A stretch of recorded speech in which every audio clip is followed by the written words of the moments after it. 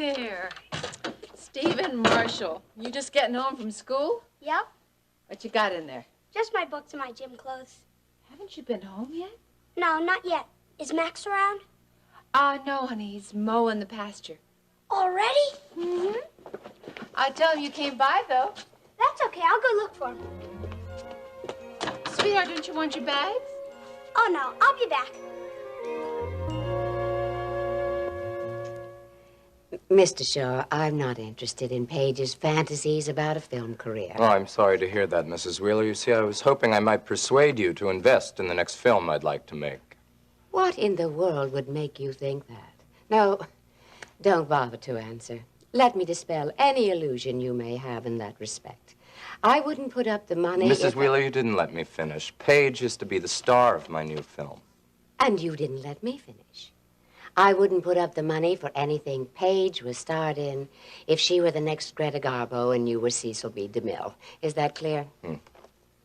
Well, I think you might change your mind if you could see an example of Paige's past work in film. It wouldn't affect my feelings at all. I just happen to have a few publicity stills here from Paige's last film, Mrs. Wheeler. If you take a look at them, you'll be impressed, I promise. Go on, open it.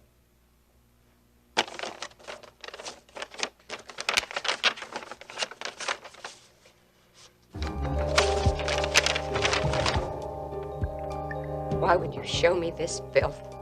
Because they're for sale, Mrs. Wheeler.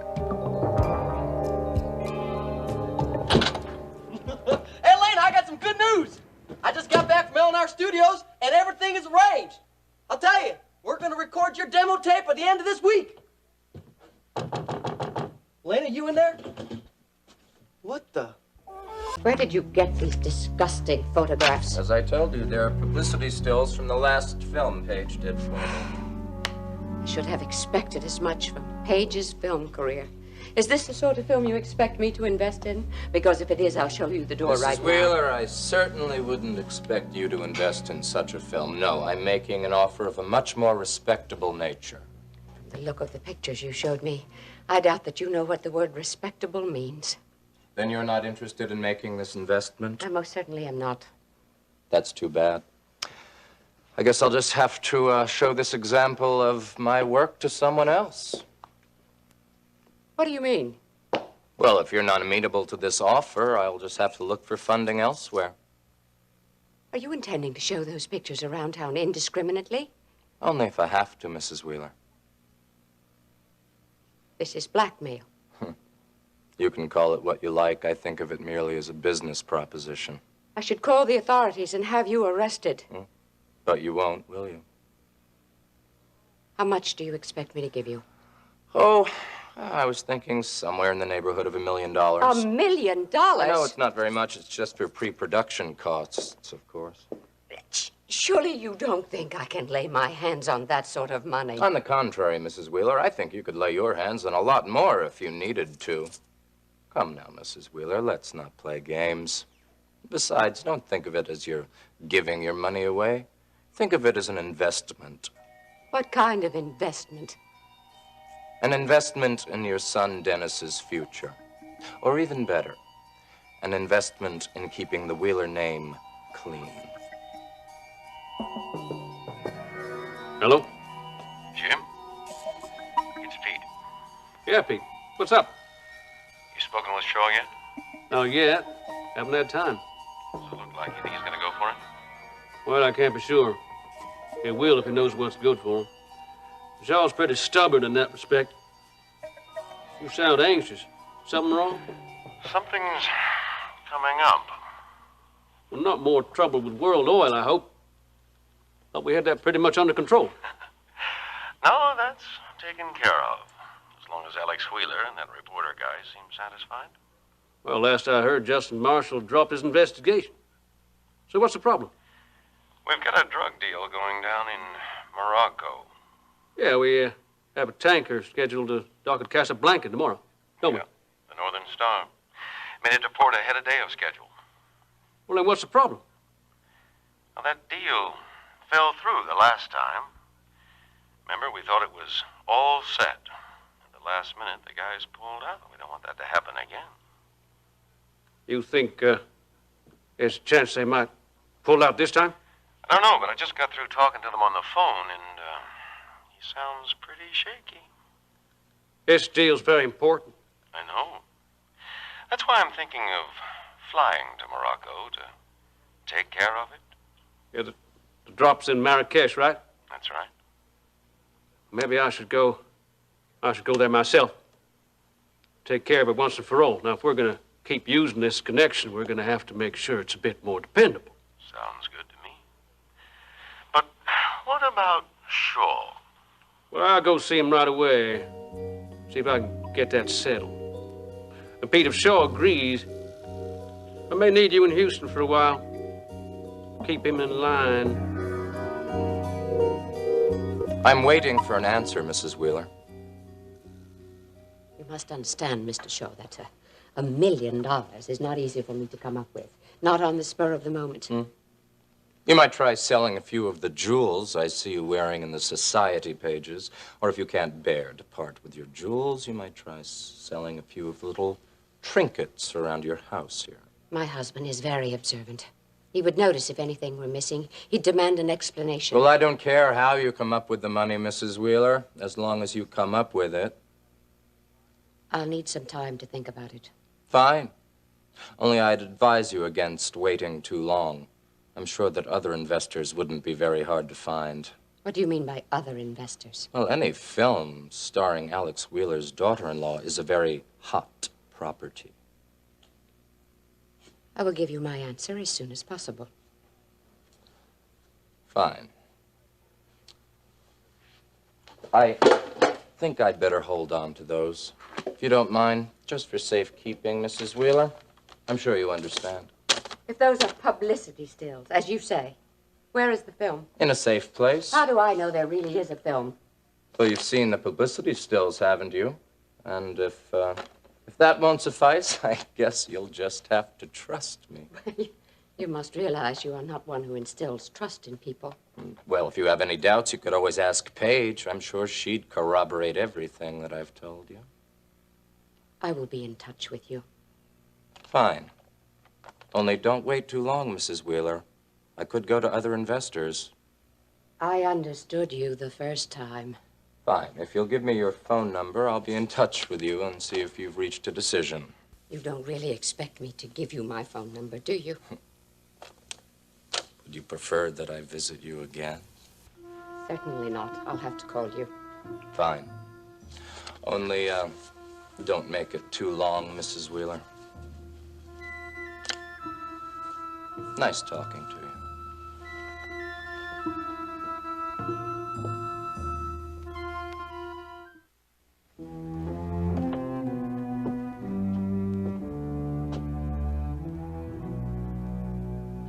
Damn it, Bernie, you gotta quit sneaking up on people like that.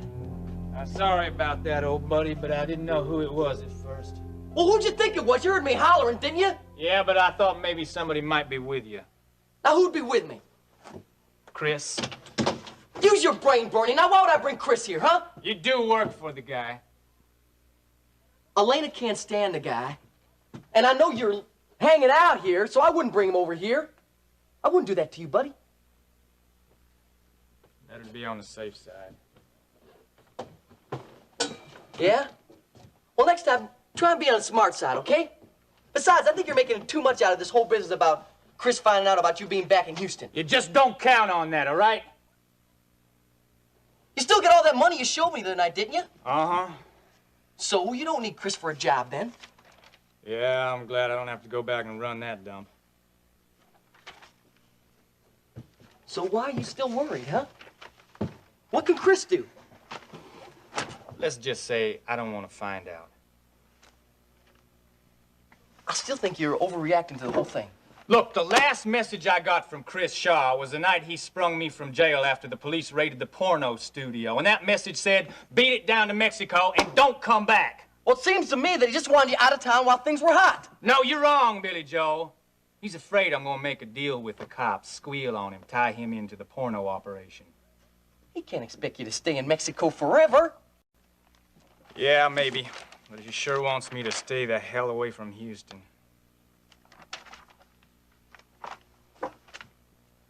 And why did you come back here, Bernie?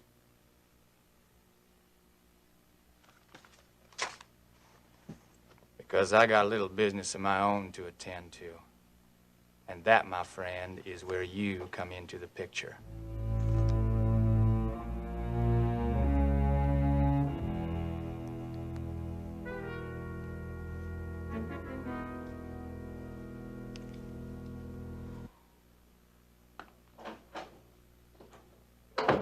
Is that man gone, Mrs. Wheeler? Yes, Vivian. Well, who was he anyway? Someone you don't want to know. Yeah, well, I think I do know him. I could swear I've seen him before somewhere. No, I don't. I don't think so, Vivian. I doubt that you have ever crossed paths with the likes of him. Yes, I have, too.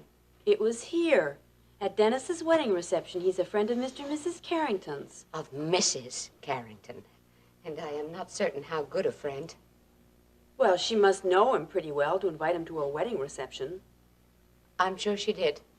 Mrs. Wheeler, I just hope you're not planning on getting too friendly with this Mr. whatever his name is. Shaw. Christopher Shaw. With this Mr. Christopher Shaw, because to tell you the truth, he gives me the creeps. I have no intention of becoming friendly with the man. Well, what a relief. I can't imagine you're thinking I would be on friendly terms with such a creature. Because I realize and I understand that you have to be friendly with friends of Mrs. Carrington's. You can't very well turn them away at the door. Perhaps that's exactly what I should have done. Why do you say that? Did he give you some kind of trouble of some kind? Some kind, yes. Well, I just wish Mr. Shaw had been here when Mr. Wheeler was here, because Mr. Wheeler would certainly know how to handle him. Vivian, listen, you must not mention Mr. Shaw's visit to anyone, particularly not to Mr. Wheeler. If you say not to, I won't. I most definitely say not to. What did Mr. Shaw want? I understood at this reception that he was some kind of film producer. Yes, he wanted me to invest in a film. Well, that'd be different for you. Investing in films can be very dangerous. Oh, you mean risky? I've heard that. I've also heard that sometimes you can get a terrific return on your investment. Yes. You have a point. What are you going to do? Calling Rena.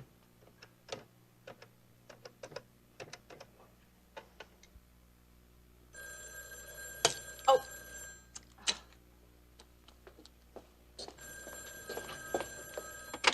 Hello? Rena, it's Iris. How are you? Oh, fine, Iris, but I really can't talk now. I'm in the middle of something.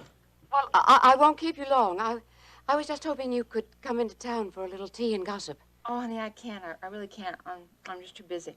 Rena, you can't disappoint me. I was counting on it. Well, honey, you'll just have to uncount because I'm in the middle of baking a cake and I can't leave. Well, can't you come in when the thing is done? Honey, I can't. Look, if you're really set on having a nice little talk, why don't you just come out here and visit me? To the cabin? Yes. I'll even brew us some tea. Well, all right, I suppose I'll have to. Good. Look forward to seeing you. Bye.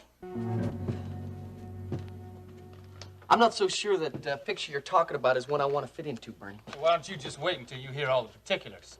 I don't need to, man. I spent 3 years in Huntsville prison, and I can smell trouble even before it opens the door. I'm not talking trouble. No? Anybody walking around with $20,000 in their pocket and sneaking around the way you do can't be up to no good. I need your help, Billy Joe. Yeah, I can just imagine. Well, why don't you just listen? You see, I got this really great plan for making a lot of money, only if I gotta keep track of Chris Shaw's whereabouts, it just cuts my mobility way down. You can save your talking, Bernie. Because the money I'm making right now just suits me fine. I'm not talking about the chicken feed you're making. I'm talking about the big time. I'm talking about making millions. In case you don't know about it, Bernie, I'm headed for the big time, and I'm going to make my own millions. Oh, you mean managing Elena's singing career? You can just forget it. That's all luck. It's one chance in 100,000. Yeah? Well, in that case, I guess I just better be lucky then, huh?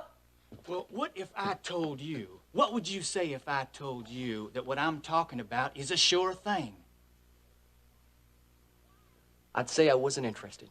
Why are you being so stubborn when I'm offering you 10 times what you could ever make managing Elena's singing career? Doing what?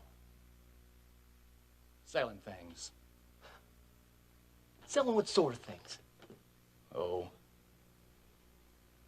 Happiness. Happiness. Yeah, sure. You want to see people happy, don't you?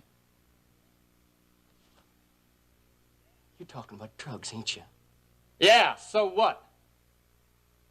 Look, Bernie, that ain't happiness. That's misery, man. Misery that more people have ever seen, ever want to see. You understand me, huh? Oh, come on, man! I seen those guys going cold turkey in Huntsville, man. I seen them. Laying there, cold sweats, man, convulsions. More pain than you ever had. No, Bernie, I don't want none of that. You got that? I'd rather be pumping gas in a filling station. Yeah, well, that's exactly where you're gonna end up then, with your stupid ideas about show business. And that's the way it's gonna be, man.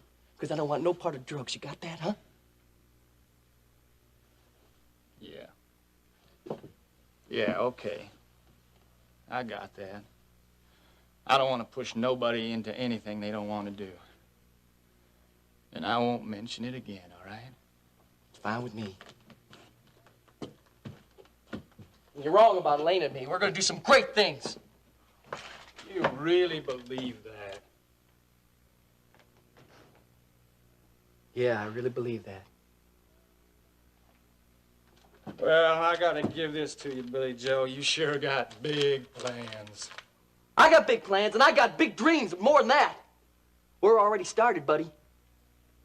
With that demo tape, we're gonna lay down a good track, too, this week. Yeah, great. Takes a lot of money to get a singing career going. I know that.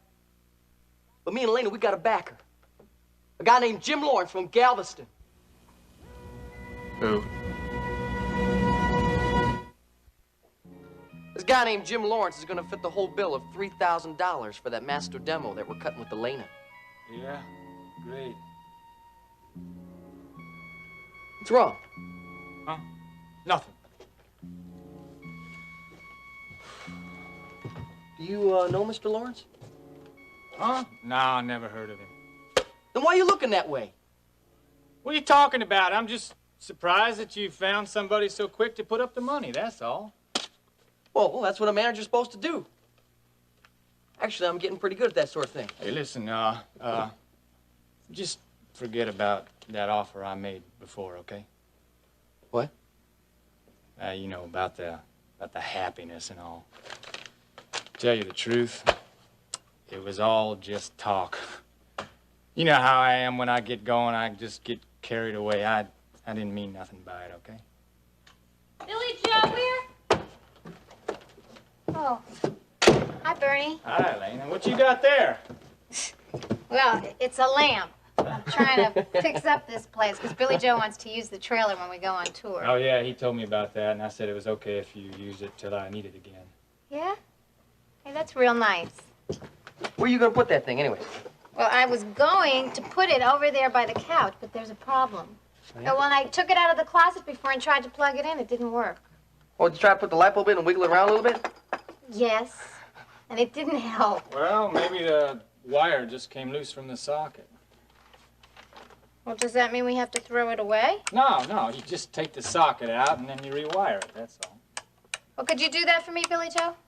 Elena, I don't know a thing about lamps. Here, give it to me, I'll do it. Well, I hate to have you do something like that. Oh, that's all right, don't worry about it. Hey, look, if you two will excuse me, I got some work to do over at the chicken coop. Well, wait, I'll get my purse and I'll go with you. No, don't be ridiculous. Rehearsal ain't for a couple hours yet. Why don't you just sit here and relax, and you can watch Bernie do exciting things with the lamp over there. I'll see you folks later.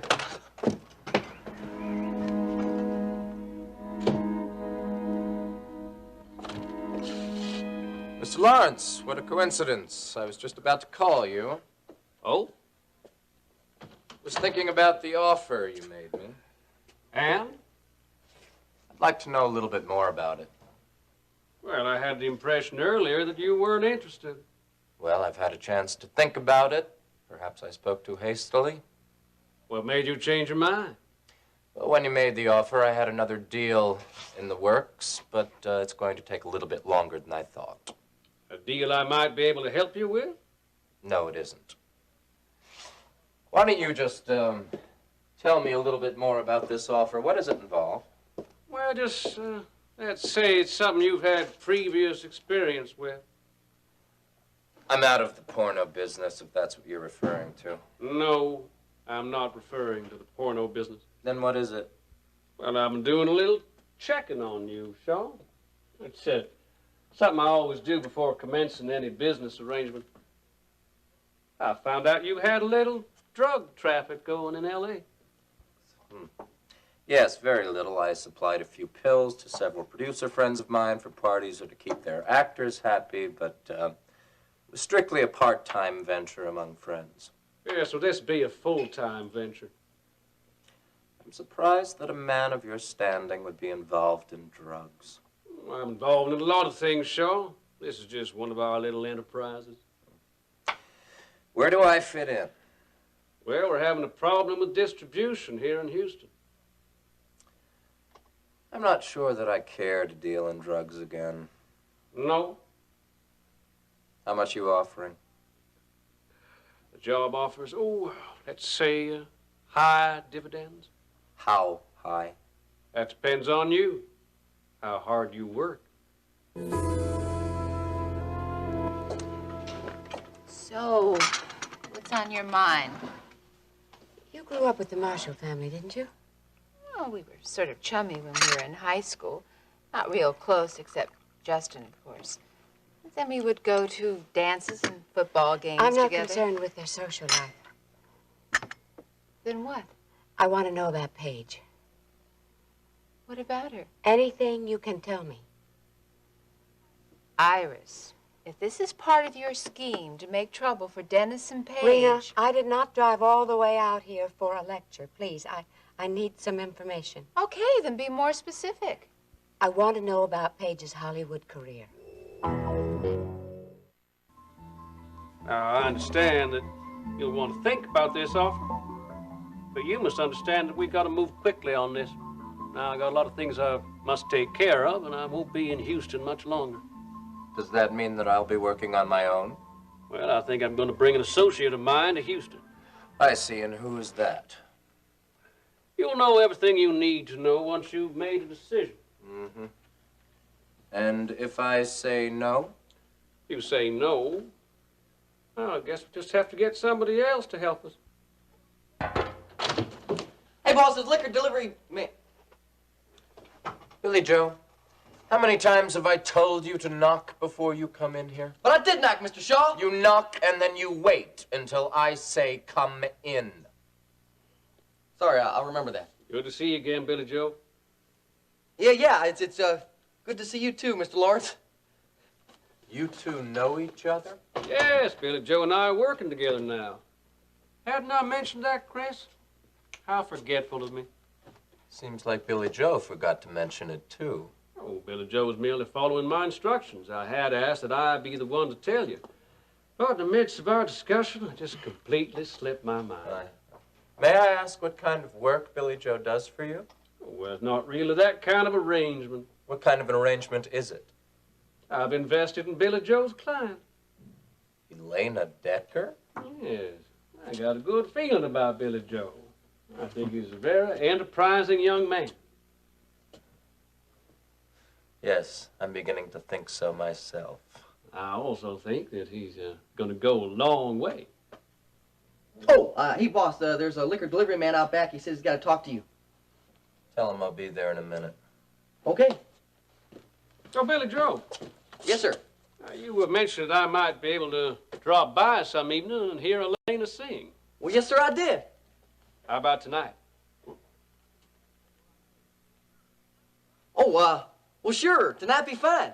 You know, Elena's going to have a rehearsal in just about an hour. I could hurry him up if you're in a rush, Mr. Lawrence. No, I can wait. Well, great. Then we'll see you over by the bandstand in about an hour. Right. All right.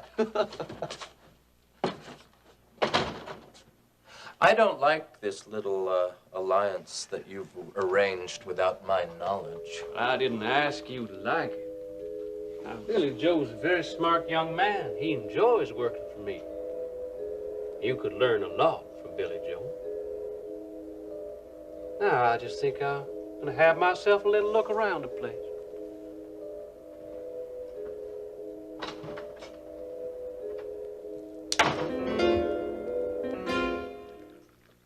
So, Paige lived on the money her father sent her, as far as I know. Did you ever correspond with her? Oh, no, we were never that close. I doubt that Paige kept in touch with anybody except her father, whenever she needed money. Didn't any news trickle into Houston about her activities in Hollywood? I really wouldn't know that, honey. You see, I was in Bay City for part of that time, and I didn't hear any news for months. This isn't much help. Wait a second. Stryker did tell me that Mike Marshall had invested a great deal of money in a film that Paige was supposed to star in. You don't know what kind of film? No, but Stryker said her father had invested a couple of million. He went bankrupt, and the film was never made.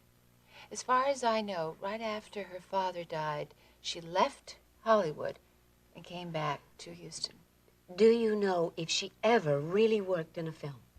I think she had some small parts on TV, you know, movies of the week, that sort of thing. But I don't think she ever actually made a film that was shown in a movie house. I think if she did, she probably would have told everyone in town. Don't you think?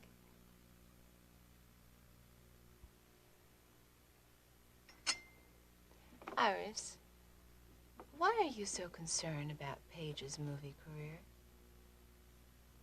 Is she thinking about resuming her career? Is that what's got you so worried? Oh, well, hello, Iris. What brings you all the way out here? Hello, Max. Girl talking. Yeah? What about? Paige? You know, she settled down quite a bit since she married Dennis. I think Dennis is the nicest thing that ever happened to Paige.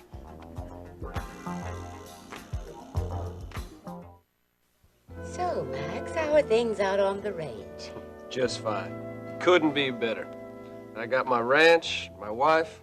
What else could a man ask for? Yes, well, I hope you can come into town some night this week and have dinner with Alex and me. I'll call you, Iris.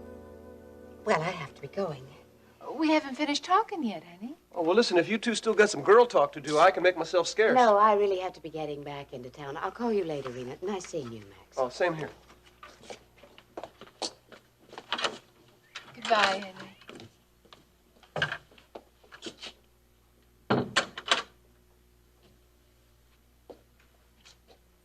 Iris was acting very strange.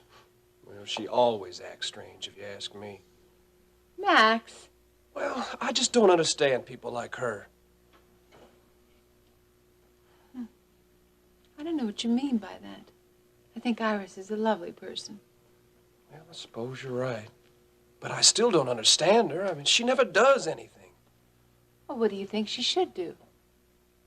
I don't know. Something. Volunteer work at the hospital. Something like that. She happens to have a lot of social responsibilities, being Alex Wheeler's wife. Besides, what she does with her own time, I really think is her business. Yeah, I suppose you're right.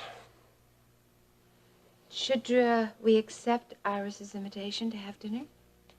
You get along with Alex, don't you? Sure. And Alex is a great guy. Just soon not have dinner with him, no? You know, you really frightened me sneaking around the trailer the other night. Yeah, Billy Joe told me about that. I'm sorry. Well, why didn't you come in? I mean, it is your trailer. Well, you were with your brother, Ricky, the cop. Besides, I just didn't think it was a very good idea. Well, why is that? Because I don't want anyone to know I'm back in town. You mean Chris? Yeah, I mean especially Chris. Well, I can't blame you for that. But I wouldn't have said anything, and I know Ricky wouldn't have. Yeah, maybe. But I'd just as soon be on the safe side. That's why I make it a point not to go out till after sundown. That's not exactly a very pleasant way to live your life. Yeah, well, it's just temporary.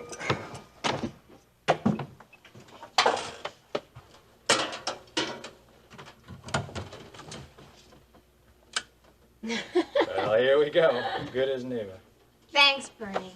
That's real sweet of you. Don't mention it.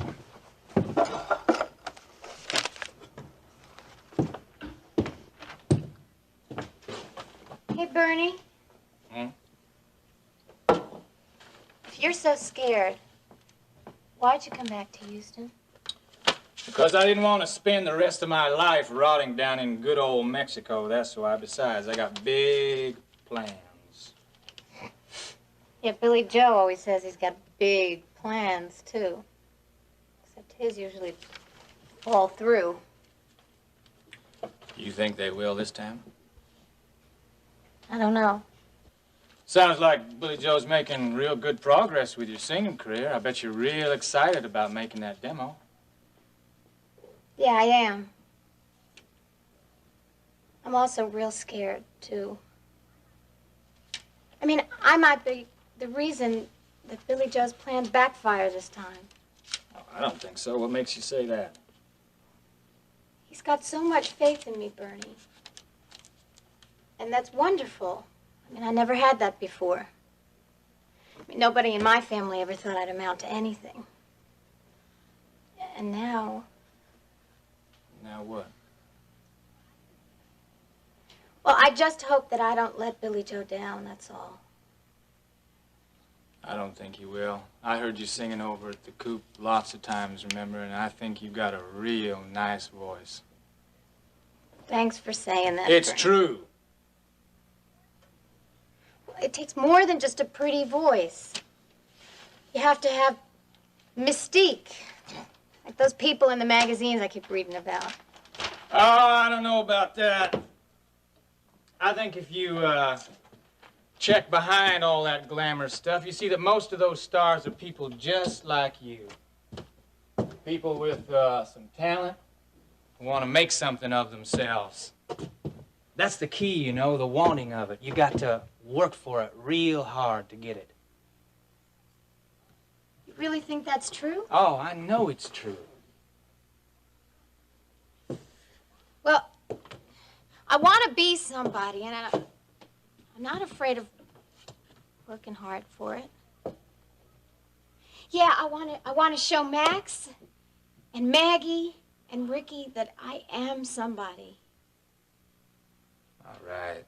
With Billy Joe's enthusiasm and your sweet voice, you're gonna go a long, long way. Max, I am trying to make our marriage work. Now, I haven't been in town for days. I haven't even called Stryker. I'm trying to take care of the cabin and you, but I can't... What? Darling, you can't expect me to stay here all day and all night, week in and week out. Well, then I'll take you out to dinner. Now, how's that? I don't think that's the point. Well, then, tell me what is the point? I mean, are you tired of being alone with me? Of course not. Don't you ever think that?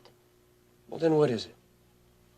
I would just like to have some of my friends here once in a while. Meaning Iris and Alex? Yes, among others. Well, then why don't we just have them over here for supper? I don't think that's a very good idea. Well, why not? It makes perfect sense to me. That way we can all be together, which is what you want.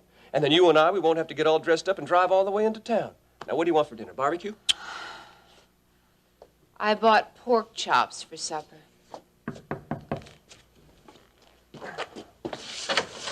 Hey, buddy boy, how you doing? Max, I've been looking all over for you. Hey, calm down, calm down. I'm here. What's the problem? We're supposed to cut the pasture together this afternoon. Oh, yeah, I know, but I got all hung up with a brand new foal. You should see her. She's real pretty. Can't we do it now? Tomorrow. Besides, it's almost supper time. Can I have supper with you? Steve? Honey, haven't you been home since I last saw you? No, I've been looking for Max. Oh, well, you can have supper with us as long as it's all right with your mom and dad. It's okay. You'd better give him a call. I'm sure it's okay. I'll take care of it.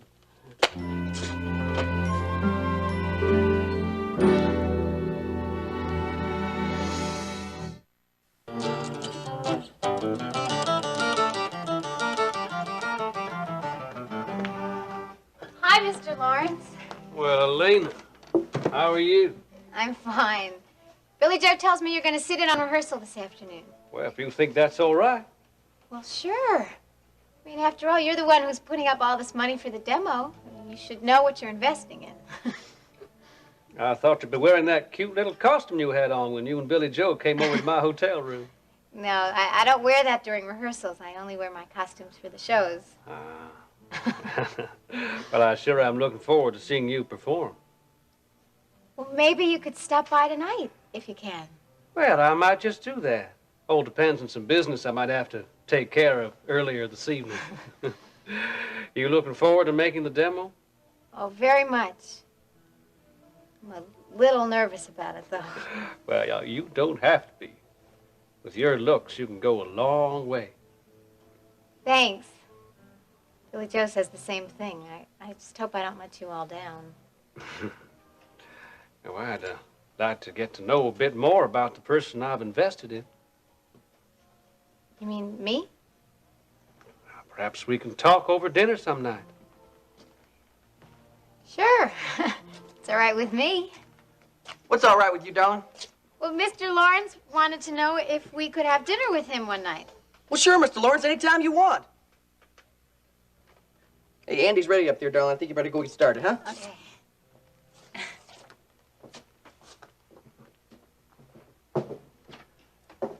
Actually, Billy Joe, I was thinking more in terms of just the two of us for dinner. The two of us? Elena and me. Oh, I see. Well, I'll tell you, Mr. Lawrence, I mean, with the afternoon schedule, afternoon rehearsal, and 2 shows a night, I think her whole schedule's a little full right now. That's all right. I can wait until the time it's not so full. I'm a patient man.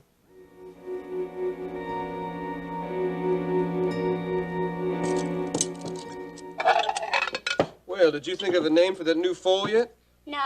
Well, you better hurry up. Otherwise, she'll grow up without a name and never know who she is. Max. Well, it's true. I once knew a horse, never got a name, grew up not knowing who he was, traveling around from stable to stable, asking everybody, who am I? My dad thinks it's dumb to give animals names. He does. He got mad at me because I named that heifer Morning Glory, and because I worry about her all the time. Well, I don't think Barrett's upset about that. He thinks it's wrong to treat all the animals as pets. Well, listen, big fella, you know, that can be a problem when it comes time to sell the animals, because, after all, this is a working ranch, and we don't make no money if we don't sell the cattle off eventually. I know that, but I don't see what's wrong with being friendly with the animals while they're here. Well, if you're too friendly with them, it makes it more of a problem when it comes time to sell them. I don't see any reason to sell Morning Glory. Well, if she becomes a prize heifer, she'll probably bring in a lot of money. Then I'll find a way to buy her myself. Maybe Max and I can buy her. Well, why not, honey? We'd have our own milk. Now, that's practical. I think it is. Then stop worrying so much and help me with supper, okay? Sure, Rena.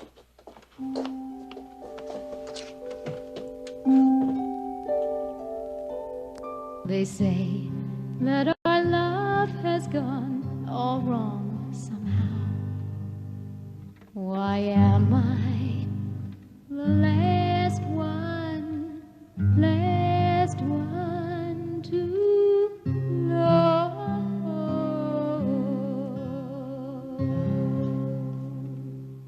All right, darling. Woo! Is she hot or is she hot, huh? How do you think that tempo was? Great. I think I want it a little slower. That's the song we're going to record on the demo at the end of the week. It sounds real nice. Yeah, it's called It's All Over Town. A friend of Elena's wrote it. I think it's got a lot of potential, don't you? Could be. I think it's going to be a big hit. Well, the way Elena looks, any song would sound good.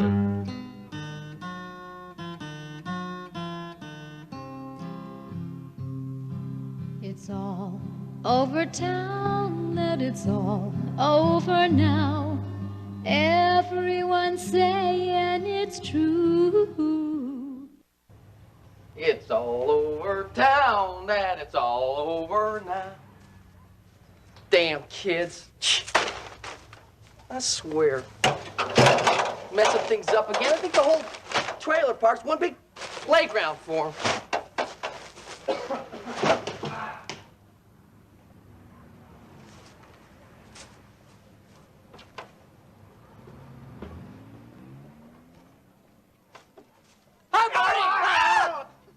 Damn it, Billy Joel. Oh, he's just about scared me to death. Yeah? Well, good. Now you know how it feels there, buddy. What are you doing outside the trailer anyways? I thought you were scared somebody was going to recognize you. I had to get something to eat sometime. There wasn't anything in the fridge. Well, Lena would have gone and got something for you. It's all right. I just went down to the roadside place down the street. Besides, it is night. You got to be more careful, Bernie.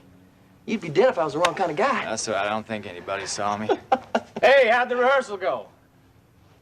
Yeah, it went fine, yeah. All right, good. Hey, why didn't you lock the door here, Bernie? Of course I locked it. No, you didn't. I mean, maybe you thought you did, but you didn't because it's unlocked, buddy. I'm telling you, I locked the door. You know, Bernie, you got to be more careful. I mean, me and Lena got stuff here we wouldn't want to have ripped off. What the?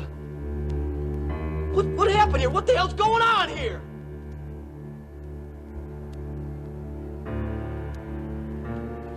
You told Chris that I was back in town, didn't you? Huh? Man, you're crazy, man. I didn't know such thing. I'm telling you, this is a warning.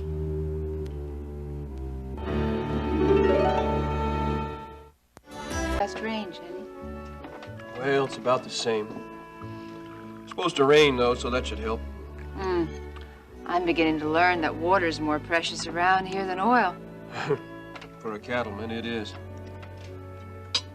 I'll be a cattlewoman when I buy Morning Glory. You know, that's not funny, Rena. You shouldn't have told Steve you were going to buy that heifer. Why? Oh, that poor kid thinks that Morning Glory is a pet. It would be a shame if it was sold to a stranger. If we own it, he can come here anytime he wants and see it. Rena, we can't afford to buy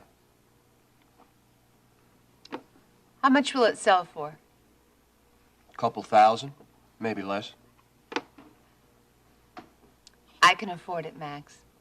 If it makes Steve happy. Rena, look, you just can't go around spending money to make everybody happy. If I have the money, why not? Oh, that poor kitty was nearly hysterical thinking that he might lose that cow. Money's not the answer to everybody's problems. Well, it sure helps solve Steve's problem. Steve's real problem is with his father, and I think we should stay out of it. That kid came by here last night to get some comfort from you. Now, you couldn't very well turn your back on him, could you? No. But I have to be careful. Barrett is his father. And for those 5 years while Barrett was away, you were the closest thing that he had to a father. You told me that yourself. I know. So I think that Barry should be grateful to you. The kid had to turn to someone. But his father is back now, and it's time for me to move out of the picture. I think Barrett should appreciate anything we can do for Steve. Maybe he should, Rena. But I'm not so sure he will. You know what Max taught me last night, Mom? What, honey? He taught me how to make a knot in the rope so there's no way it can come undone. Well, that's a pretty good thing to know how to do. And he showed me some real neat rope tricks that he learned from Mr. Coleman. Oh. Finish your breakfast now, Steve, okay? Okay. Oh, I forgot to tell you. Max said he found some old boards up in the barn next to the cabin, and he said I could use them to build a shed for Morning Glory. Steve, now, are you going to build that thing by yourself? Oh, no, Max will help me. He's real good at those kinds of things. You know Old Man Harper, the guy that lives next to Max and Rena's? Yes. Well, he used to be a gold prospector. And there's one story he knows. It's really funny. What are you talking about, Steve? Nothing, Dad.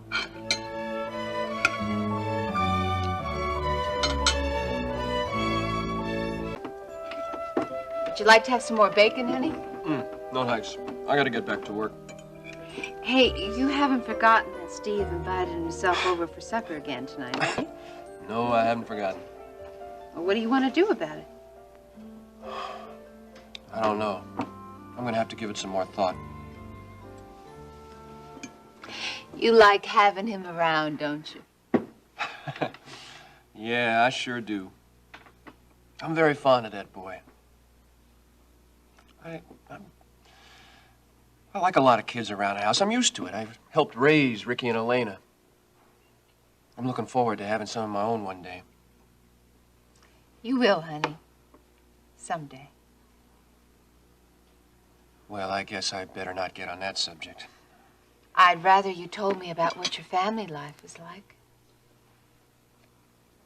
You mean, about me raising Ricky and Elena?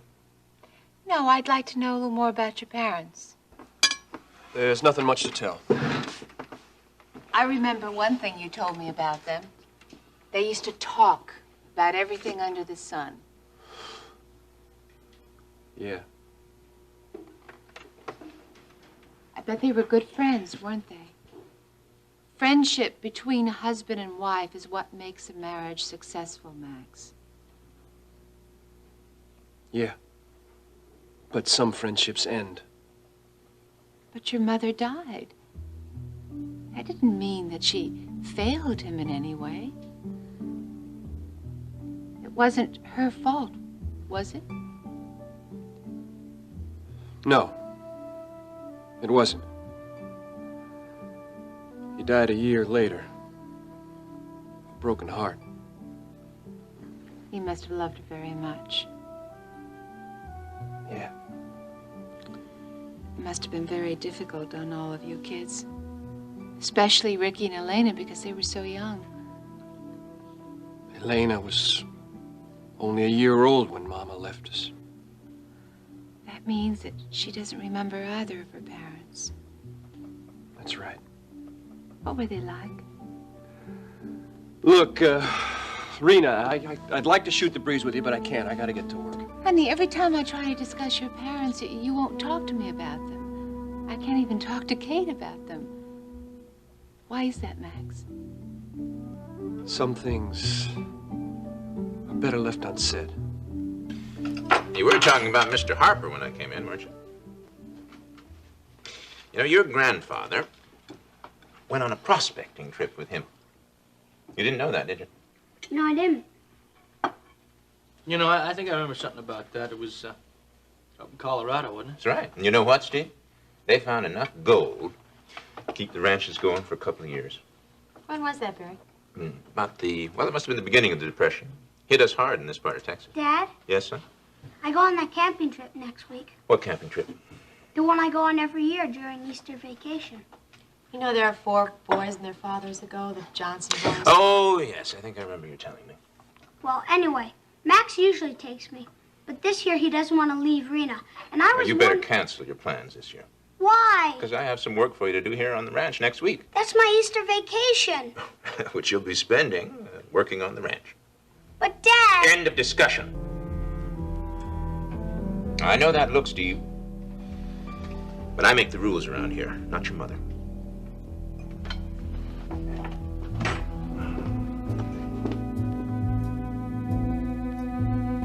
Max, please don't close me out like this. We're supposed to share things, remember? I'm not closing you out on this, honey. There's just nothing more to tell. Well, I don't believe that. Well, it's the truth. I want to know as much about you as I can, Max. I'm going to spend the rest of my life with you. But you already know all there is to know about me. Rena, honey, remember when we were in high school and you and Justin and me and whoever I was seeing at the time would go out on double dates? I mean, do you remember how much we used to confide in one another? Yes, I remember. I believe that you know more about me than anyone on this earth. Yes, I know a great deal. Except I don't know anything about your parents. Rena, honey, listen, as we grow older, you'll know more. I want to know right now, Max. Rena, honey, what is this thing you have about family all of a sudden? Don't you think family is important? Well, of course I do. Well, you'd never know it from this place. Now, what are you talking about, Rena? Well, look around you. There isn't a single family portrait anywhere to be seen, of the Decker family, I mean. You'll notice that I have a photograph of my mother and father. on my dressing room table. Well, there's an explanation for that. What? None of us likes to have our picture taken. Except maybe Elena, and I seriously doubt that you'd want to put up one of the kinds of photos she's been having taken lately. You're talking about the publicity thing she did for Billy Joe Wright, aren't you? I sure am. She told you she didn't do anything wrong, Max. And I don't believe she ever posed in any of those skimpy outfits he had for her. Well, let's just not talk about it, okay? All right, but what I am interested in talking about Look, is... let's just drop the whole subject, all right? All right. I give up. I won't ask you any more personal questions. For now.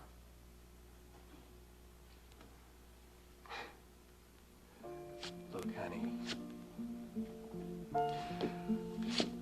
Forget about the past. The future is what's important.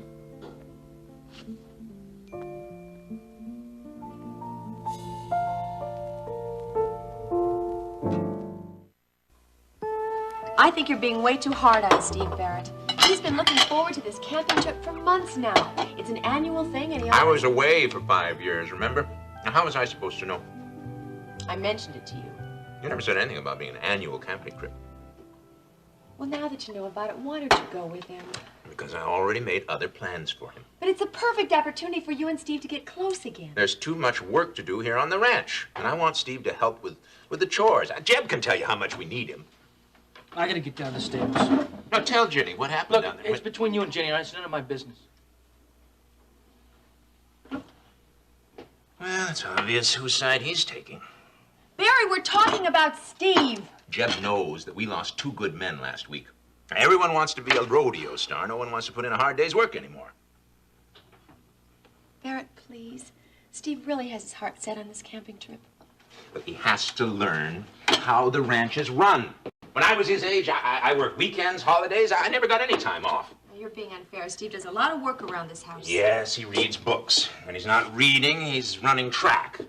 Honey, he's still a little boy. Well, maybe it's time he grew into being a young man. You're being unreasonable. I don't think so. Barry, please, it'll be good for him and for you. No, Max can take care of everything while you're gone. I don't want to discuss it, Jenny. Barrett, listen, you're not being fair to yourself either. Steven's your son. You should be spending more time with him. Not on fun and games. I don't have time for that. You don't have time for your son, but you certainly do have time to come to town to check up on me, don't you? Jenny, don't get started on that again. I saw you at the Top of the World Club when I was having lunch with Rena the You other saw day. somebody who looked like me. I wasn't there. I ask any of the hands, they'll tell you that I never left the ranch. I'm not going to talk to the ranch hands about you. You know that. Well, then you'll just have to take my word for it. Because I was not at the World building. I was not at the Top of the World Club. I want to know what's going on. I'll tell you what's going on. You're playing some kind of weird game with me. And I don't like it!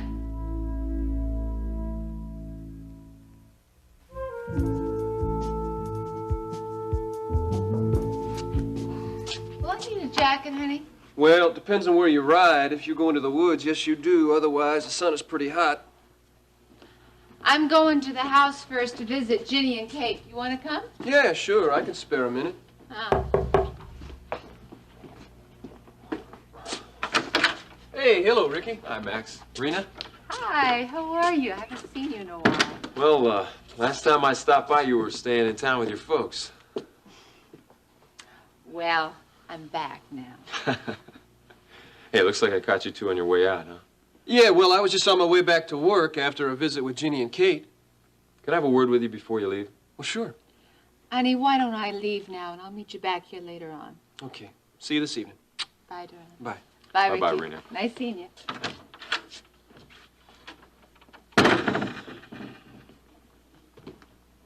Well, you look like a man who's got something serious on his mind. Yeah, I do. It's about Elena. Well, you can stop right there because She's I'm not our interested in anything sister, about it. Max. I don't care. I'm not interested. Look, I know you two have had your problems in the past. I've had my problems with Elena, too, but I think we should set all that aside now and give her a little support. Well, you can give her all the support you want, Ricky, but I don't want anything to do with her. Now, I gotta go to work. Will you stop being so stubborn and listen to me for a minute? What's the point? Now, that girl's gonna turn out just like her mother, and I want no part of it.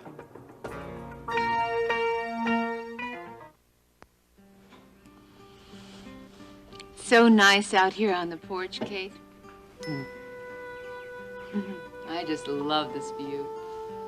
You and Max have quite a view from your place, too. Yes, we do. You know, I never saw Max as happy as he was when you came back. He was miserable while you were gone. I was miserable, too. Max told me that you took real good care of him. Oh, you know, I love that boy. Every bit as much as one of my own. Yeah, I know you love him. I'm happy to be back here, Kate. Are you? Most of the time. Rena, have you got some kind of problem you'd like to talk about? It's not really a problem, Kate. Well, what is it then? Every time I ask Max about his mama and his daddy, he just clams up. Oh, I see. What were they like? Well, you know, Max's father was the foreman of the Marshall Ranch. Yes. Well, he was a kind man, but stern, quiet, and a very hard worker. And he was also a very handsome man. Max looks a lot like him. I never met him. Well, you and Justin and Max spent a lot of time together when you were high school age. Yeah, but we always met here or in town. I never met Mr. Decker out here. I never went to the Decker house. Well, he was generally down at the corral. How that man loved horses. Same way Max does. What was his mother like? You're just full of questions today, aren't you? Well, they seem perfectly natural to me. Maybe. Aren't you going to answer my questions? I think you better ask Max about that. I have, and he won't discuss his mother. Well, that's up to him.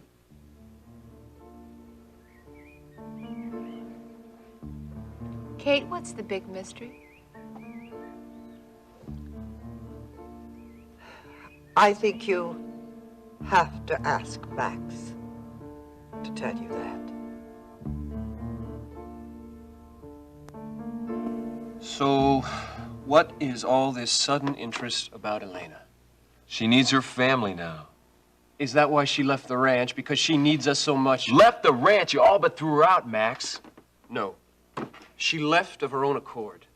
All right, maybe she did, but she can't cut it now without our help. Why? What's going on with her now?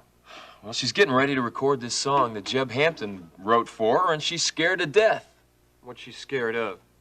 Failure. Failure. She's 18 years old. What does she know about failure? She knows a lot about feeling like she's not loved. I'm sure that doesn't help her any. Now, I did my best, Ricky. I really did. I know you did, and I know how hard it was on you, raising me and Elena. But I think if you just talk to her, you know, tell her that you're behind her in this career that she wants. Do you want me to lie to her? No. Well, then I can't talk to her. Because I think she's going to fall flat on her face. Now, what does she know about singing? And what makes her think that she's going to become this big singing hit? She hopes to become a big singing hit so she can prove to everybody that she's worth something. She thinks that's going to solve everything. Well, that's all she wants to try for. What's wrong with her trying? Nothing. I just don't think she's going to succeed. Well, that's all the more reason to be behind her. No, I don't want to get involved. I've washed my hands of her. Well, can't you bend a little bit? Can't you forgive and forget? Now, where Elena is concerned, I've done more than my share of that. Look, how about just one more time? No. That's it? You're not even gonna think about it? That's it. Okay. Thanks for nothing, big brother.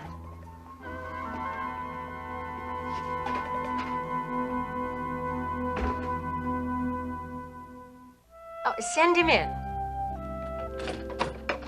Elliot, how are you? I'm fine, Vicky. You look fine. I understand you found an apartment. Yes, I managed to get it in order. How are you doing? No complaints? Good.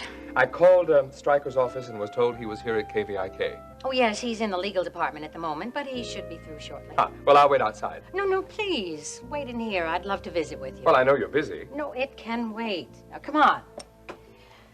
Please, sit down. Thank you. You know, everyone is very pleased with Dennis's work here. Oh, well, that's good. A few more weeks, he'll be pressuring you for more responsibility. Yes. Oh, when I was his age, I thought I could learn everything there was to know about the newspaper business in, 3 or 4 weeks. Yes. I'd forgotten that you started with your father's newspaper. Yes, the good old days. Were they really? Probably not, but that's how I remember them. Well, that's how I remember my early years, too. How's your book coming? Oh, not too well. I haven't worked on it for several days. Well, I imagine moving interrupted your concentration. Well, no, it's not the moving. Oh? Is there some way I can help? Oh, no, thank you. But I hope STRYCKER can. I'm here to talk to him about getting permission to leave the country.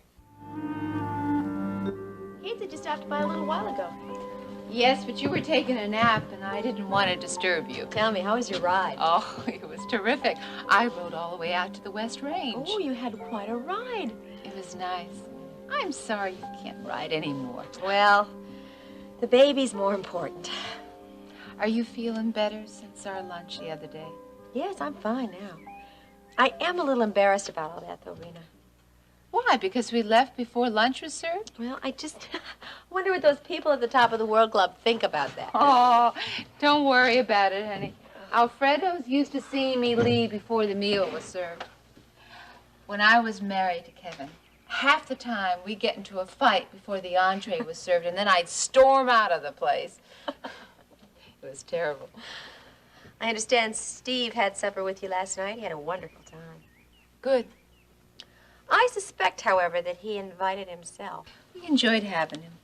Are you sure he wasn't any trouble? I am kind of worried about him, though, Jenny. He seems to be having some sort of problem. Did he say anything to you and Max? No, but we gathered it has something to do with Barrett. We'd like to help if we can. Now, if it's none of our business, you just tell me, all right? Oh, Rena, no. It's okay. I really do appreciate your concern. Well, you know how much Steve means to Max, and to me, too. Yes, I know. Is there a problem with Barrett? Yes, he really hasn't been the same ever since Colonel Austin came in from Houston. Is that the man that presented him with the medal? Yes. But he presented the identical medal to Elliot Carrington.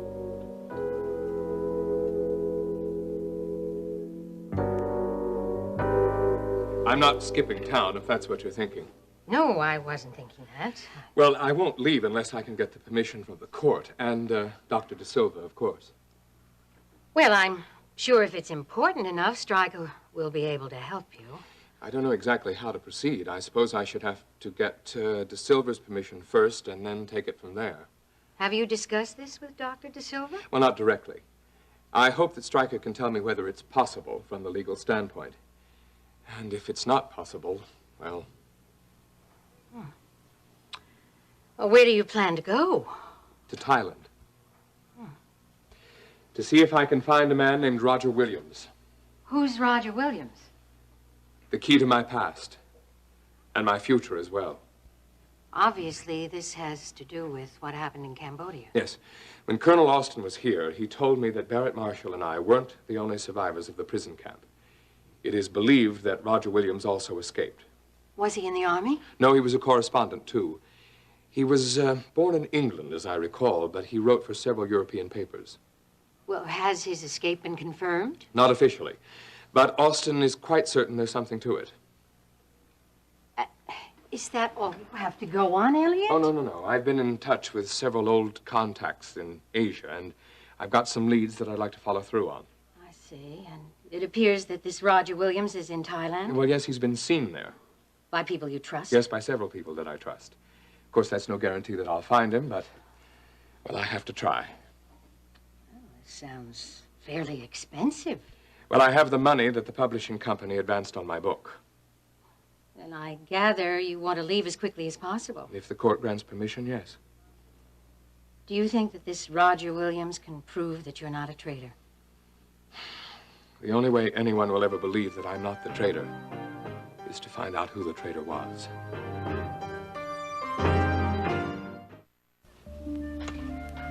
Rena, I really don't know what to do about this situation. Barrett's mood swings are so abrupt that it's really affecting Steve. That can't be easy on you either. No, but Steve's still a child. It must be very confusing for him. He and Barrett were just starting to get close, and now it's like Barrett's a totally different man. And Max is always so calm and easygoing. I guess that's why Steve enjoys being around Max so much. Ginny, it doesn't upset you that Steve goes to Max for comfort, does it? Oh, no. Max was like a father figure to Steve all those years that Barrett was in Cambodia. I'm nothing but grateful to Max. He's been a great help. Well, he wants to continue to help, honey, but he doesn't want to cause any problems or come between Steve and Barrett. I want very much for Max and Steve's relationship to continue. That's what Max wants, too, but if you think it's going to upset Barry in any way... I'm just going to have to learn how to cope with and deal with Barrett's moods. If there's anything we can do to help, please let us know, huh? Thank you, Rena. Ginny, why did Elliot's getting a medal set Barry off? Oh, he felt cheated. Felt that it really didn't mean anything. Because Elliot wasn't in the military? No. Because Barrett feels that Elliot is a traitor. He thinks that Elliot was the one who gave the escape plans to the Cambodian guards. Well, now, there's no proof of that, is there? No, except that Barrett was there. Well, did he tell the people that who were debriefing him? No, he felt that it was just his word against Elliot's. What do you think? Do you believe that Elliot was the traitor? I used to. But I just don't know now. You know what you might do? What's that? You might talk to Elliot, because he just might have some answers that'll help you out with Barrett.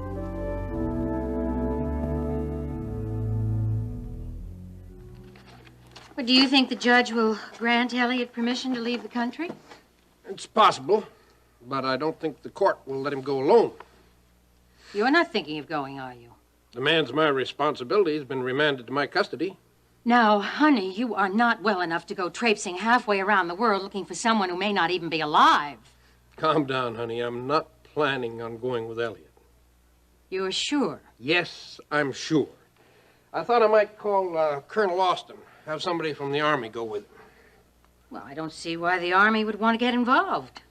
Oh, I think there are a lot of people in government interested in finding out what happened in that prison. Yeah, I suppose you do have a point there. Well, that's about it. Ready to go. When are you going to see Judge Walker? I thought that I would stop by his office on the way to the World Oil building. Well, you're certainly not wasting any time, are you? Elliot told me to get right on it. Listen, do you want to eat at home tonight, or would you rather eat out? If you don't mind, I prefer to eat at home. Okay. Have you heard from Rena? No, I haven't, but I did talk to Sam. Oh, yeah? How is she? Doing much better. She got over Justin Marshall yet? Oh, that's going to take quite a while, honey, but she does sound much more relaxed. She going to stay in Austin or what? I don't think she really knows what she wants to do. Except avoid Justin Marshall. Yes, she's certain she wants to do that. Well, What is it, Stryker? Don't you think I ought to call Rena? Leave her alone, honey. Don't you think it's odd we haven't heard from her? No, I don't. Oh, it wouldn't hurt to check. Aren't you worried? No, I'm not. I'm sure she's doing just fine. If she weren't, we would have heard from her. You're saying we only hear from her when she's in trouble. No, I'm saying we should give her time alone with Max. Maybe we can drive out there this weekend, okay? Okay, darling. I'll wait till tomorrow. All right. Try not to be late for dinner. I won't. Bye-bye. Bye.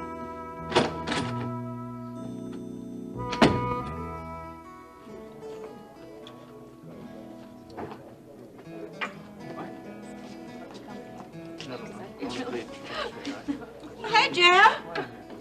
How you doing, Courtney? Hey, Nita. Hey, Nita, how are you? I'm fine, thank you. Good. Listen, you can have any table here you want because lunch rush is over and the supper crowd hasn't gotten here yet. Oh. Okay, yeah. Is this all right for you here? Yes, it's fine with me. All right. There you go. Oh. You know what you want? Just a snack, but I don't know what. Nita, I think we'll just think about it for a while. You do that. Hey, Maggie! Jeb, how are you doing? Hey, Maggie, how are you? Fine. Can you, you want to sit down for a while? Oh, sure, I'd just love to. Whoop. Listen, why don't you just give me a wave when you decide what you want to order, okay? Okay, thanks, Nita. Hey, listen, Jeb, how is Jenny? She's fine, she's fine. Well, whatever happened? I never understood about Barrett and that telephone call the other day. I never heard any more about that. Oh, no, it's just something about a fold, you know, that it's nothing, no big deal, nothing to worry about, Maggie. Well, now, you know my nature, Jeb. I'm just one to worry. Yeah. Hey, you sure do look pretty today, I'll say that. Well, thank you. Is, special occasion or something? Dwayne's coming into town. Who is Dwayne? Oh, he drives an 18-wheeler. 18-wheeler? Say, Maggie, let me ask you something. Is he just a friend, or is he like maybe... Yes, he is just a friend. Oh, come on, Maggie. He's more than that.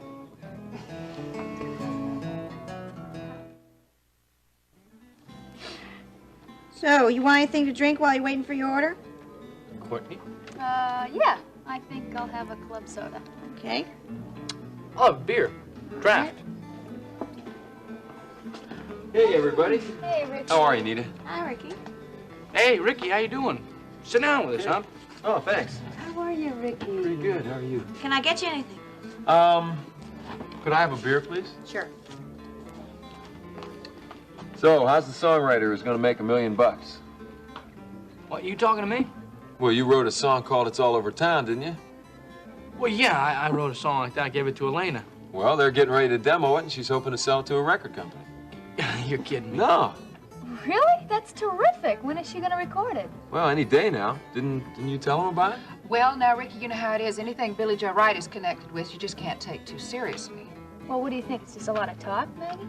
Look, anything Billy Joe's got anything to do with, I tend to be a little bit skeptical about. Well, it sounds like you're a little more than skeptical. Ricky, let me ask you something. I mean, do they have the money to record it and everything? Well, I understand they're getting it. I don't know too much about it, though. You know, Nita knows more about it than anybody else. I think you ought to ask her for the details. About what? Nita, about the song that I gave Elena, about her recording and stuff like that. Honey, why don't you sit down here and you just tell Jeb all about how Billy Joe Wright is going to make himself a rich man. Now, Maggie, you are in for a big surprise when that record becomes a hit. I sure am. Well, come on, Nita, tell me about it.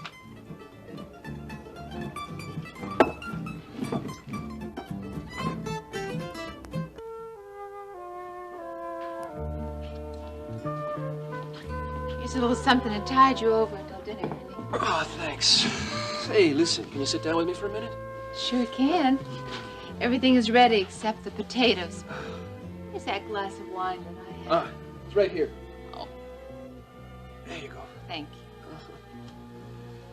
So, what else did Jenny have to say about Steve? I think I told you everything, honey. She wants you to continue your relationship with him. I certainly hope so. I'm really fond of that boy. But Barrett is his father. Well, then it's up to him to get closer to his son. But I still don't want him to think I'm trying to take his place. Ginny seems to think that she can handle Barrett. Well, I hope so. Hey, did you get a chance to see Kate? Mm-hmm. She's fine. We had a nice talk. Yeah? What did Ricky have to say? Nothing much. Nothing new at all? Well, he had some bad news. What? Well, it was just Elena. She's got this crazy idea that she's going to become a recording star. Maybe she will. Lord knows there are plenty of singers out there with hit records that couldn't even touch a candle to her. Well, she's certainly all fired up about it, and so is Ricky. Sounds like those two are getting along now. I guess so. How about you and Elena? Now, that's a closed subject. You know that, Rena. All right. I think I'll get a beer. Tell me about your Aunt Maggie. What about her? I just want to know about her. Max, tell me. You know all about her. You've known her all your life. When we were in high school, we used to eat at her place every week. Yes, but I still don't know much about her. Well, what do you want, her life story? Yes. Well, let's see. She didn't like ranch life. She moved into town. She opened up a restaurant, lived happily ever after, okay? Did she get along with your mother? Were they very close? Now, that is a closed subject, too. Max. I'm going out to lock up the barn.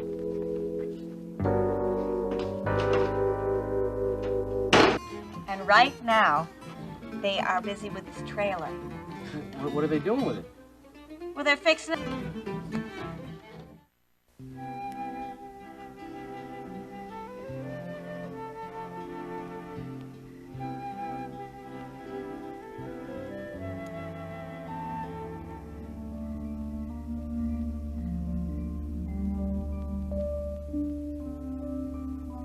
Barrett, what in the world is wrong with you? There's nothing wrong with me.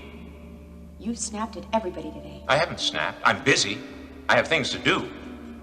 You know, I don't mind if it's me. I'm an adult and I can deal with it. But what are you doing to Steven? Don't start acting like some mother hen. He looks up to you. He admires you. You're confusing him. I don't see how. You have been jumping on that boy all day long. First it was the heifer. Then it was the new foal. I just don't want him growing up to be a sissy. I hardly think that's going to happen. He's lived for 5 years in a house full of women. So you're going to compensate for that by shouting at him? I didn't shout. I just don't want him treating all the animals on this place like personal pets. There's nothing wrong with caring about the animals. Not if it's done in moderation. But you encourage him to care too much. It's sentimental, and I don't like it. You don't like it? No, and I don't like what I see happening to him. And I don't like what I see happening to you. What are you talking about? You followed me into town. I don't understand. I saw you at the top of the world dining room. But I warned you not to upset What yourself. were you doing there? Jenny, I never went into town. Ask any of the hands. I was here on the ranch all day.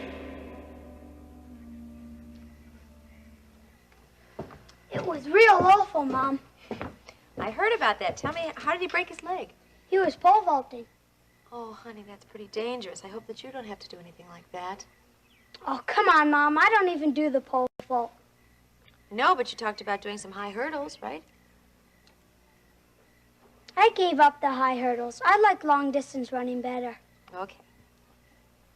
You know what I found in the attic this afternoon? What? My baby crib. I could fix it up for the new baby. I'd like that very much. You're a sweet guy, you know that? Oh, don't get all mushy, okay? Okay. Tell me, did you do your homework? I don't want you to stay up half the night. I did it on study hall. With Easter vacation coming up, none of the teachers like to do much work either. Oh, is that how it works? I have something to do in my room. Wait a minute, Steve. Hen house needs cleaning. I'll do it tomorrow. Make sure that you do that. Dad, Yeah? I go on that camping trip next week. Well, now, I think you already know what my answer is about that. You're not going. Dad! Steve, why don't you go inside and see what Grandma's doing, okay? Okay. Barrett, I really wish you'd reconsider about that camping trip. It means so much to him. It is out of the question. There's just too much to do around here. Now, for days, I've been trying to get into town to pick up some more ledgers like Granddad used. And I just don't even have time for that. Well, I'll pick them up for you tomorrow. What do you mean, you'll pick them up? Well, I'm planning to go to town tomorrow. You're not going anywhere. You understand? You're not leaving this ranch.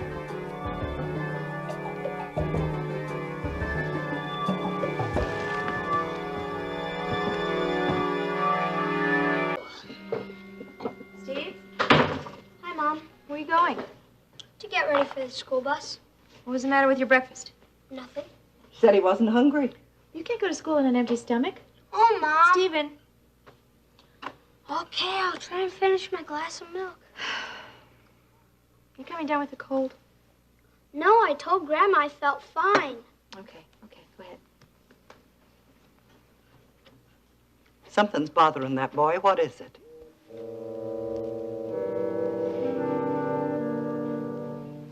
All right now, little fella. This'll only take a minute.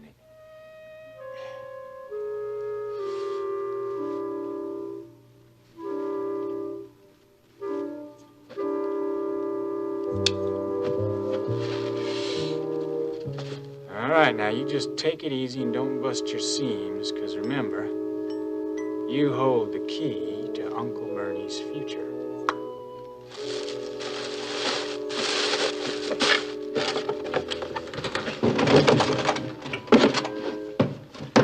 Hey, Bernie! Hey, what's wrong with you? Nothing. I just didn't expect you back so soon, that's all. You gotta quit acting so jumpy, buddy.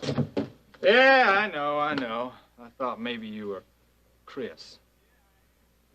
Hey, you're really worried about him, ain't you? Yeah, I am. You saw what a mess he made of this place the other night. Well, in the first place, we don't know it was Chris for sure.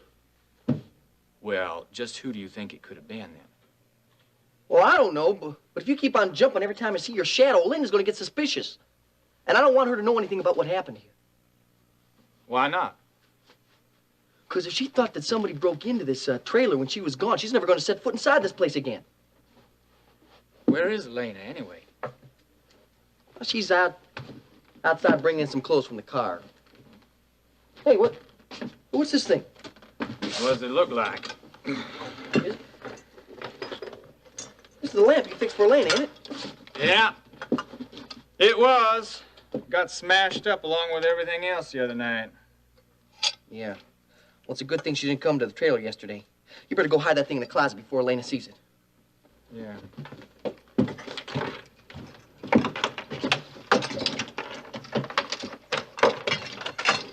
Hey, you got everything there, darling, huh? I think so. Hi, Bernie. Hi, Elena, what you got there? They're just a couple of costumes I picked up at the cleaners. And Billy Joe and I figured it would be more convenient if we left them here. Hey. What happened to this lamp? So that's what the problem is. Steve was really looking forward to this camping trip, and Barrett just doesn't have the time. Well, he ought to make more time. I'm sure that he'd like to, but he says that he's just too busy. Now, a man should never be too busy for his family. You know, there's nothing on this ranch that Max and I can't handle. I'm sure of that. Yeah. Well, we ran the ranch while Barrett was away, and I'm pretty sure we can keep it running for a few days longer. Maybe Barrett's right. Maybe this trip isn't so important after all. Well, from the way Steve looked this morning, I'd say it is. Once Steve gets over the initial disappointment, he might even enjoy being here, helping his father out in the ranch. Steve hates chores. Always does. Well, he says that he wants to do his share of work. Well, of course he does. Because he thinks that's what his father wants to hear. I don't think so. I think it's his own idea. Is Barrett the reason Steve is so unhappy? I think it's only temporary. They were all counting on me, and now I have to tell them I can't go. Well, that's how it happens sometimes.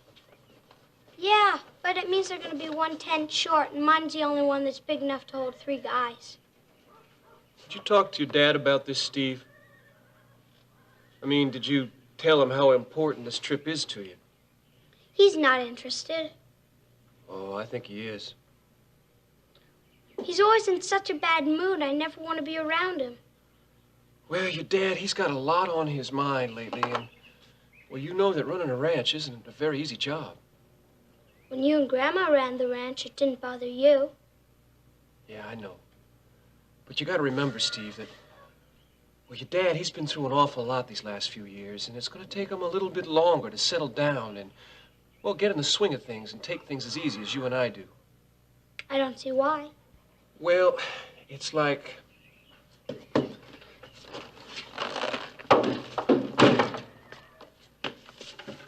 Come on over here, sit down next to me. It's like... Remember when you had the chicken pox a couple years ago and you had to stay home in bed for a couple weeks? Yeah, they wouldn't let me read or anything. Yeah. Well, you remember how hard it was for you to get back in the swing of things when you went back to school? It took me forever to catch up with the other guys. Yeah. And that's just what it's like for your dad right now. He's trying to play catch-up, but it's just harder for him because, well, for the last 5 years, he just never knew from one day to the next whether he'd be coming home or not. Yes, I know. Now, see, when you were sick, you had your mom and your grandma to help take care of you. But all those years in Cambodia, your dad, all he had was himself. You got to make allowances for that. I know. Now, he'll do his very best to help himself to forget all those terrible thoughts, but every once in a while, those memories, they'll come back. And they'll make him sad or unhappy, even scared. I had nightmares when I had the chicken pox, so my mom had to put a nightlight in my room. Do you remember how those nightmares made you feel? Sort of. Well, sometimes your dad feels like that a lot. So you just gotta do your best to help him any way you can. You wanna know how you can do that? Just by being a little patient. And look, for instance, I know that this camping trip means an awful lot to you. But it won't be the end of the world if you don't get to go on it, will it? I guess not. Okay, then. So you just take your time and help your dad as best you can, and pretty soon you'll see all his moods, they'll begin to disappear just the way your nightmares did when your mama brought that nightlight into your room, I promise. Okay? Now, if you don't hustle out of here and get down to that bus stop, I'm gonna have to drive you all the way into school, huh? Thanks for talking with me, Max. Sure, buddy. Bye. You take it easy. Bye.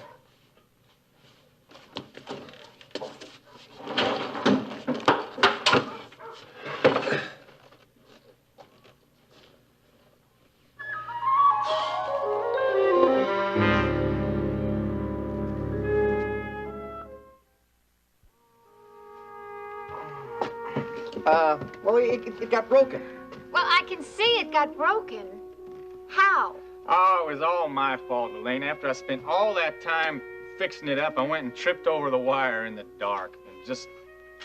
It looks more like you threw it across the room. Well, I'm kind of the old bull in the china shop. And how'd the bottom get knocked off? Yeah, Bernie must have stepped on it when he knocked it over. Yeah, I'm real sorry, Elena. Well, it's no big deal. I mean, it's just an old thing I found in Terry's closet. I'll buy you another one tomorrow, okay? No, you don't have to do that. I mean, it didn't work before you fixed it anyway. Now, wait a minute. If you want to go over to the hardware store and pick up another socket, I think I might be able to fix this one up. Really? Yeah. We'll need some heavy-duty glue and I guess another shade. Well, I never liked that old shade anyway. Yeah, you see how this socket just kind of fits right in here? And if I glue these bottom pieces back on, it's just... Hey, you know, I love to stand here and listen to you two engineers here talk about nuclear physics, but I got more important things to do, all right? Well, don't let us stop you. I don't intend to. Where are you off to? I'm going to pay a little visit to Mr. Lawrence. What for? I need some more money.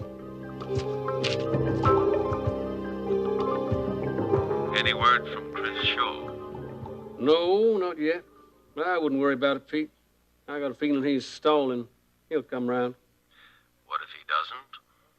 Well, we'll just have to make other arrangements. What about this Billy Joe Wright you keep talking about? And you seem to think he's enterprising. Couldn't he handle the distribution? Oh, I don't think that's such a good idea. Why not? We're already doing business with him. If he has the kind of ambition you say he has, why waste him on that nickel and dime project with the singer? I'm not sure Billy Joe's ready for bigger things. I've been checking around, and he's got a record. You sure about that? Yes. You sound surprised. Well, I am. Somehow I didn't think he'd gone that far yet. Well, he spent 3 years in Huntsville prison for armed robbery. Only get this. He used a toy gun, and he managed to wreck the getaway car. That doesn't surprise me one bit. You sure you wouldn't like to give this Wright a try? Well, let's wait. If Shaw doesn't come round, then we'll see. What do we need more money for? Expenses. What expenses?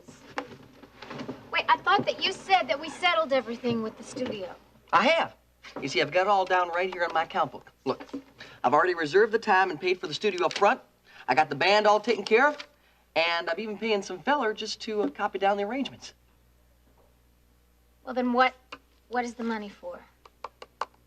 Well, that professional photographer that I brought over to the chicken coop to see you the other night, well, he says he's willing to take your publicity shots, and I think I can get Mr. Lawrence to pay for them. How much does the photographer want? $500. $500? That's the way professionals are, darling. They charge for the services. I know that, but $500 just for taking a couple of pictures? That's just the point, sugar. They ain't gonna be just pictures. These are gonna be works of art. Well, I don't need a work of art, Billy Joe. Well, sure you do. The first thing they judge a singer is by her publicity material. And this White Eagle, he does the best. White Eagle? Yeah, he's part Indian, and he does real high fashion stuff. You know, he's been in all those fancy magazines. Oh, Billy Joe, I don't need high fashion stuff. I'm a singer. Well, this guy also does album covers up in Nashville. He's a friend of Jeter. That's how I came to meet him. Well, what does Jeter know about photography? He says this guy is the best. And that's exactly what we want, Elena, the best. No more cutting corners. I don't know. It seems to me like this whole thing is just getting way out of hand. No, it ain't. Because I'll tell you, I've got it all recorded right down here in this little book. Everything's recorded. That way we know just where the money's going and where it's coming from. What makes you so sure this Lawrence character is going to come up with another $500? Because Mr. Lawrence there likes the best, and he ain't going to settle for anything that ain't first class, especially this operation. You want me to go along with you?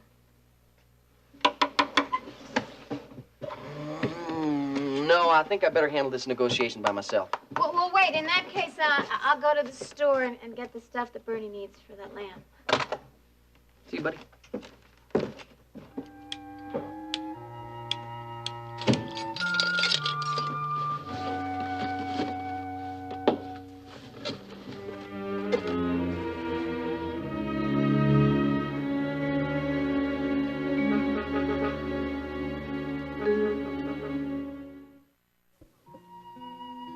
What about your problem with Barrett?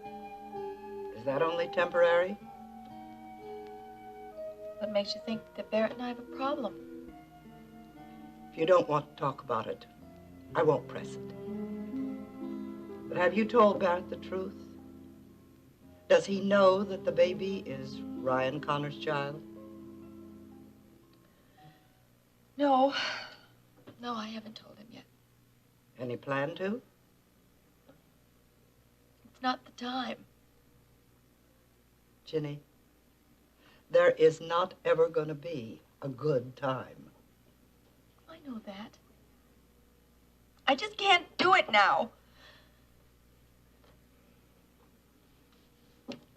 All right, honey. But just remember, Ginny, anytime you want to talk about your problems, I'm willing to listen. Thank you, Kate. I love you, Ginny. I love you as though you were one of my own. And I can't bear to see you so upset. I'll be fine. I may need some time, but I'll work everything out. Don't worry, okay? Max? Hey, Barry.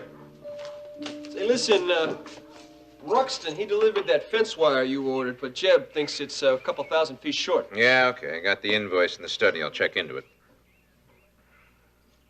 You seem to be having quite a talk with my son. Do you mind? No. Why should I mind? I don't know. It's just the way you asked the question. Well, there's no reason why you shouldn't talk with Steve. I know he admires you.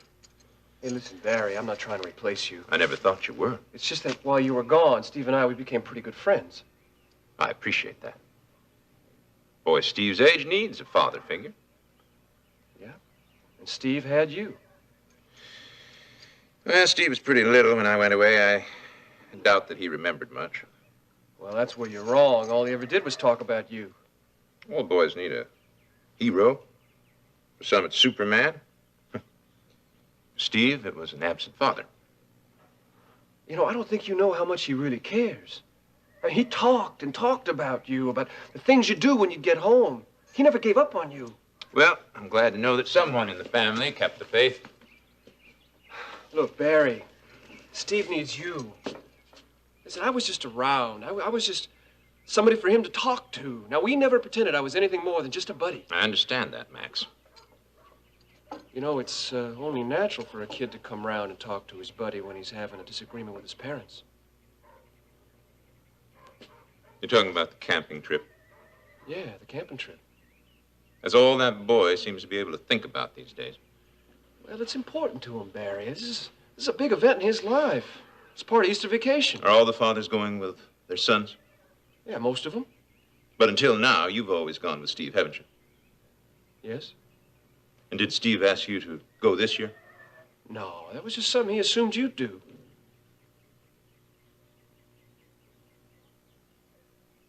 He told you that? Yeah. That's all he could talk about while you were gone, how this would be something you'd do when you'd come home. I see. Listen, Barry, you know, it's still not too late. Now, listen, I'd be more than happy to take on your chores if you decide to change your mind.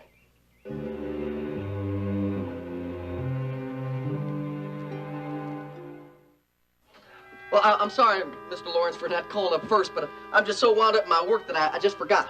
Quite all right, I understand. Actually, I was glad you decided to drop by. You were? Yeah. It just so happens I was discussing you with an associate of mine, Pete Parnell, down in Galveston. Well, is he interested in Elena, too? Oh, Mr. Parnell and I share a great many interests. I was telling him about hearing Elena sing the other night and how impressed I was with her. Well, Mr. Lawrence, I'm real glad to hear that because, well, to tell the truth, I came here to ask a little favor of you.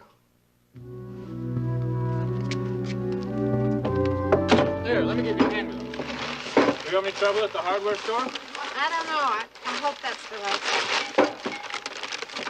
Oh, yeah, that'll do just fine. I meant to tell you that I picked up some sandwich stuff at the grocery store. I figured since you don't want to go out till after dark, you might get hungry. Well, thank you, I did. As a matter of fact, I finished up the rest of the ham just now. Well, in that case, I think that you should earn your keep by getting started on the lamp. Yes, ma'am. Where's that screwdriver I was using the other day? Here. Thanks. I'll just clean up a little bit while you're Okay. doing that. This isn't going to be as difficult as I thought. If I just fit these bottom pieces in here. Hey, easy, all right? Okay. I'm sorry, Bernie. I guess I'm just real nervous.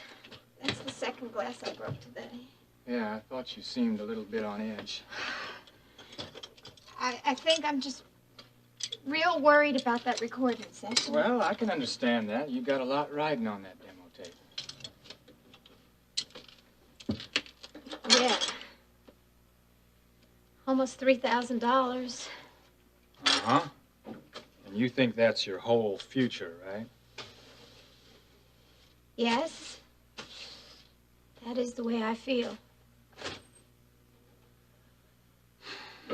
Well, if it's that bad, maybe I ought to give you something to make it better.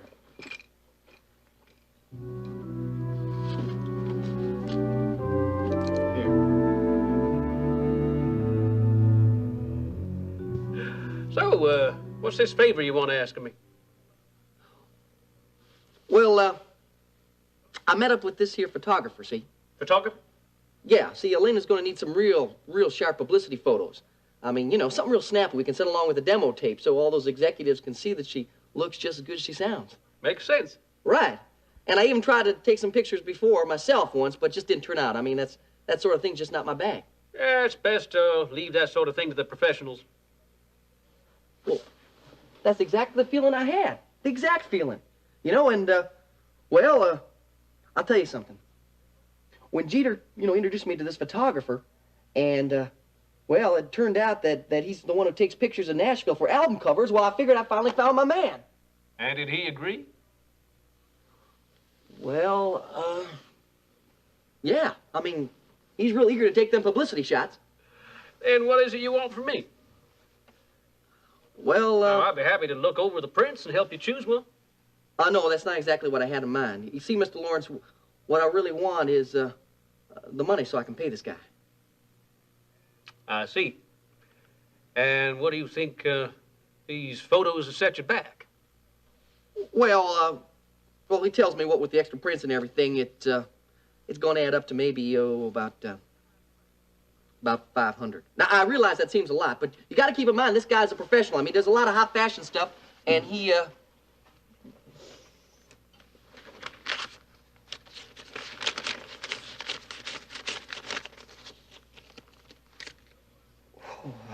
There I go. That should just about cover it, don't you think?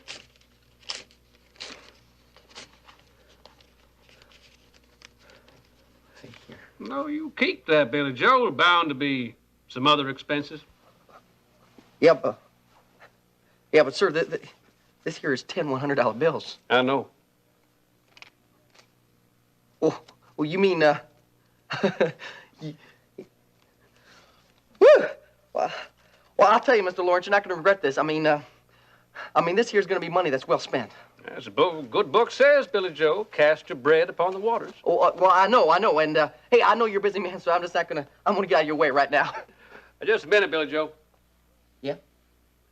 Before you go, I have a favor I'd like to ask of you. What are they? Oh, just something to help you relax. You mean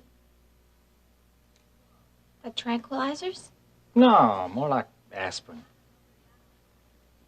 I don't know, Bernie. I don't like taking pills. Oh, it's nothing to worry about. They're real mild. No, thank you, but I'd rather not. Well, keep them just in case. Look, I really don't need them, Bernie. Well, you never know. Now, you've never done a demo tape before. You just might get real jittery. Yeah, well, I'd rather be nervous than numb. These aren't going to make you numb. I told you they're not strong. Bernie would not give you something like that. Which reminds me, I have something else to give you. What? this.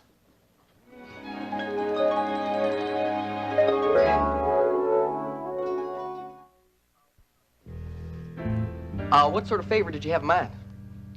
Well, you remember Elena mentioning the other night that I might want to have dinner? Yeah. Well, I was wondering if we might make it this evening. Well, as far as I know, it's fine. Good. Yeah, I mean, me and Elena, we don't have anything, you know, that important to do, and she won't start her show Well, until Billy 11. Joe, I was thinking in terms of something a little more intimate. What do you mean? Well, Elena is the one I really want to get to know.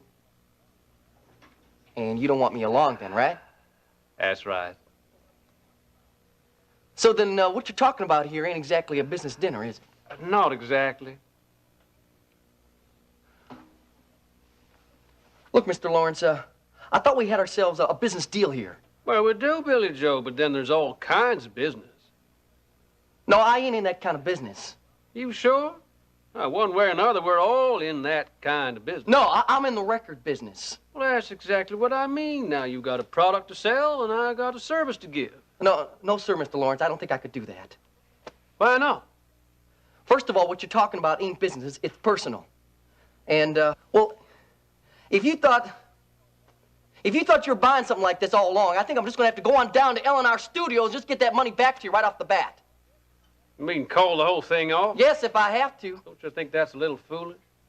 I guess it might seem that way to you, Mr. Lawrence, but, you know, you ain't the only man in Houston who's got money. I don't bargain, Billy Joe. I don't want to bargain. I guess there's just got to be somebody out there who's got sense enough to back Elena on her talent alone. And I'm going to tell you something, Mr. Lawrence. I'm going to find that person.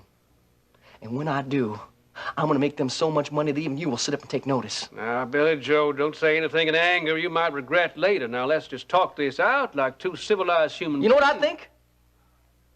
I don't think there's anything too civilized in you or what you're suggesting here. Billy Joe, this sort of thing goes on all the time. Maybe, but not with my client.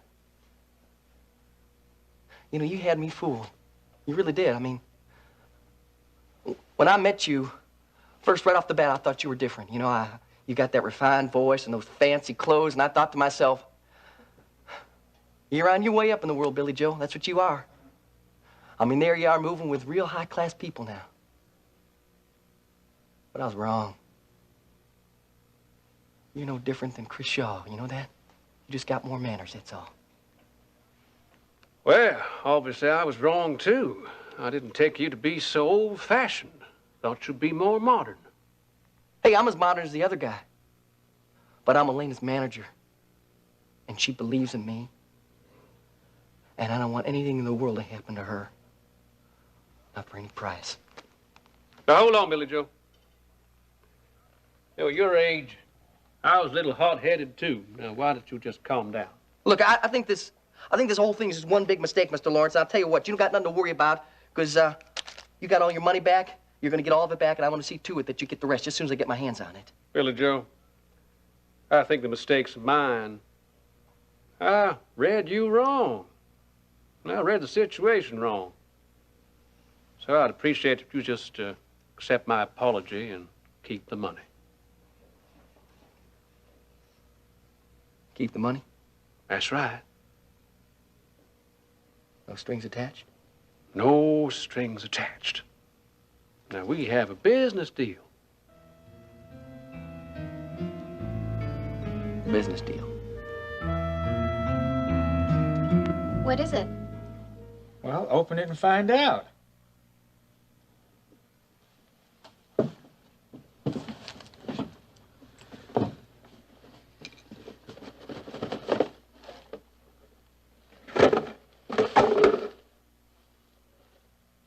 For me? Yeah, for you. But why? Why not? It's a little good luck present to wish you success in your singing career. He's very sweet, Bernie. Did you ever have a teddy bear? No.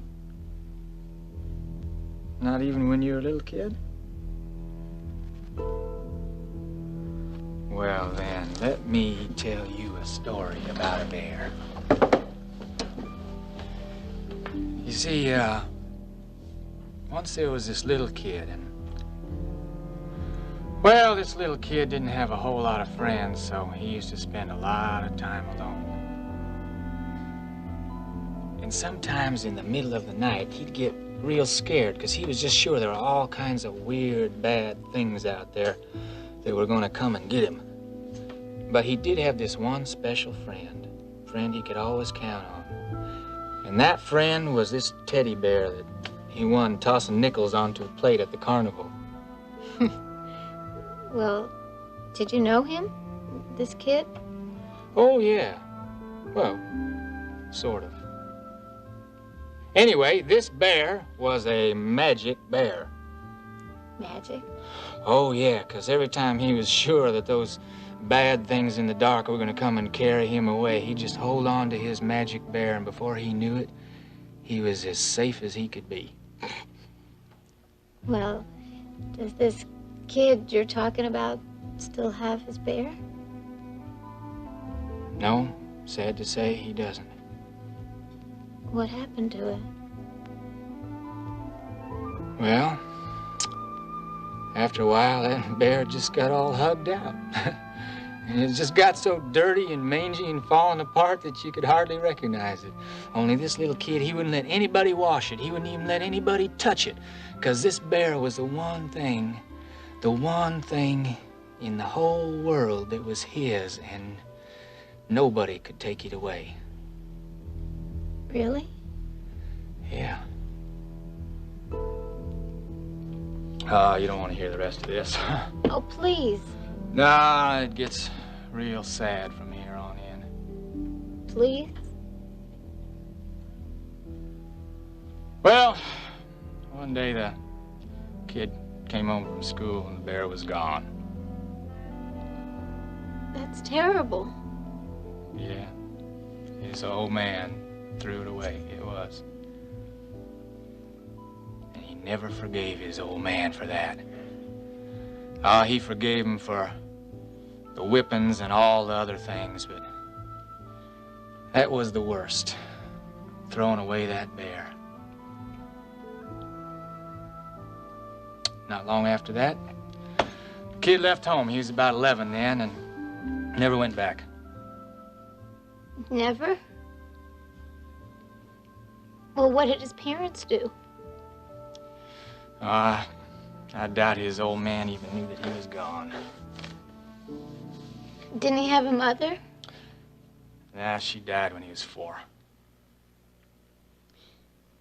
Bernie? This kid you're talking about, was that you? Ha! Who, me? Are you kidding? Well, anyway, now you got a magic bear just like that kid had. And don't you ever let anyone take him away from you. What makes him so magical? Well, 'cause he's going to bring you good luck. Not that you need luck, 'cause you are a very talented young lady.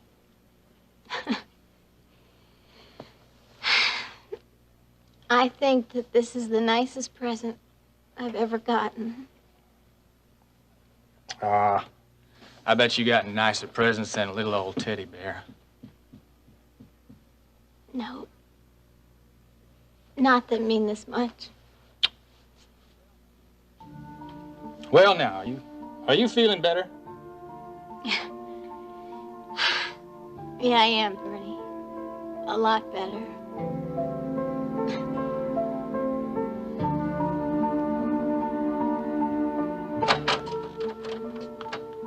Well, Chris, I was expecting you. You have? Yeah. Well, I made you an offer. Very good offer. You're too smart to let an opportunity like that slip by. Well, as a matter of fact, that's why I'm here. You've considered the offer? Yes, I have. And? Well, I've decided to take you up on it. Am I to assume your other little deal didn't work out? Well, as I told you before, it's going to take a little bit longer than I thought. But in the meantime... In the meantime, things should go very nicely for both of us. I have to tell you that I'm not crazy about dealing in drugs again. It's extremely risky. Yeah, and extremely remunerative. When do I start? Mr. Shaw, you've already started.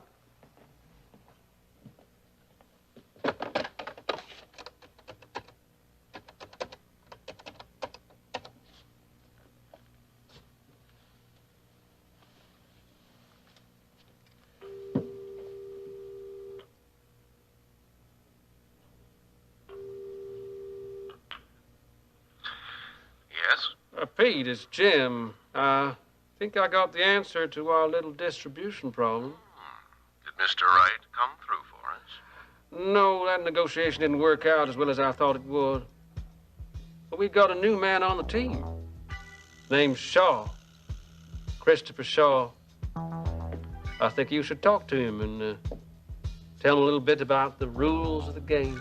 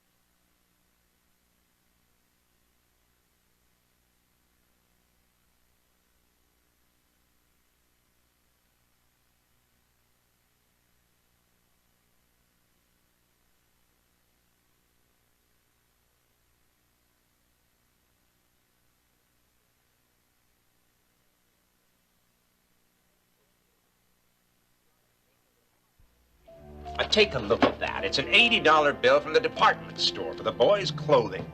Jenny buys Steve clothes once, twice a year. She always waits for the sales. $80 doesn't sound like a bargain to me. You haven't been shopping for a long time, Barry. You don't know what the prices are like these days for jeans and shirts. He's only a boy, Grandma. Yes, and we've managed to dress him in nice clothes without going broke. Now, if you don't want to pay that bill, give it to me. I'll pay it. Now, don't be ridiculous. That's exactly what you're being. I wish you'd take better care of yourself. When you get tired like this... I'm not tired. Why do you persist in saying that I am? Because you get riled up so easily. Your father was the same way, and your grandfather before him. Now, that's one sure thing you can say about a martial man. If he's lost his temper, he's tired. All right, all right. I'll go to bed early tonight. Maybe you better go see Courtney. Have a checkup. Now, Grandma, I've had more than enough doctors for a while. All right, but just don't press so hard. Okay. Maybe you're right. Maybe I am driving myself too much. I want you to enjoy your life, Barry. Please, now, don't wear yourself out worrying about things that'll take care of themselves. Thanks for the advice, Grandma.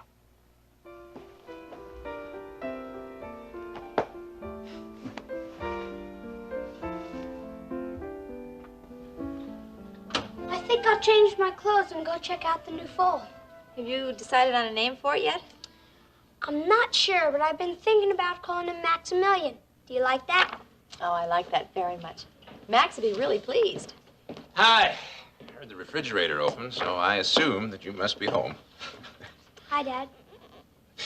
You know, Steve, I got to thinking about that camping trip next week, and I remembered all the fun that I used to have camping out with Dad and the Harper boys. So I talked to Max, and he's going to look after things so that you and I can go. That's great, Dad. I'll go phone Buddy now and let him know. I'm really glad you changed your mind about that trip. Well, you had everyone on the ranch trying to talk me into it. Barrett, I didn't talk to anyone about changing your mind. Well, I know you talked to Grandma. I talked to Kate all day long about one thing or another, but I certainly I don't didn't like mention- you going to her behind my back. Barrett, She can be difficult enough without you putting crazy ideas in her head. what crazy ideas? That I'm losing my grip on reality. That I'm working too hard. I'm not a good father to Steve. I didn't even think any of that, and I would not talk to Kate about it if I had. You're my wife, Ginny. And wives are supposed to support their husbands.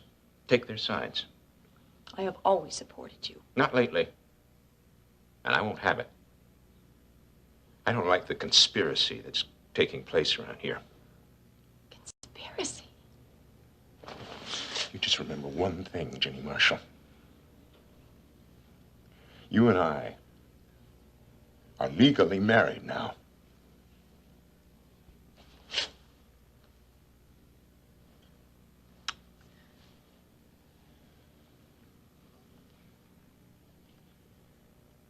You just keep that in mind.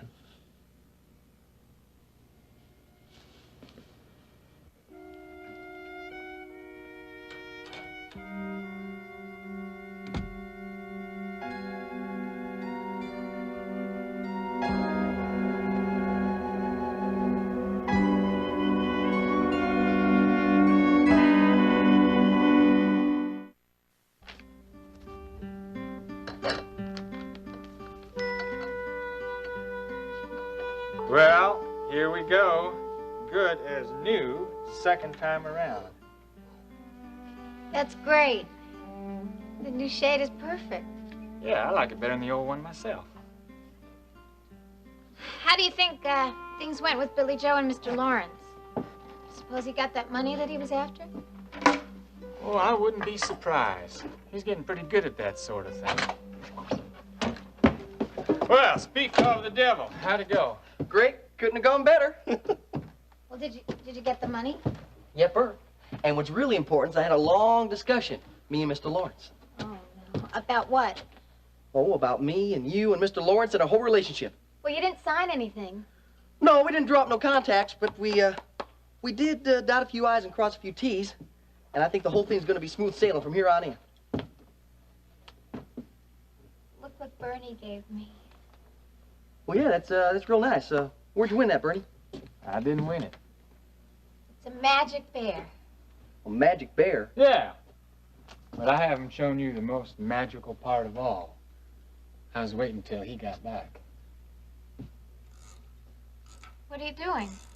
I'm winding him up, because he's got a secret.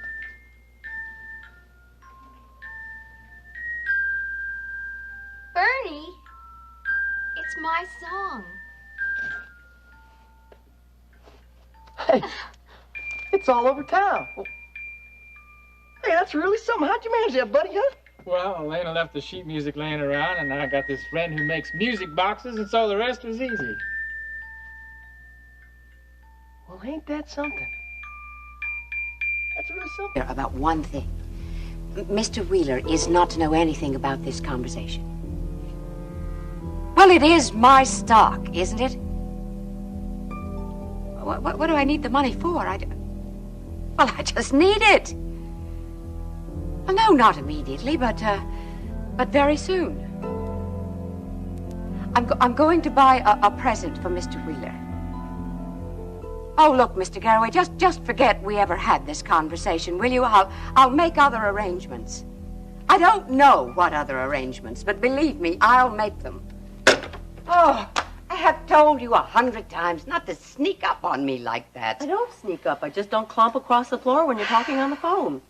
We won't argue that point. You're upset about something, aren't you? Some men can be so exasperating. You're not talking about Mr. Wheeler, I hope. No, I'm not talking about Alex. What did you come in here for? Oh, it's this envelope. It didn't come in the regular mail. Somebody snuck it under the door. Oh, that's strange. To whom is it addressed? There's your name on it. No letter inside. It's a picture. Yes, I can see that. It's supposed to be a gentle reminder. Of what? That I have to do something and do it fast. My visit this morning was badly timed, I'm afraid. No, not at all. No, actually, we're both very curious about this new idea of yours that you mentioned on the phone, Dad. Well, yes, but we could have found another time to talk about it. Looks to me as though the two of you have a day to yourselves, and I've intruded. Oh, no, we just had a little bit of time to sleep late today. Lounge around. I've got to work late tonight at KVIK, so they gave me the morning off. Huh. But listen, you talk to my wife for a while I take a quick, cold shower. And you don't mind waiting 10 minutes, do you, Dad? No, it'll be my pleasure with such lovely company. See you in a minute.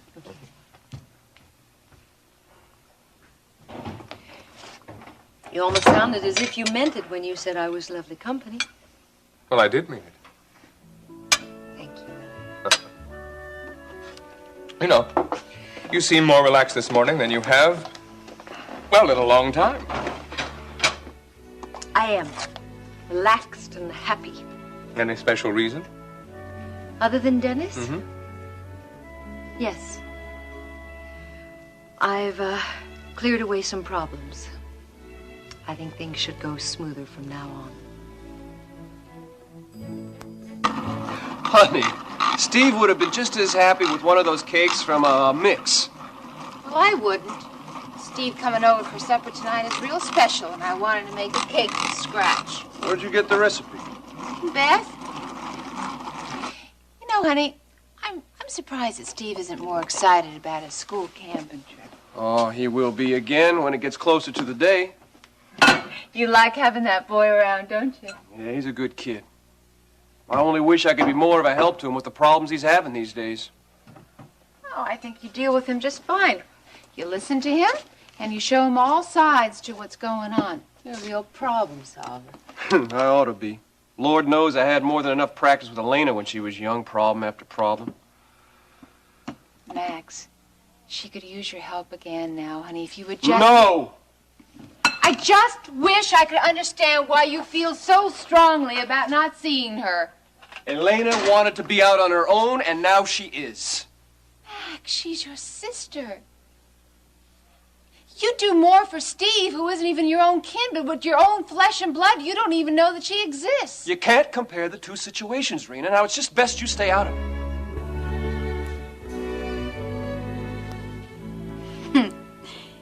You are such a nice little bear. I think you ought to have a name.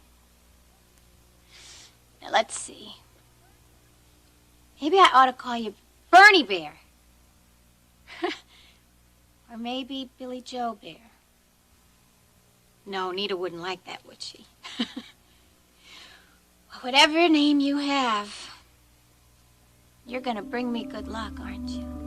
Well, because he's going to bring you good luck. Not that you need luck, because you are a very talented young lady.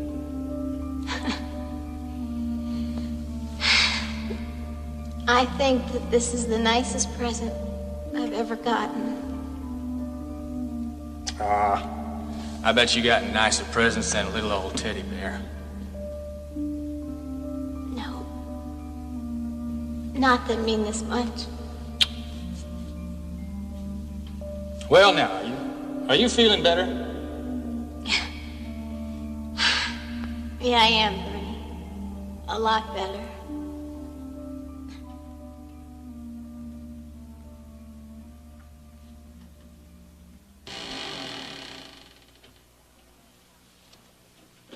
Why doesn't that closet door stay closed?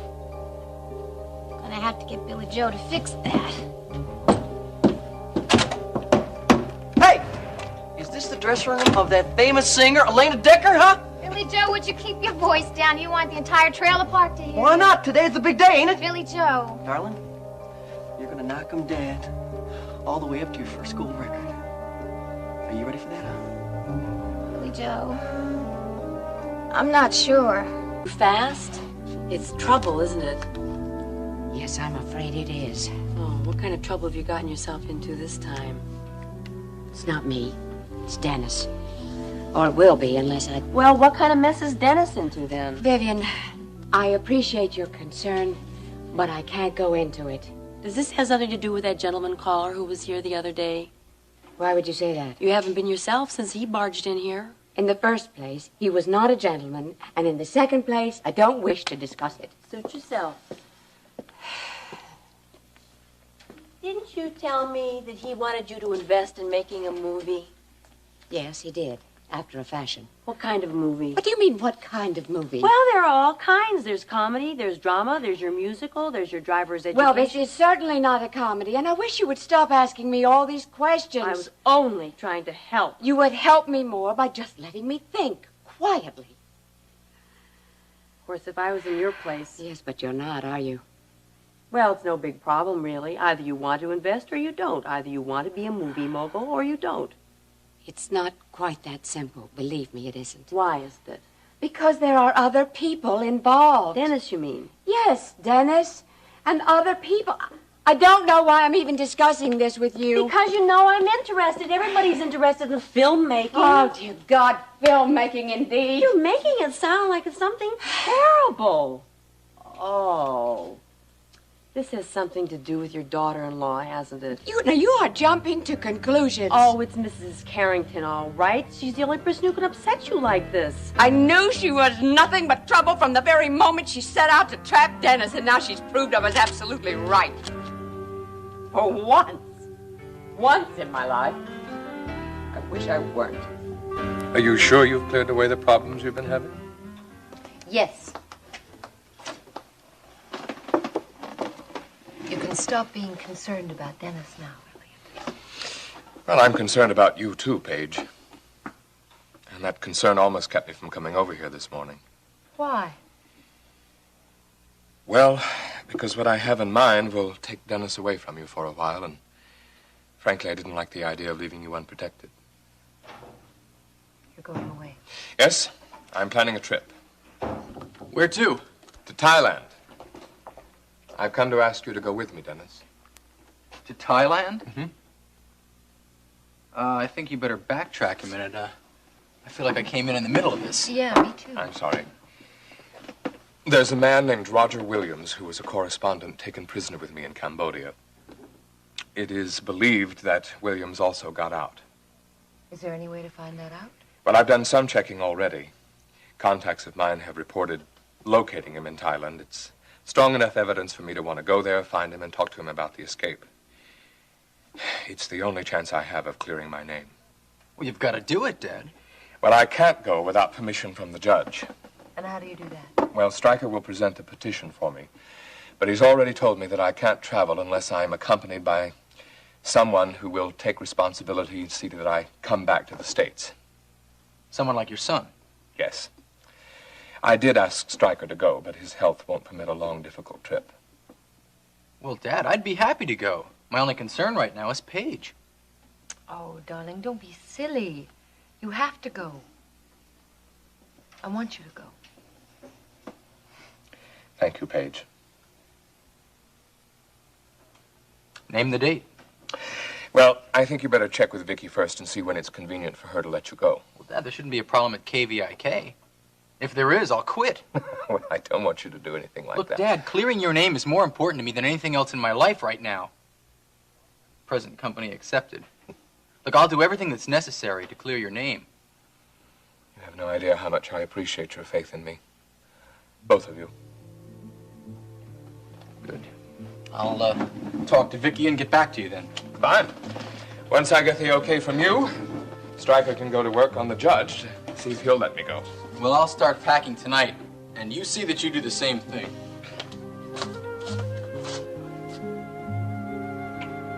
Well, what's Mrs. Carrington done? You don't want to know. Yes, I do. Well, I don't want you to know. You make it sound so awful. It is. It's monstrous. I don't see why you can't tell me. You know you can trust me. Vivian, you would be absolutely horrified Mrs. Carrington kill somebody? No. But it's almost that bad. And it's going to kill Dennis when he finds out. Dennis doesn't know. My son is an innocent victim of that dreadful woman. Oh, Mrs. Wheeler, I hope you're not going to tell him yourself, because if you do, it'll just backfire on you. It always does. Oh, I have no intention of telling Dennis. If he found out I was involved, he'd find some way to blame me. Does your daughter-in-law know you know this terrible thing about her? Not yet. Well, why don't you go over and talk to her? She'd just try to lie her way out of it. I wish you'd tell me what it is that she's going to try to lie her way out of. You know you want to tell somebody about it, and you know you can trust me. All right. All right, Vivian, you want the sordid truth? Paige, my daughter-in-law, my son's wife, starred in a pornographic movie in Hollywood. No. Yes. That's what we have in our family. She must have been in terrible trouble to have done that. She must have needed money desperately. Oh, don't make excuses for her. Did this Mr. Shaw tell you about this movie? Yes, he claims he produced it. Well, maybe he's lying about the movie and Mrs. Carrington. He showed me pictures. Disgusting pictures. Pornographic stills, no, put it, publicity stills, that's what he called them. Poor Dennis. You haven't heard it all. You haven't heard the worst yet. That man Shaw is trying to blackmail me. How? You didn't invest in any film. Use your head, Vivian. If Shaw releases that film here, it will ruin the family name. It would be a scandal that would blow this town apart. Can you imagine what the news media would do to all of us? Yes, I guess I can. Well, what's the bottom line? $1 million, cash.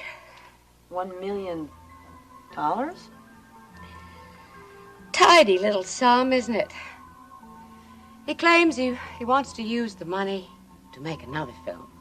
A legitimate one, so he says. Oh, no wonder you've been so upset since that guy came over here.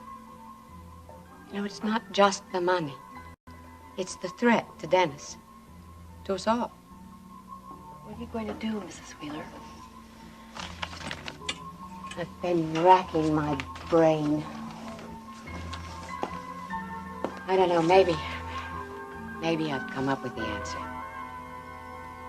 Call John and ask him to bring the car around. I'm going out.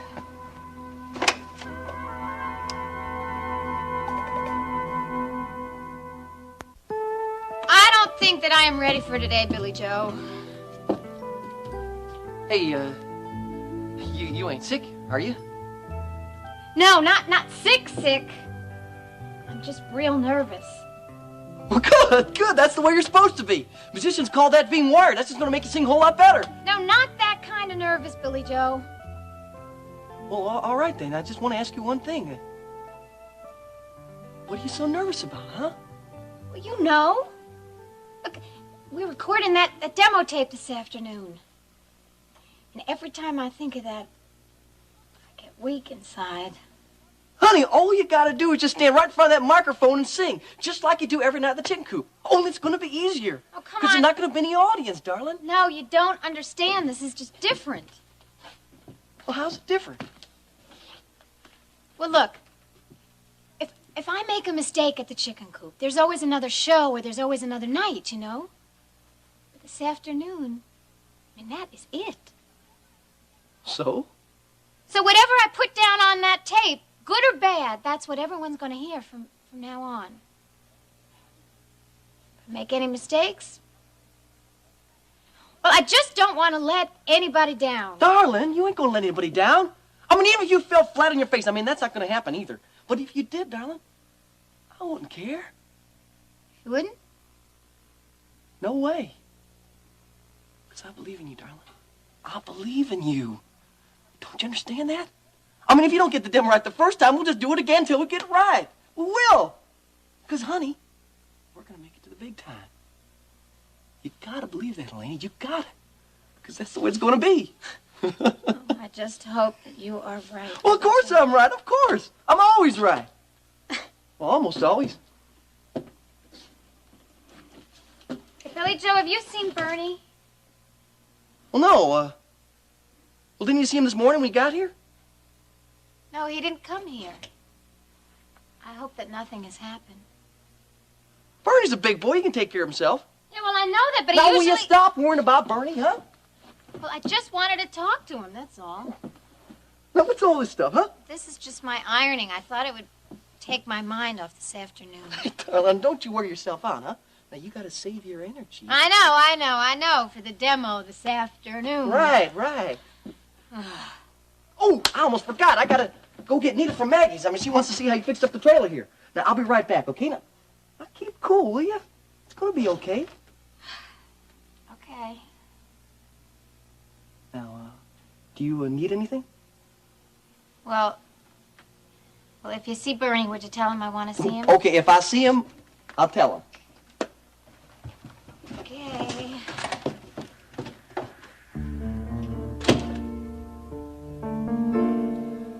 Bernie Bear, we have a big day in front of us. Maybe the biggest day we'll ever have. I don't want to stay out of it. Well, it's an old family matter. It doesn't concern you, Rena. Yes, it does. I'm in your family now, Max. And you're in mine. We don't have any secrets. Isn't that what you always say? Yes, honey, but listen. Oh, now don't you give me any of your sweet talk. If I had a sister, I wouldn't treat her the way you treat Elena. Well, you've got a first cousin that you don't treat so well. If you had a cousin like Sam, you wouldn't take to her either. Well, I happen to think that Sam is a real nice girl. Oh, you do, huh? Well, I happen to think that Elena's a real nice girl. And she's your sister.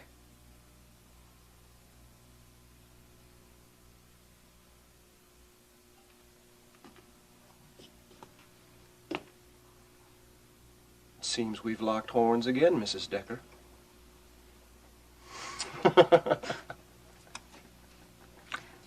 Okay, I'll tell you what. I'll make up with Sam if you make up with Elena. Sam's in Austin. Okay, I'll do it when she gets back. I promise. No deal. Max. Honey, now listen. You gotta understand that my situation with my sister Elena is completely different from your feud with Sam. I am trying, but it's kind of difficult when you don't know anything. You told me that Elena reminds you of your mother. Yes, she does. What is that supposed to mean? Well, it means that I don't want to get involved with her or the way she lives. Vinny, that sounds like you didn't love your mother. I did love my mother. I loved her very deeply. And? And nothing. She's gone. She's been gone for 17 years. I know, Max, but... Oh, come on now, let's just drop this, all right, honey? I gotta get back to work.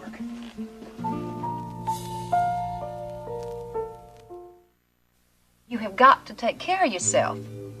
Are you having any leg pains? Because this is about the time they start. No, other women have leg pains. I don't. You know, Billy Joe's been after me to quit here just like you've been. Well, I'm glad to hear that. I thought he'd want you bringing the money in as long as possible. Maggie, Billy Joe is devoted to me and to the baby. Please don't tell him that you were thinking that I should quit too. Okay? Well, I won't if you don't want me to. Thanks. He's got a lot on his mind right now. And I want all his energy to go towards making Elena a big success. You sound like you're afraid of him being a failure again. Well, he hasn't failed yet. And he's not going to. I mean, just look how that wealthy man gave Billy Joe and Elena all that money for that recording. Well, I hope he doesn't live to regret that investment he made. He won't. He knows that Billy Joe and Elena are going to make it. And I know it, too. Well, Nita, if you ever get in a bind for money now for yourself, you just come to me, because you know I'll help you any way I can. Boy, it sure is quiet around this place. Where's my sugar bumps? How you doing, Maggie? Okay. You all set to go to the trailer? I sure am. It's still okay, isn't it? Oh, yeah, go ahead. Okay, we won't be but an hour. Take your time. Hey, Maggie, why don't you come on over and see the trailer with us, huh? Oh, hey, that's a great idea. You know, Elena is just dying to show it off. Well, no, I got all these things I gotta do in the kitchen. Okay, I'll see ya.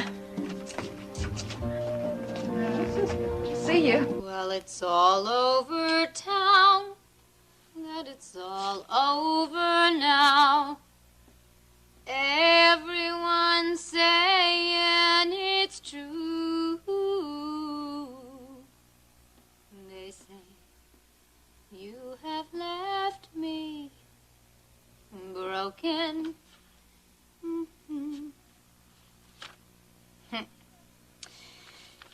Billy Joe says that one of these days I am going to be on the cover. I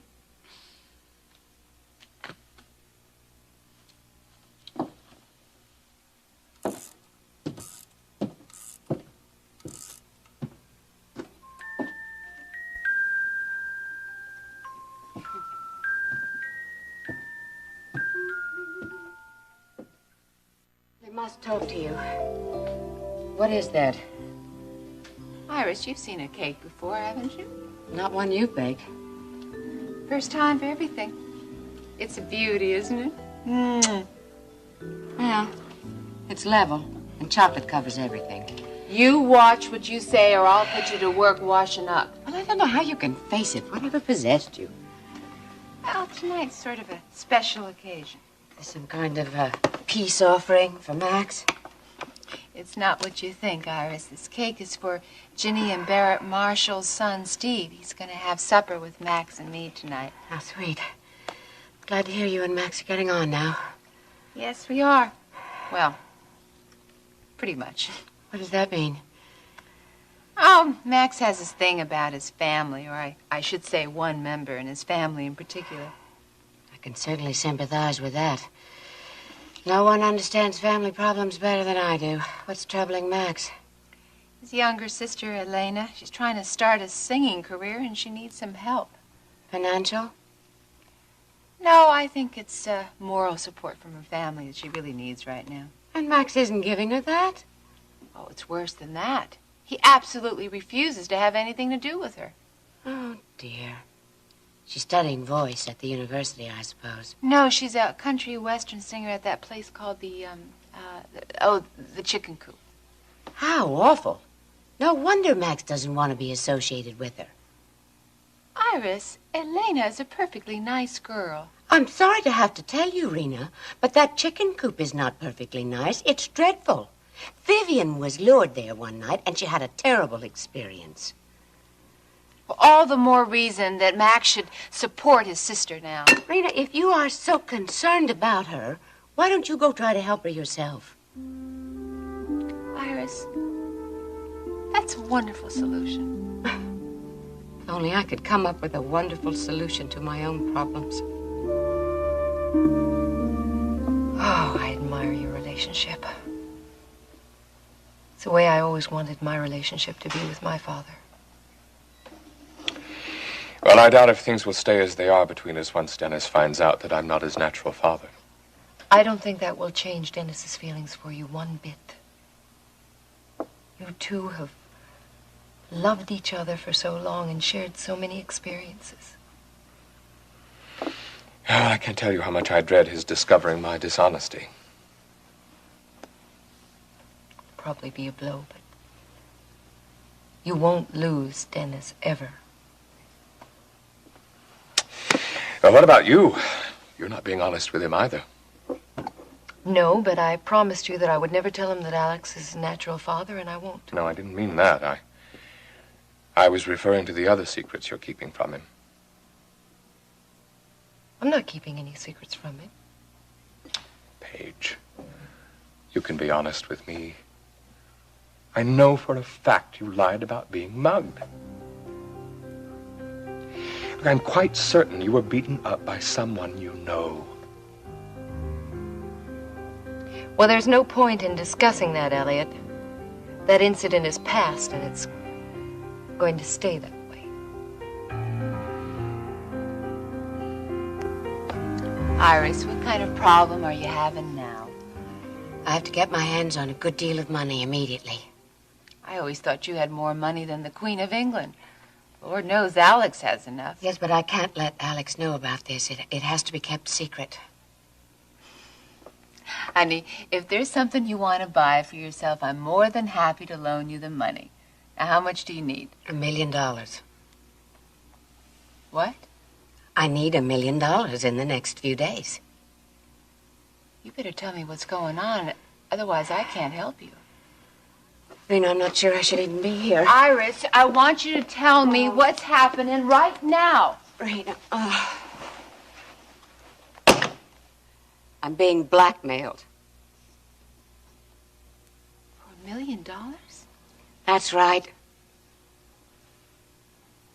Who's blackmailing you, honey? I can't tell you. Oh, now don't start in on that. Blackmail is a crime, plain and simple. And I'm not the only one you're going to have to tell. You're going to have to go to the police, Oh, too. no, I'm not going to the police. Honey, they're trained to handle this sort of problem. If I went to them, it would just be my word against the blackmailers. But they believe you. Suppose they don't. No, I have to handle this all by myself. What did you do to warrant blackmail? Nothing. Then why are you being blackmailed? Because of Paige. The indiscretion of hers. Oh, why didn't Dennis listen to me about that woman? Iris, an indiscretion is not grounds for blackmail, not nowadays. People sleep with people all the time. We live in a liberated society, you know. It's not that sort of indiscretion. Oh? Even if it were, the society I live in is far from liberated. Yeah, I suppose you're right about that. Iris, if Paige did something dreadful, then why isn't she the one who's being blackmailed? Because my daughter-in-law doesn't have any money. Well, still, I don't think that's any reason why you should have to shell out $1 million just for something she did. You go tell that blackmailer where he can put his threats. Paige is married to my son. Whatever she does reflects on him and on Alex. Oh, heavens, Alex. He can't find out, and neither can Dennis. Does Paige know this? No.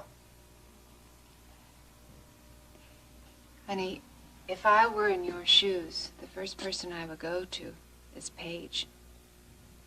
I'd let her know that she's got to figure a way to get you out of this. Now, it's her problem, so you put it right back in her lap. You're right. I'll talk to her immediately. Rena, oh, Rena, you must promise me now that you will not breathe a word of this to anyone. Of course I won't. If I think of anything will help, I'll call you. You're a good friend, Rena. Thank you.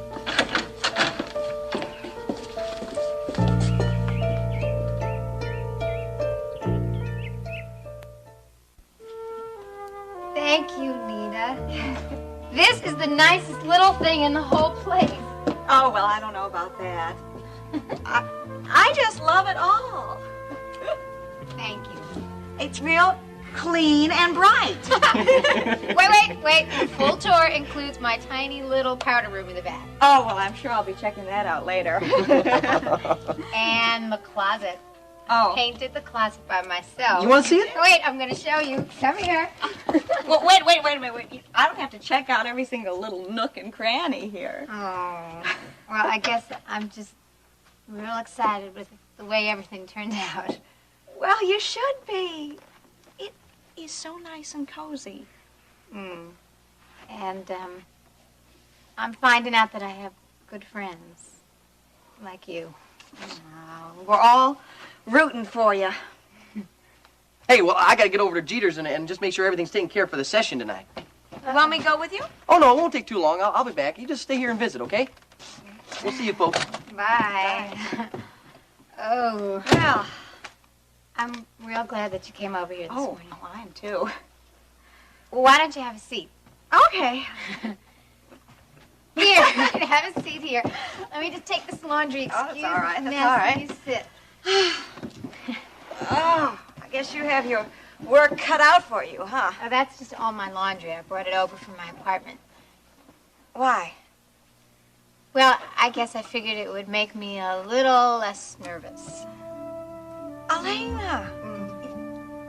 Wait a minute, you're not nervous about today, are you? Huh? I am a wreck.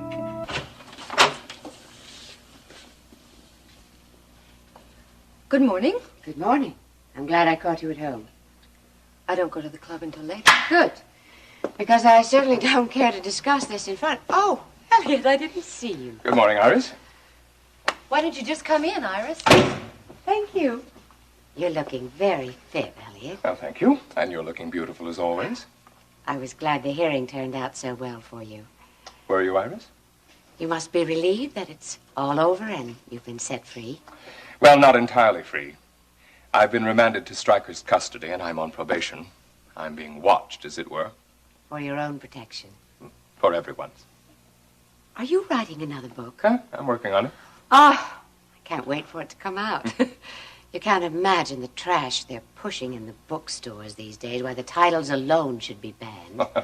Well, there's always a market for lighter literature. Only yesterday, I saw a book entitled Endless Passion.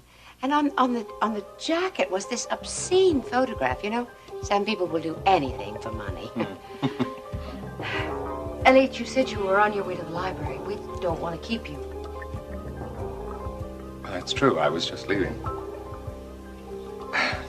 Thank you for the coffee, Paige. Iris, it's good seeing you again. We'll discuss the modern trends in literature some other time. Take care of yourself, Elliot. Thank you. Oh, don't forget your book, Elliot. Ah, yes. Good day, ladies. Goodbye. Good day.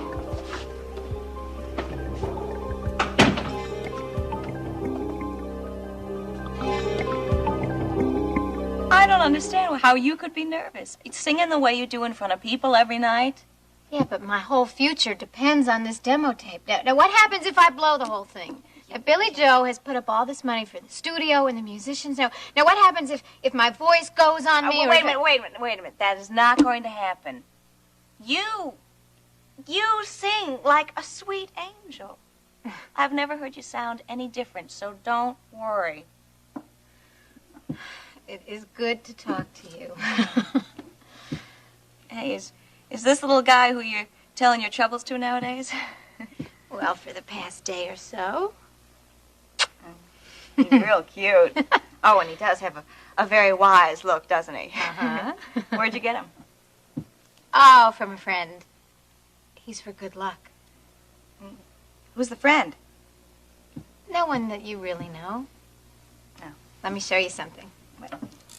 Oh.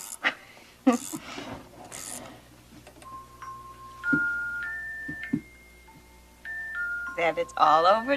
That's the song you're singing today. How did you know that so quick? Are you kidding? Billy Joe is singing that song day in and day out around the apartment. I never heard him sing a note. Well, he can't hold a tune. Oh, but he gets the words real clear. It is a pretty song. Hey, if you have as much faith in yourself as Billy Joe has in you, you're gonna make 100 records. Oh, Maggie, you should see that train. Hey, you know something? I'm starved. It's no wonder. I mean, it's getting late. What do you say we go out and get a bite to eat? No, I am not hungry, Billy Joe, thanks. Elena, you gotta get something to eat. I mean, the session's out for 4 hours. You don't want your stomach growling every time you open your mouth to sing, do you? But Billy Joe, I couldn't even get anything down, and even if I could, I couldn't keep it down. I am just so jittery. And I keep on telling you, you got no reason to be.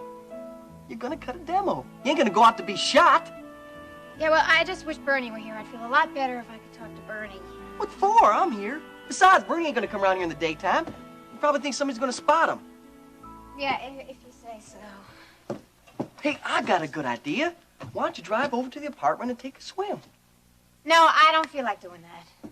Well, so you don't have to swim, so just sit next to the pool and relax a little bit, darling. Oh, Billy Joe, I couldn't relax. I mean, I can't even sit down. Well, then let's go out and take a little walk, okay? No, I feel like just staying right here. Elena, you've been here for hours. The walls are gonna start closing in on you. Well, I want to be here in case Bernie comes back, so, I need something to keep me busy. I'm going to start on the ironing. Hey, I know what you should be doing. You ought to be warming up your voice. Well, sure. We'll go on down to the chicken coop so you can work with the microphone. And if you're afraid of missing Bernie, well, then all you have to do is just leave a note there for him and tell him we'll be right back. No, I don't think so, Billy Joe. I'm just going to get started on the ironing before the clothes dry. Well, you can't say I didn't try. When I think of the greatest future country western singer, I'm standing around ironing her clothes at a time like this, I'd...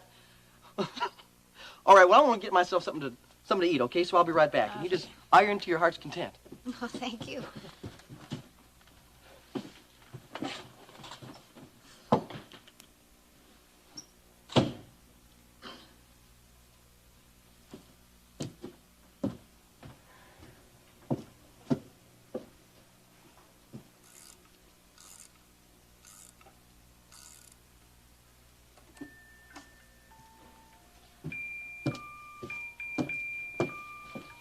You took my heart, all my... Elliot's looking very well, don't you think, Iris? I haven't time to play games, Paige. Now, do you want to talk to me about this? Or shall I go straight to Dennis and tell him what I know? Just what do you think you know? I had a visit from your friend and producer, Mr. Shaw. Oh, I knew you were low. But I had no idea how totally depraved you are until now. If you believe him... Don't try to deny it. He came with his proof documented. So, my son's wife furthered her career by acting in dirty movies. Or is a porno film the polite term for them? I only made one, Iris. Oh, only one? Oh, well, your friend Mr. Shaw wants a rather large amount for your one cinematic effort. He's not my friend, and if you believe him... He wants $1 million. Do you really believe you are worth that? Got to understand, Iris. I was desperate for money. I got in with the wrong people. I didn't know what I was doing when they started that film. Spare me the sordid details. Did you really think you could get away with it? That no one would ever find out? Because if you did, you're even more stupid than I thought. How you're going to enjoy telling Dennis this, aren't you? What a triumph for you, Iris. You can probably hardly wait. You really are stupid. Don't you know I would do almost anything to keep my son from finding out that the woman he's married is a tramp? And there's even a film to prove it. Does that mean you're going to pay Chris off? Well, that depends upon you, Paige. What do you expect me to do? I want you out of Houston. I want you out of my son's life, once and for all. That no one would ever find out? Because if you did, you're even more stupid than I thought. Oh, how you're going to enjoy telling Dennis this, aren't you, Iris? What a triumph for you. You can probably hardly wait. You really are stupid. Don't you know I'd do almost anything to keep my son from finding out that the woman he's married is a tramp? And there's even a film to prove it? Does that mean you're going to pay Chris off? That depends upon you, Paige. What do you expect me to do? I want you out of Houston. I want you out of my son's life, once and for all. And what do you think that is going to accomplish? It will guarantee Dennis a decent future. You see, I'm not going to let you ruin his life the way you've ruined your own. Do you really think getting rid of me is going to get you off the hook, Iris? Let me tell you, Chris is still going to insist on getting that money, every lousy dollar of it. Oh, and it will be worth every lousy dollar, as you put it, to get you out of our lives. You really think you have me right where you want me, don't you? My dear, I don't want you at all. And I'm willing to pay out $1 million to prove it. And what if I tell you I won't go, Iris? What will you do then? You won't dare say no to me. Try me. Hi. Are you waiting for someone, or you come in here to have a drink? I'm looking for someone. Oh, well, maybe I can help you. Who is he? He's a she. I'm looking for Elena Decker. Well, she's not here right now. Oh, when will she be back? I'm not sure. I could take a message. What's your name? Tell her Rena Decker was here, her sister-in-law. Oh, well, you could try over at the Aquarius Apartments. That's where she's living. I was already there. She wasn't in. Well, let's see now. The trailer, or she could have gone over to rehearse at the recording studio a bit. She's making a demo record today. That's why I'm here. I want to wish you luck. Well, how nice. I can show you how to get to the trailer park. All right. Now, if you just go out here up to Westheimer and you turn left and you go up about 5 miles, you'll see... Maybe I can help you. I thought you were going to the coop. I was. I am. But I just remembered I forgot something. Your wallet? No, my account book. You know, that little black book I carry around with me? Our business records. Business records? Yeah, business records of all our appointments and, what we spend on things. So when all that big money's rolling in and the IRS wants to know where it went to, well, I'll be able to show them. Yeah, and they'll still want some more money just the same. Well, did you see it anywhere? I may have when I was straightening up. Wait, I stuck some things in the closet. Well, it's got to be somewhere. Oh, here it is. I left it here in the bed. Well, if it's that important, why don't you just keep it with your wallet? All right, I'll do that. Now, don't you worry about me, huh? You just take care of the singing, and I'll take care of all the figuring, all right? Yeah. Look, Elena, why don't you just come with me over to the coop, huh? Instead of just standing over this ironing board moping all day. Well, I'm still hoping that Bernie's going to show up. Leave a note. No, Billy Joe, just run along, okay? Now, I still have a lot of stuff to do here, and it's calming me down. Honest. Now, I can imagine when you're rich and famous, we're going to have to rent out other people's laundry just so you can calm down before a show. Billy Joe? Yeah? You think Bernie's all right, don't you? Buzzards couldn't get to him. Now, calm down, will you? I'll be back a little later.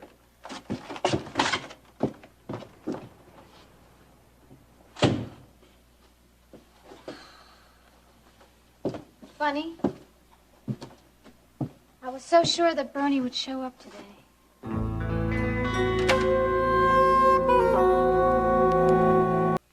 And who are you, sir? Oh, I'm sorry you don't remember me. I remember you very well. Oh, we've met before? Yes, my name is Chris Shaw. I met you at Iris Wheeler's home. Iris. Yes, it was at the wedding reception that Iris gave for her son and his bride. Oh, you're a friend of the Wheelers. Nice to meet you. Well, I'm an old friend of Paige Carrington's and a new friend of Mrs. Wheeler's. Oh, nice. Now, how may I help you? Thank you. I think I have all the information I need from, Bobby Sue. Yes, thanks. You'll have no trouble finding the trailer park. Well, if you excuse me, I think I have to go looking for Elena. Bye. Bye. Nice seeing you again. What do you mean you won't go? I'm not going to leave Dennis.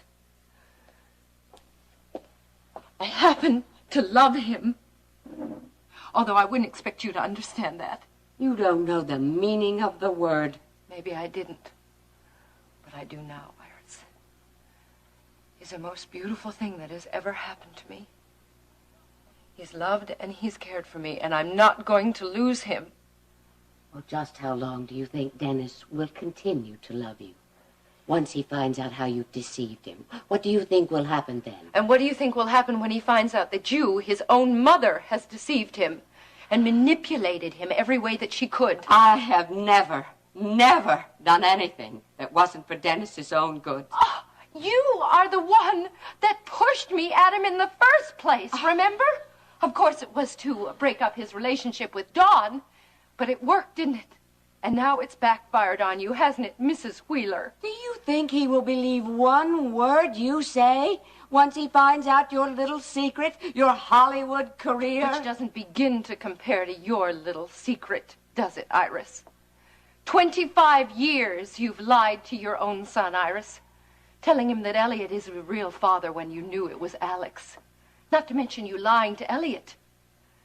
Even if he could forgive you for what you've done to him, do you really think he could ever forgive you for hurting Elliot? He absolutely adores that man.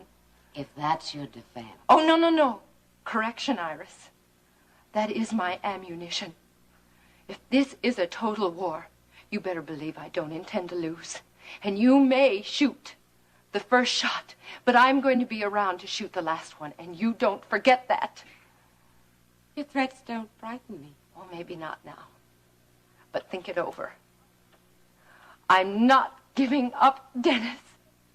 He loves me, and he believes what I want him to. Can you say the same? Your credibility is a little thin these days, don't you think? You bluff very cleverly, Paige. If I didn't know you so well, I'd be impressed. But I still strongly recommend that you take my offer. Oh, what? You pay off Chris and I leave Dennis? In a nutshell, yes. No way, Iris. You see, I will never walk out on Dennis. Not if you put a gun to my head. What a tempting thought.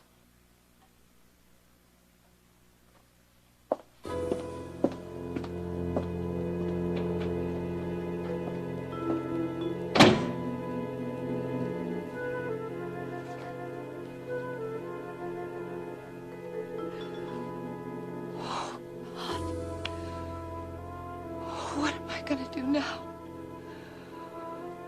What am I gonna do? How you doing, Mama Sue? How you doing? Today's a big day, isn't it? You betcha. And from today on, it's look out, world, here we come. I bet Elena's real excited. Yeah, she's just rearing to go. Oh, say, did that woman ever find her?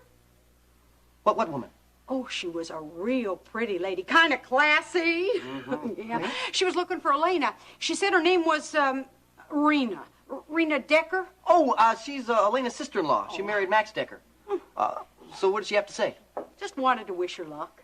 Well, that's nice. Yeah. But my client isn't going to need any luck. Say, I hear Bernie's back in town. You heard what? I heard Bernie's Yeah, back. never mind about that, but who told you that? I heard it from a client, Julie Baxter. She didn't actually see him, but her husband Where? Doug was hanging around the trailer park. Yeah, well, when was this? I don't know, yesterday. Maybe today. She was having a perm. Oh, never mind about that. Wait, something wrong? You don't think that Chris knows anything about Bernie being back, do you? Not from me. Say, have you seen Bernie? Well... Have you? Oh, so anyway, we're only going to do this one sum. We're going to go all the way. Roy, get lost. You too, cowboy. Come on out now. Yes, sir, Mr. Shaw. Yeah, I guess I better get busy, too. Not so fast, BJ. We've got a couple of questions to answer first.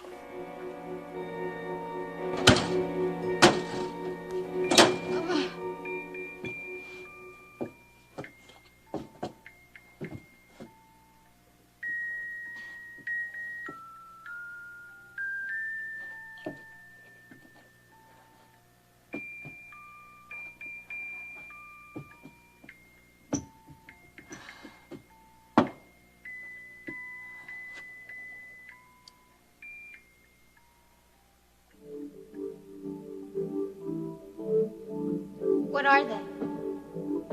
Oh, just something to help you relax. You mean the tranquilizers?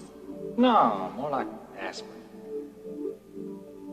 I don't know, Bernie. I don't like taking pills. Oh, it's nothing to worry about. They're real mild. No, thank you, but I'd rather not.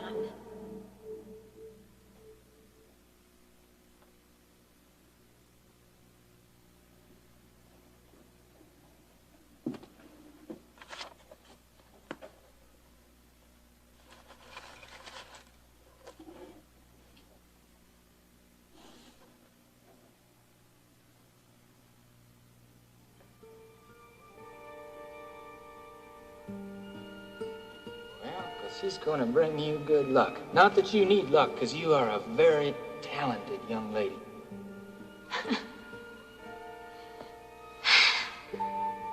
I think that this is the nicest present I've ever gotten.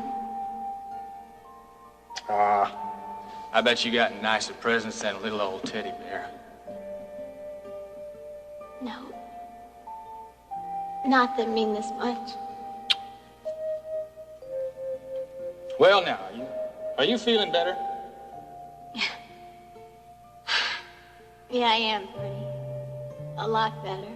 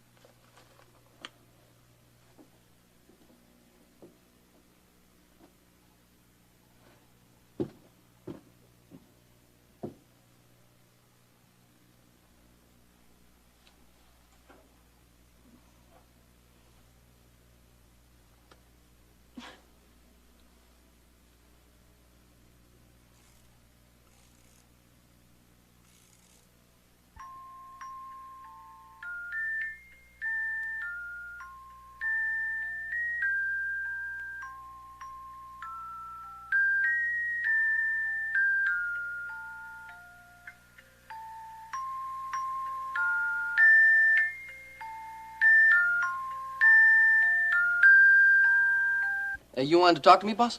Yeah, what time does this recording session start tonight? Oh, we're scheduled at L&R at 5 o'clock, but, you know, that's if we're on time. Of course, where is the L&R studio? It's on Olive Street. 1511 Olive Street. Why do you ask? Because I plan to be there, BJ. Iris, can you tell me what Paige did that was so terrible? I can't, Rena. Can you tell me who's blackmailing you? No, I told you too much already. Iris, I want to help you. I know, darling, and I appreciate your concern, but All right.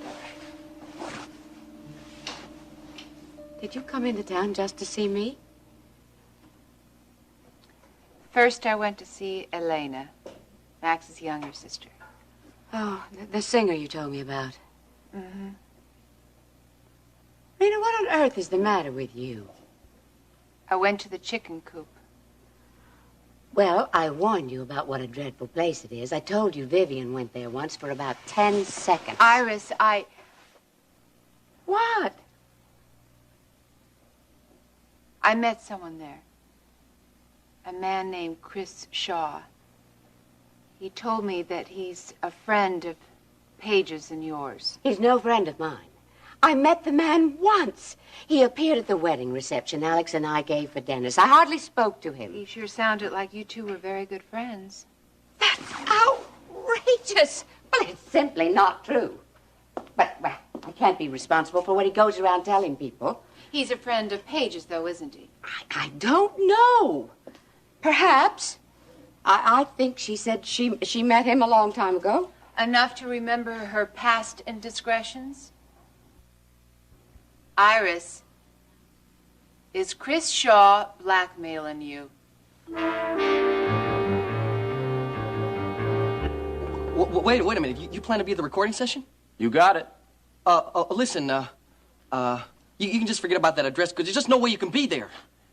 Getting a little bit big for your boots, aren't you, BJ? Remember, you're the hired help around here. Hey, look, it's nothing personal. It's just that we can't have anybody hang around the studio while Elena's doing her demo tape. I mean, she's nervous as it is. I won't make her nervous, BJ. I'm here every night when she sings. That's different. I mean, this is different. Just forget it, okay? I mean, it's no hard feelings here. Just forget the whole thing. Well, I'd really like to oblige you, BJ, but I'm afraid I can't. You see, I've got a job to do. What are you talking about here? Well, I won't be there as Elena's boss. I'll be representing Mr. Lawrence. Since when?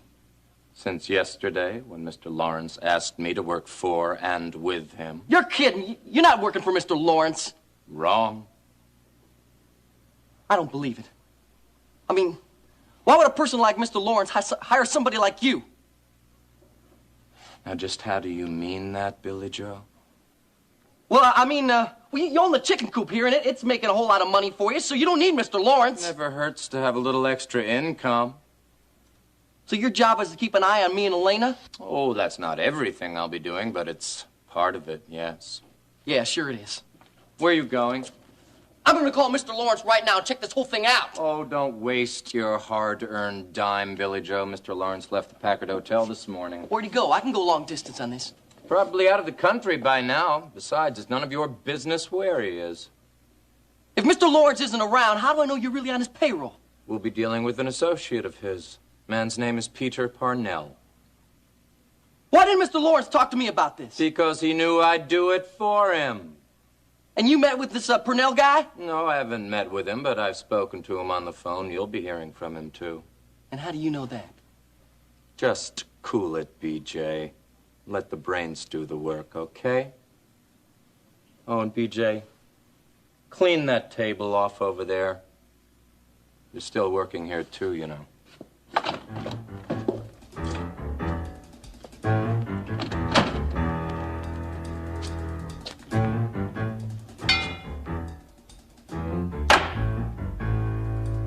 I don't know about that, Mr. Shaw.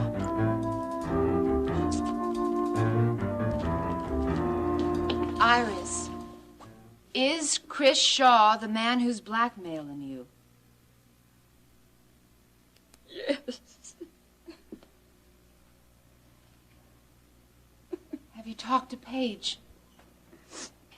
I went directly there from your place this morning. What did she say when you told her you were being blackmailed? Not much. She didn't deny what that awful man said was true about her, did she? Oh, there's no way she can deny anything, believe me. Well, what did you tell her when you said that she had to help you straighten out this $1 million mess she got you into? I suggested a way in which she could be very helpful. And? Well, she didn't take to the idea. Well, she has no choice.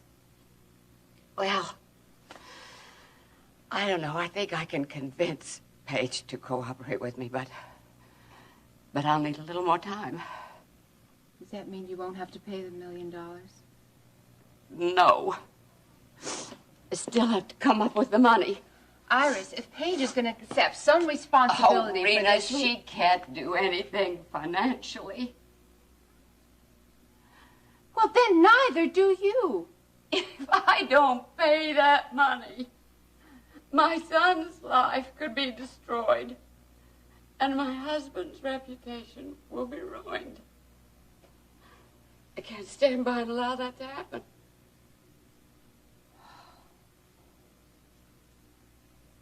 Iris, it's mind-boggling. $1 million.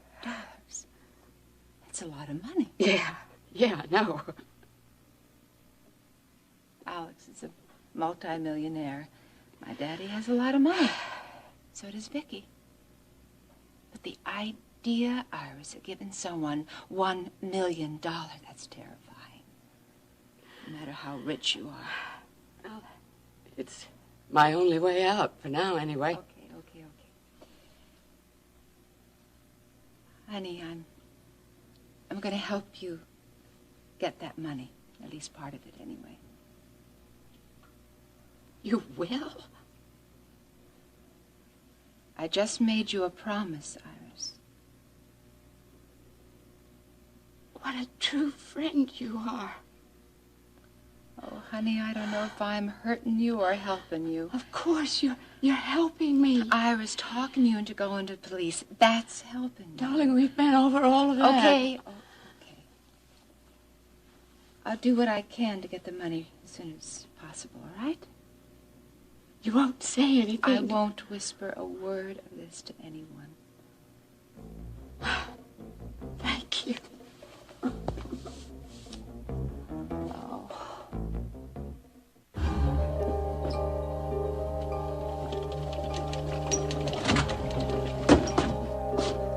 It isn't time to go yet, is it? Huh? What? No, not yet, no. Well, what's wrong? Huh? I don't know, but as soon as I make this phone call, I'll find out for sure. Well, who do you have to call? Mr. Lawrence, the Packard Hotel. What's happened? Chris says that he's leaving Houston. Hello, Packard Hotel? Yeah, let me speak to Mr. Lawrence. Yeah, Jim Lawrence. He's not? He didn't check out, did he? Well, yeah, I understand. Listen, did he say where he was going?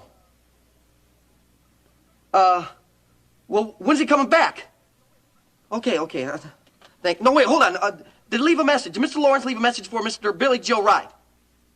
No, W-R-I-G-H-T. Nothing at all?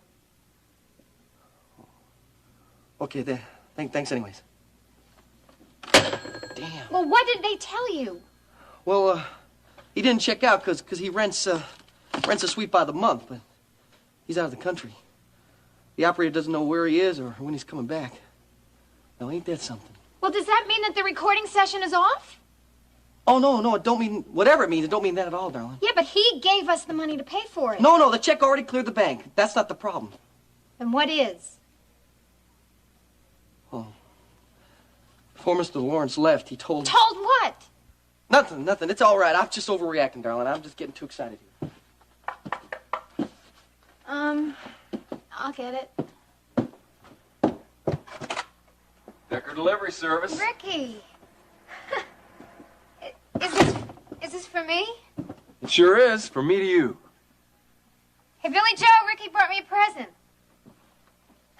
Great. I think I'll go over to Maggie's. Oh, I thought you had lunch already. Oh, I forgot. No wonder my stomach feels like my throat's cut. Hey, let me bring you back something, huh? No. Oh, please, no. I can't face food right now. Okay, whatever you want. Ricky?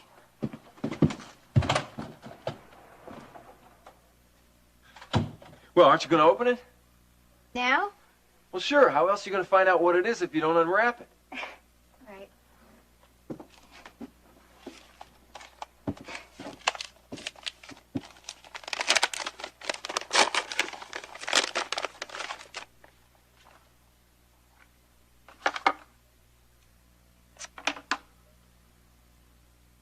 You like it?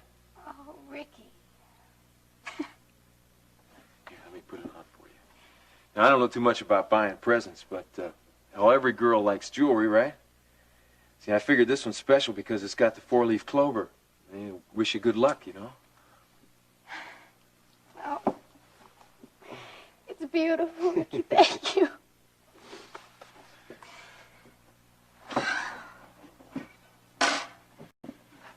Wait a minute. Did I do something wrong? No. No, it's just that everybody's being so nice to me. Well, why shouldn't they be? You know, you gotta know, sister, that everybody's pulling for you for this demo to be really great. Now, what did I say? Nothing. See, it's just that the more that people tell me that they want me to do good, the more nervous I get. I mean, that doesn't make sense. I'm just real afraid that I'm gonna let people down.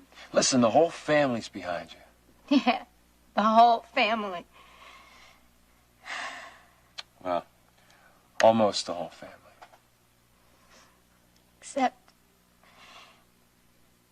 Except Max, of course. I mean, you don't have to tell me how he feels about anything that I do. He couldn't care less, Rick. Oh, Elena, don't. Well, it's true, isn't it? Isn't it?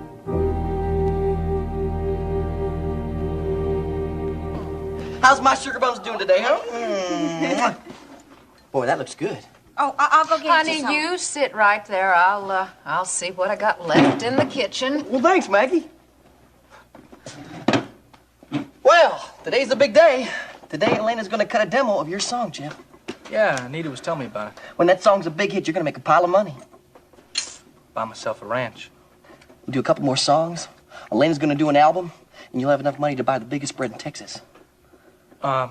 Billy Joe, there's just one problem. See, I'm not a songwriter. Well, sure you are. You wrote that terrific song for Elena, didn't you? That means you're a songwriter. No, man, that was just luck, you know? I mean, if it turns out to be good, I could never do that again. No, wait a minute. I'm sure if you sat down and you just thought about it, you'd come up with a whole slew of hits, just like that. Look, I'm not going to do it. But, Jeb, you got to think of the money you're going to be making. I am not a songwriter, okay? Now, if this turns out for you and Elena, that's swell, terrific, congratulations. But, I mean, that is as far as it goes. Have you seen Elena? No, I haven't. No, not since I gave her the song. Well, she's in the trailer. Why don't you stop by and wish her good luck for today? Well, Nita, I don't think she'd want to see me, especially now that I'm engaged to Courtney. Does she know you're engaged? I didn't tell her, and she didn't say anything. Oh. Well, don't mention it. Just go by like your friend and tell you're behind her all the way. Yeah, that's a good idea. Oh, Go do it. She's so nervous. And the more support she gets, the better she's going to be singing today, right? Right.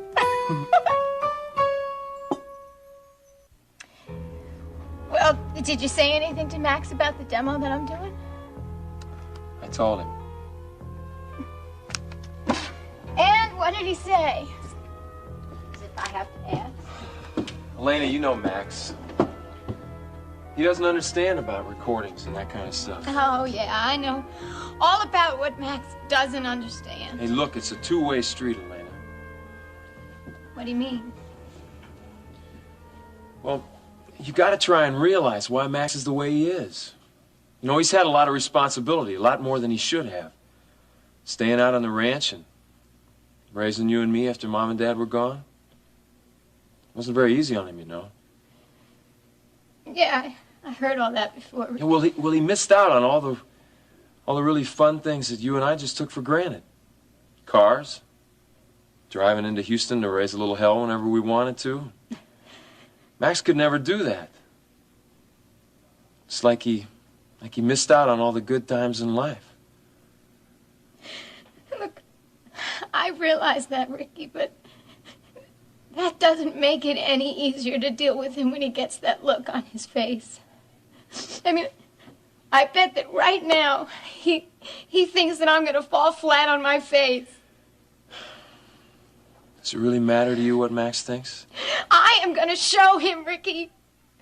I am going to show everybody. I am going to be that star that Billy Joe says I can be. Look, if you've got the talent, and everybody says that you do, I am going to be so big that nobody can ever put me down again. honey, it's great to have all this ambition, but well, just be sure that you're doing what you're doing for all the right reasons. I am going to be rich, and I am going to And be loved?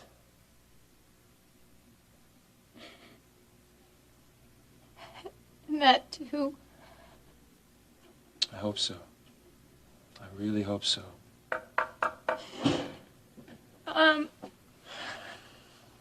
Who is it? Why don't you open the door and find out?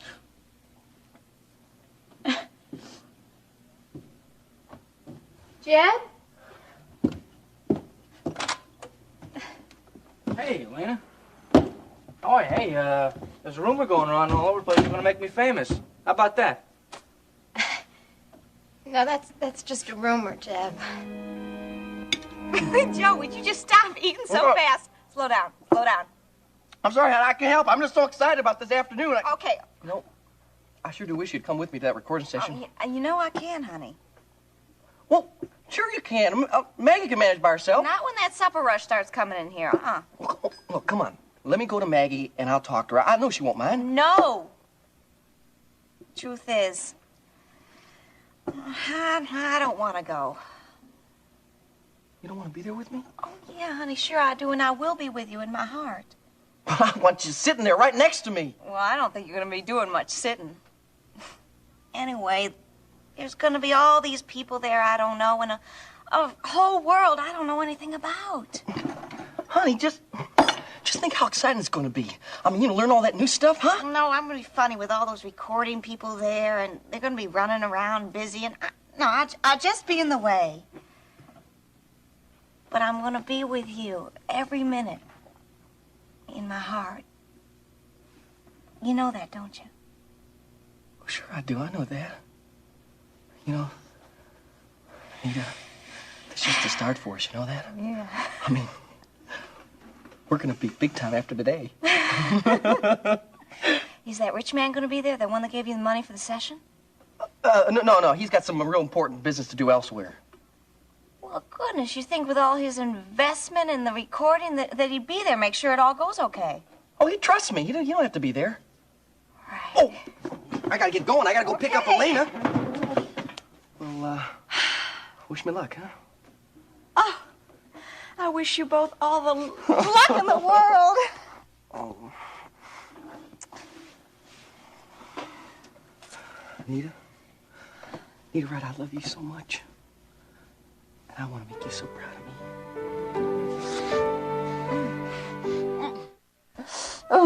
That's better.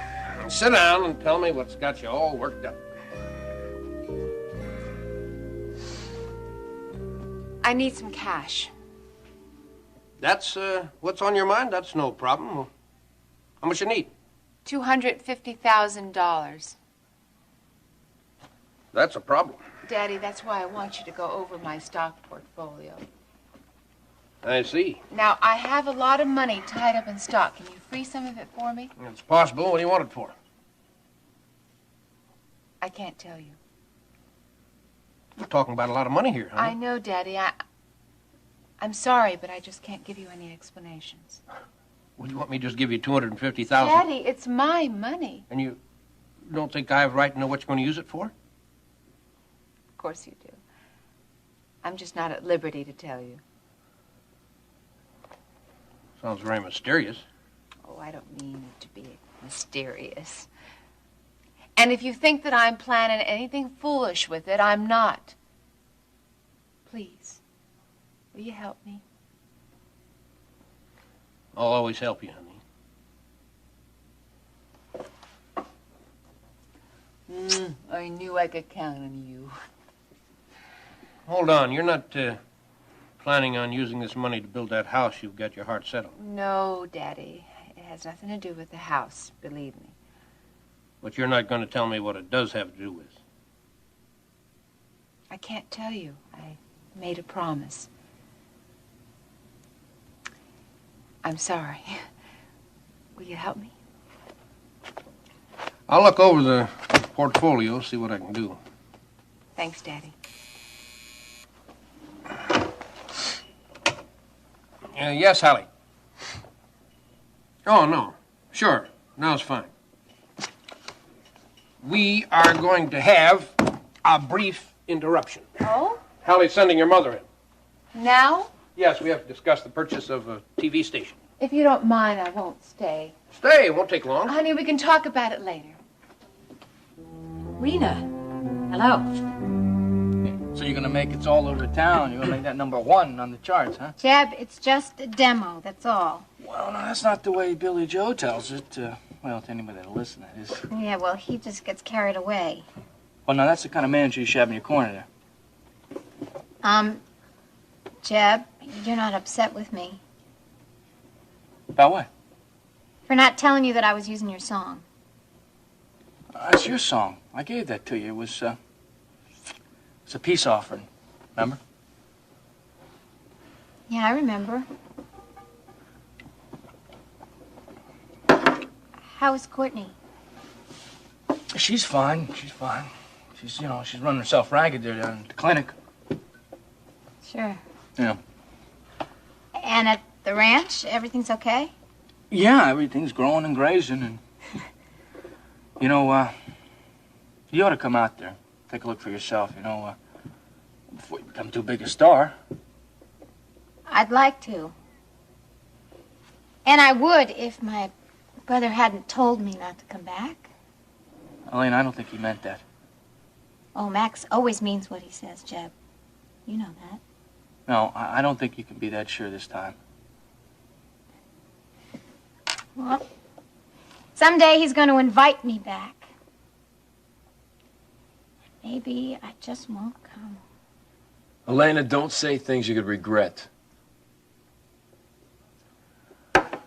Well, I can't believe it. I'm a genuine songwriter now, Well, you know it. I mean, Dolly Parton, Charlie Pride, they're all going to be calling me up. Ricky, I got to get an unlisted phone number now. Yeah. Hey, Jeb. Yeah. Look what Ricky got for me. It's for luck. That's real nice. Oh, wait. There's something else that I didn't tell you. Oh. And show you. This Teddy bear. Teddy bear, huh? Isn't he cute? Isn't she kind of old to be playing with toys? Yeah, I think she is. I thought so. Well, wait a minute. This is just not any toy.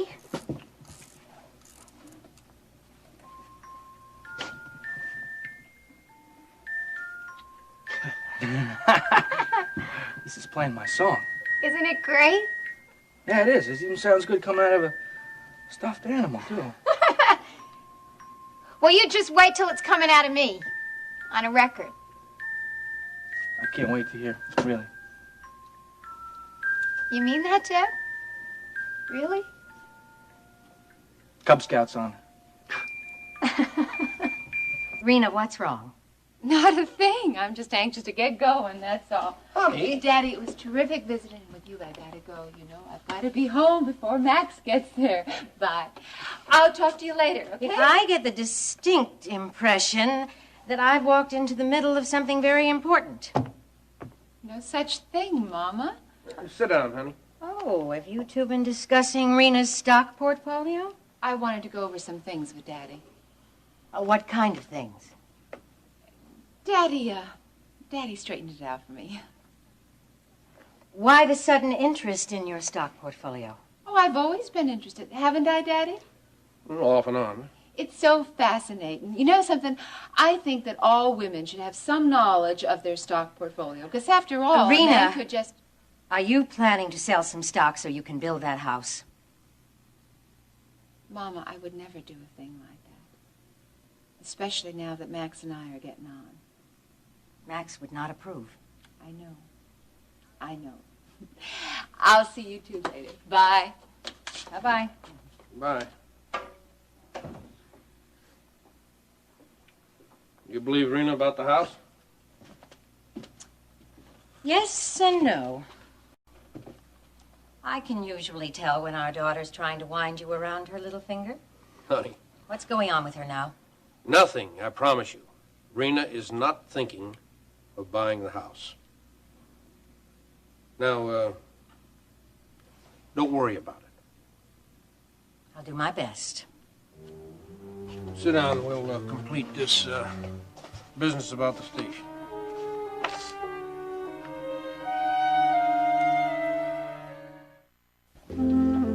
Well, I'll tell you something. Success is not going to go to Elena's head. Look at her. She's doing her laundry and everything, ironing. Honey, why don't you put that ironing board away? Woo!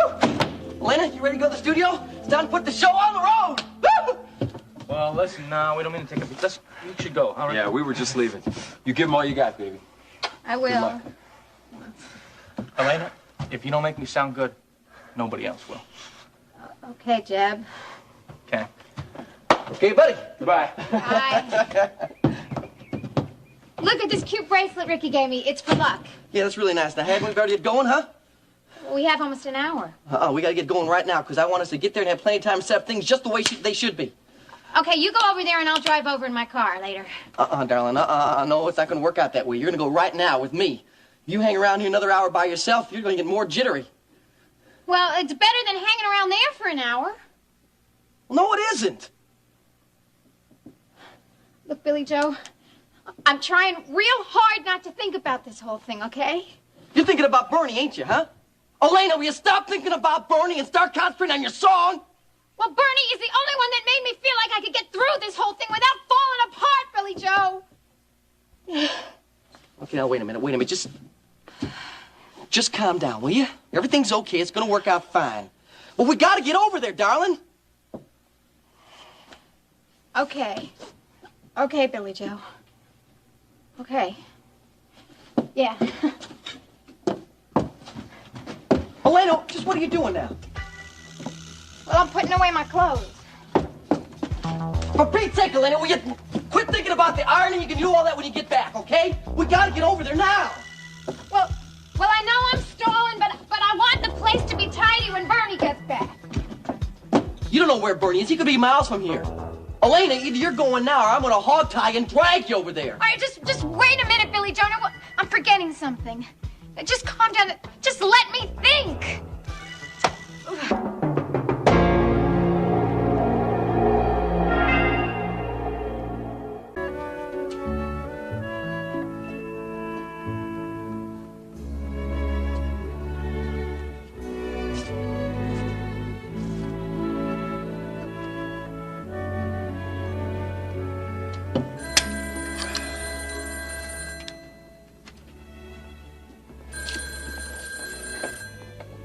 Hello.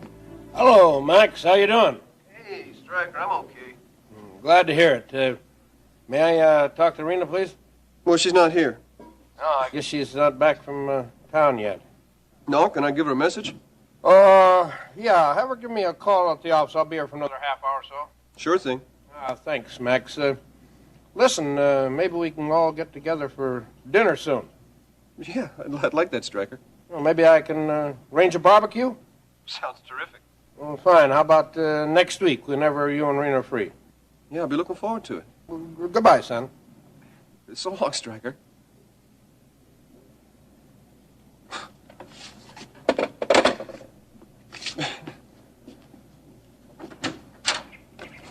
Hi, Nick. Hey, honey. Get my note? Yep. Took me a while to figure out your scrawl, but I finally got it. I know. Sometimes I write notes the way I talk. Your daddy just called. Oh? Yeah, he wants you to call him. He sounded a little nervous talking to me on the phone. What's going on? I shouldn't be gone very long, Roy. BJ only booked the studio for a couple of hours. Oh, if they call about those new glasses that we ordered, tell them I'll get back to them as soon as I can, okay? Right. Afternoon, Chicken Coop. I'd like to speak to Chris Shaw, please. Just a minute. I'll see if he's here. This fourth time this lady's called you this afternoon. I am not in. I'm sorry, ma'am, but I'm afraid Mr. Shaw isn't in. Do you expect him soon? No, ma'am, I reckon I don't. All right, thank you. Thanks, Roy. I'm gonna get away with this, Chris.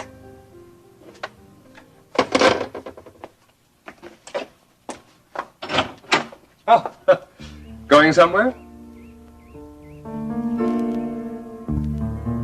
Wait, I am certain that I'm forgetting something. Well, it can't be that important. Here, it's probably your purse here. No.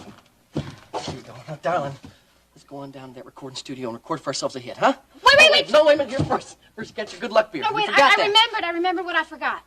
What? I want to bring my costumes. What for?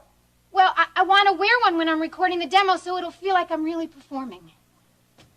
Okay, get whatever you want, all right? But hurry up. You can change over at the studio in the dressing room, okay, when I'm checking up on things. Come on, let's go. Hurry up. Okay, all right. Should I wear my white one? Whatever you think. Yeah, white. Whatever makes you feel best, okay? Come on. Or how about...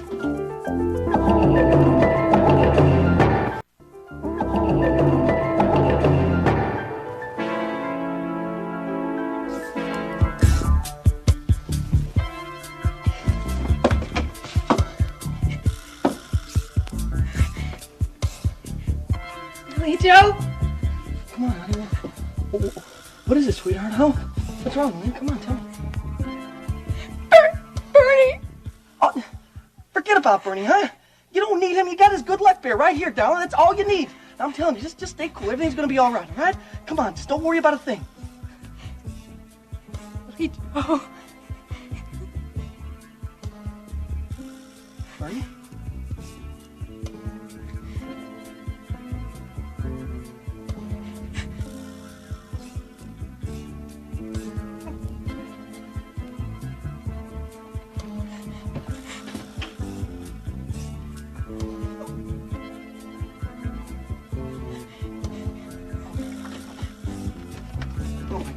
Oh, Billy Joe! It's gonna be all right. Now just calm down, okay? But Billy Joe, he's dead. I know, I see him! I see him in there. What do you think? I saw it. I just know what's going on here. Calm down here. We gotta do something here. Billy Joe. Close it. Now just Lynn, you gotta calm down, all right? Close the closet door, Billy All right, Joe. I'm gonna close it. I'm closing it.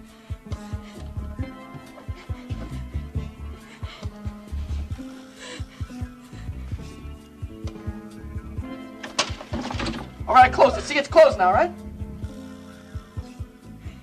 Joe. We have to do something, Billy Joe. Len, you gotta calm yourself down, all right? Will you just calm down? Please. No, we're not gonna call the police. We have to. Elena, I got a record. Those police come in here, man. You know the first thing they're gonna do? They're gonna blame me right off the bat. We cannot leave him there, Billy Joe! I know! We're not going to do that, darling. We're not. Now, just calm down. I'm not gonna leave Bernie there, and I am gonna do something, all right? Just give me some time to think, all right? Now, we just calm down, all right? Ricky, Joe, please call Ricky. All right, I'm gonna call him. Is it Maggie?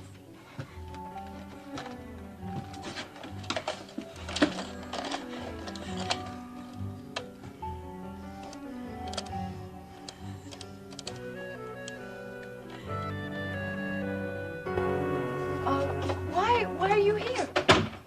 Dennis called me this afternoon, asked me to come over for dinner. Yes, but Dennis won't be here for a couple of hours. Yes, I know. I made a point of getting here earlier so that I could have a chance to speak with you. I don't have time to talk right now, Elliot. Why is that? Because, look, if you came here to have another go at me, let's just try it some other time, all right? I haven't come here to have a go at you. I came here because of Iris's little visit. And why should you be concerned about that? You remember Iris and I were married for quite some time, and I've gotten pretty good at reading her. She's on the warpath about something, and that path leads straight to your front door. It's no secret that she has no use for me. What was it she wanted with you? She came by for a visit. Oh, yes, did she? Yes, she did.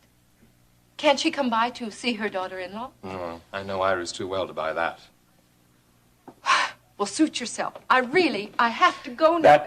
That conversation about the book, what was it called? Endless Passion?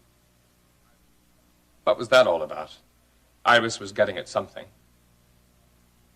Was she? Yes, she was. And I think you know what. And I think you're making far too much out of what Iris says, Elliot. Paige, what are you hiding? What have you been hiding these past months? I don't know what you're talking about. I'm talking about the mugging. I'm talking about that strange friend of yours from California, that Chris Shaw who showed up at the apartment.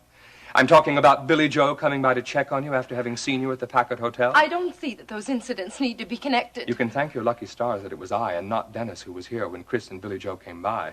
But one of these days, you're not going to be so lucky. Please, Elliot. Go away and leave me alone. And let you slip into Iris's setup? Because that's what's going to happen. Paige, what is it that you're hiding? Is it really so terrible?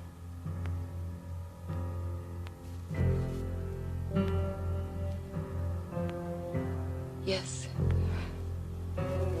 It is.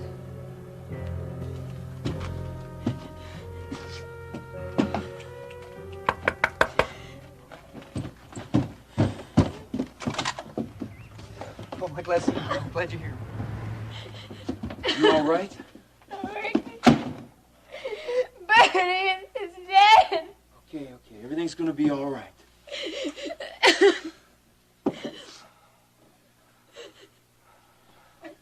Where is he?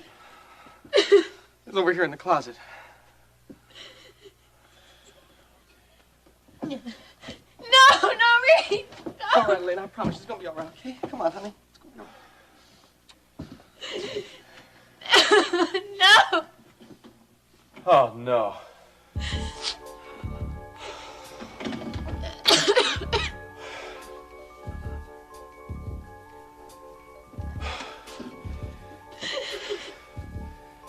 How'd he get in there? I know how I got in there. What do you think, that I put him in there? I don't know what to think. I'm just asking you. No, I found him there. Okay, just take it easy, all right? Me and Elaine were just getting ready to go to the recording session. You know that. You saw us. And then in the last minute, she opened up the closet door to get some costumes, and there Bernie was. Have you been in the trailer all day? Well, what do we do now? Call the police.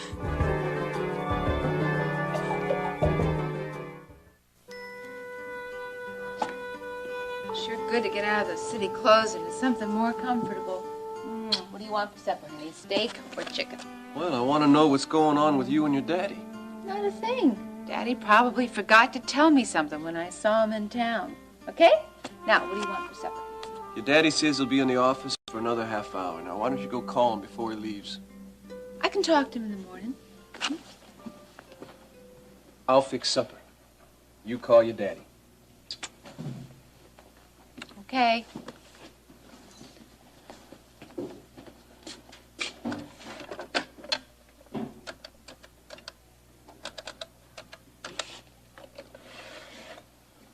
Hi, Daddy. Hello, honey. You just get home? A few minutes ago. Mother still there? No, she's gone back to KVIK. Now, listen, honey, I've looked over your stock portfolio, and I can arrange to sell some of the stock, but this is a bad time to sell. It's important, Daddy. Do the best you can, okay? All right. But on one condition, I'm going to tell your mama. Oh, no. Don't do that. I'm not going to put $250,000 in your bank account and not tell your mother. Why not? Listen, honey, you think about what you're asking me to do. Now, your mother will understand. You just sit down and talk to her. Daddy, why don't we talk about it tomorrow, okay? I've got to fix supper for a hungry husband here. All right, but you think about what I said. All right. Talk to you tomorrow. Bye. Oh, I see you've decided on steak. See what else we've got here. What was that phone call about? Oh, just some business stuff. What kind of business? Oh, honey, do you want baked, mashed, or home fries? That call sounded important to me. Not really.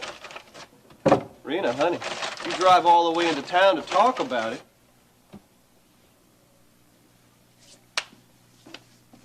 I didn't drive into town to see Daddy. I went to see Elena. Elena? Yes. Oh, honey, I knew she was scared to death, poor thing, so I wanted to give her a little support. I wanted to wish her luck on her recording session. Now, I told you to stay out of that.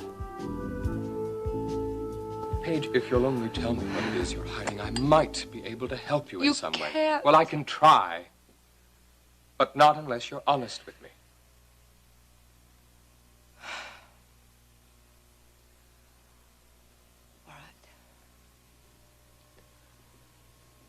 I did something.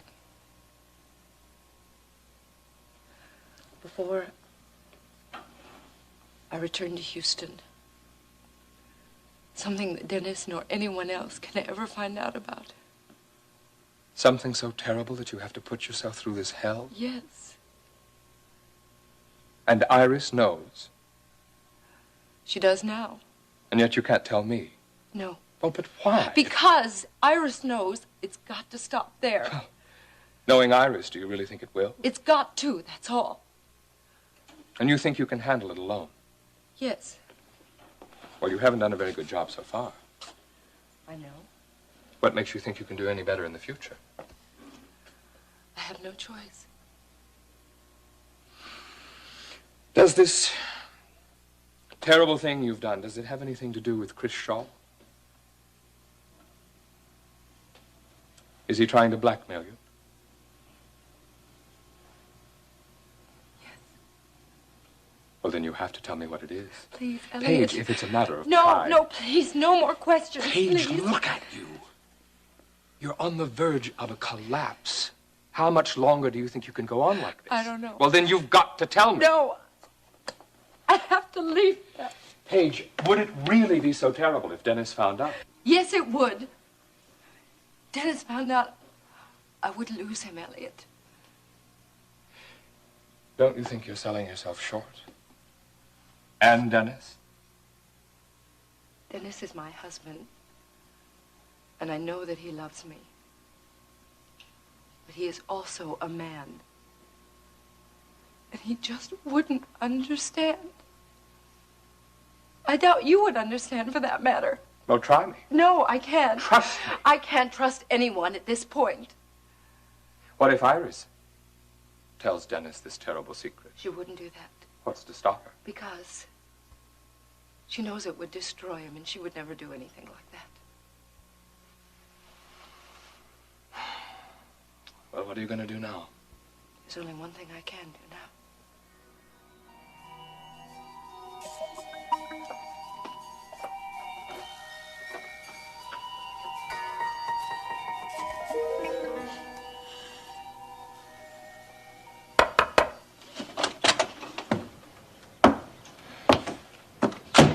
I should have known you'd get yourself in trouble sooner or later. Now look here, Donovan, I didn't get myself in any more trouble. It sure looks like it to me. Well, where's your proof? You're here, aren't you? Didn't I tell you, Elena, huh? Didn't I tell you they laid the whole thing right there on my door? Will you just cool it? Detective Donovan, this is my sister Elena. She found the body. Where is the body? It's in the closet. No, don't! Elena, Detective Donovan's got to check this out. I'm getting out of here. Nobody can leave until you're questioned. I'm not staying here. Now look, miss, my partner is talking to the people who live in the trailer next door. Now just as soon as he's We got finished... important business, Donovan. This is important, right? You see, Elena was supposed to make this demo tape today. Well, I'm sorry, but that'll have to wait. Now look here. This girl's gonna have a big chance. I'm not gonna see you blow. Shut up!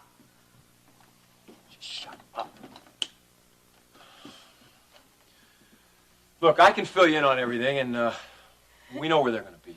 They're not going to leave town. Where's this studio? It's L&R Recording Studios. It's on Olive Street. I think I'm gonna be sick. All right, I'll tell you what I'll do. You can go to the studio with Officer Thompson as your escort. Oh, great. We get to ride there under an armed guard? That is my best offer. That'll be fine. Thompson, I want you to take 2 people over to L&R Studios. When you're finished, I want you to call me and I'll tell you where to meet. It's all right to go now? Let's go. You can't remove anything from the crime scene. This is my teddy bear. You think that teddy bear killed Bernie? Okay, get out of here. Come on.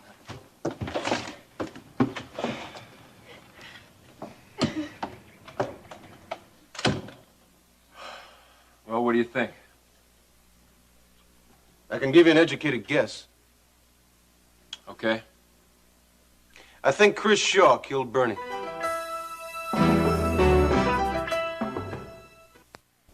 Elena is my sister-in-law. And Max, I like her. Ricky said she was scared and nervous. Well, I wanted to give her a little support. Now, what's so terrible about that? I've already explained my relationship with Elena to you. There is none, and I don't want one. Does that mean I can't have one either? Maybe I can help you and Elena get back on the right track. I didn't ask for that kind of help. And besides, Elena's been on the wrong track all her life. Oh, Max. Max, you can't mean that. Yes, I do. Elena, she's in Houston right now, running around with all kinds of trashy people, and that Billy Joe Wrighty's been in Huntsville prison, and that Lord knows what kind of people she's been messing around with in that chicken coop place. And she's also living in the Aquarius Apartments. She's probably met a lot of nice people there. Dennis and Paige Carrington live there. Rena, I've had to deal with Elena much longer than you have, and I know a whole lot more about her nature than you do. I doubt that, Max. I don't think you've even tried to get to know Elena. All you can see is that she hasn't been living the way you want her to live. So, you've just blocked her out of your mind. Rena, how long have you known Elena? I mean real well. Since we've been married, but... Well, then how can you claim to know her better than I do? Maybe because I'm a woman. I can understand how she feels. Now, that argument just doesn't hold water. You know that. Especially when I brought her up and watched her grow. And you couldn't forgive her for wanting a different kind of life than you had. Max, why can't she have her own life? Why is it so hard for you to accept and allow differences in people?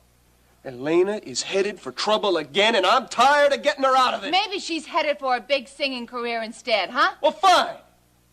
that's the kind of life she wants, let her have it. But I don't want any part of it.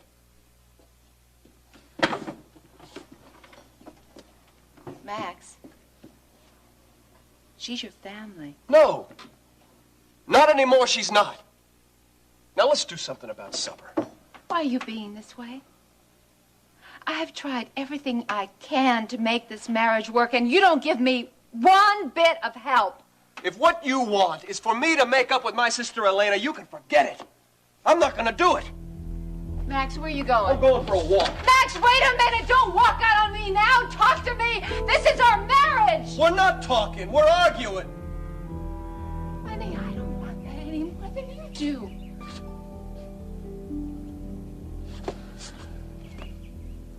We'll talk later, okay?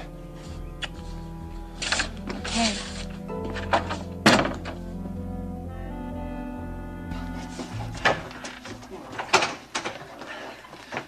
Hey, Andy! Hey, Jeter, is everything all set up? I didn't think you two were gonna show up. Yeah, well, we had a little business to attend to. It'll be another 20 minutes. What's with the cop? Oh, yeah, he's just a friend of Elena's here. Weird friends. Want a beer? No, I don't want any. What's wrong with Elena? She's just a little nervous, that's all. Sweetheart, listen, you better go calm down, okay? Just get yourself a little calm down, all right? I don't think I could do this without my costumes, Billy Joe. Hey, what do you mean? Come on. Hey, you don't wear costumes when you rehearse, do you? So just pretend like this is rehearsal. That's all. Just think of it like that, okay? Try. Good. Now, what I want you to do is, I just want you to, just go into your dressing room, okay? Now, I want you to try to calm yourself down, all right? I gotta take care of some things here with Andy and Jeter, all right? Maybe we should cancel this. Now, listen, you get that whole idea out of your mind right now. Get it out. Get it right out of your mind. Because this is your big chance, Elena. This is your big chance, and it's mine, too. This is so important. Now, once you go back in that dressing room, I want you to relax, okay? Now, just take a couple deep breaths, you know? That's all you gotta do, and you're gonna relax, and I want you to think of nothing. Don't think of anything but that song, all right? Okay, darling, huh?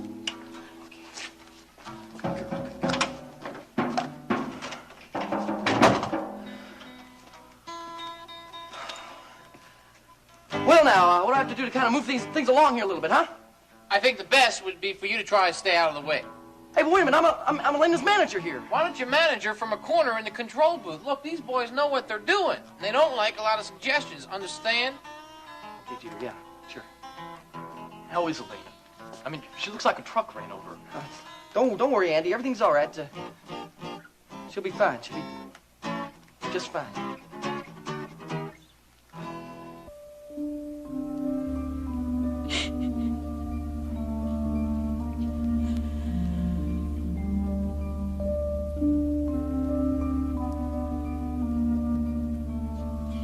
What is it? Well, open it and find out.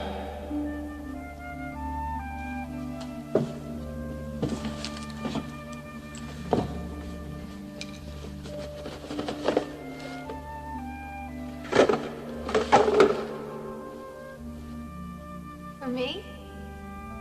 Yeah, for you. But why? Why not? It's a little good luck present to wish you success in your singing career.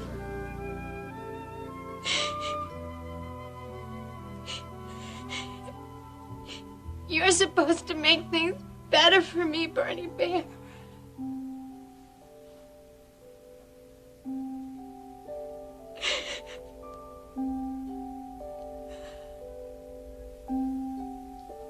What are they? Oh, just something to help you relax. You mean like tranquilizers? No, more like aspirin. I don't know, Bernie. I don't like taking pills. Oh, it's nothing to worry about. They're real mild. No, thank you, but I'd rather not. Well, keep them just in case. Look, I really don't need them, Bernie. Well, you never know. Now, you've never done a demo tape before. You just might get real jittery. Yeah, well, I'd rather be nervous than numb. These aren't going to make you numb. I told you they're not strong. Bernie would not give you something like that.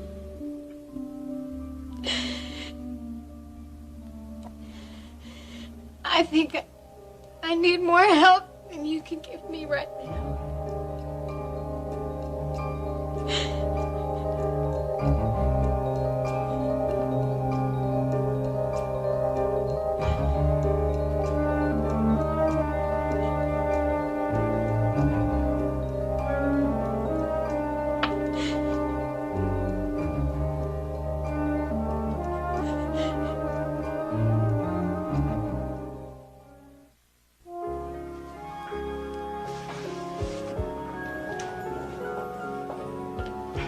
Hey, Miss, I'm sorry, but the coop isn't open yet. I was looking for Chris Shaw. Well, Mr. Shaw isn't here right now. Do you expect him soon?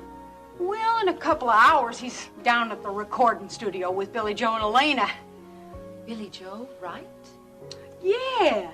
Are you a friend of Billy Joe's? I know Billy Joe. What'd you say your name was? I didn't. Well, like I said, Mr. Shaw should be back shortly, unless he has another appointment. But Roy'd know better about that than I would. Roy? He's my boyfriend. And he's the bartender here. I don't really work here. I run the beauty parlor down the street. Although from the amount of work I do helping Roy, I might just as well. Maybe I should ask him to talk to Mr. Shaw about getting part-time for me. If you don't mind, would you please talk to this Roy person and see if Mr. Shaw is expected after the recording session? Sure. Thank you.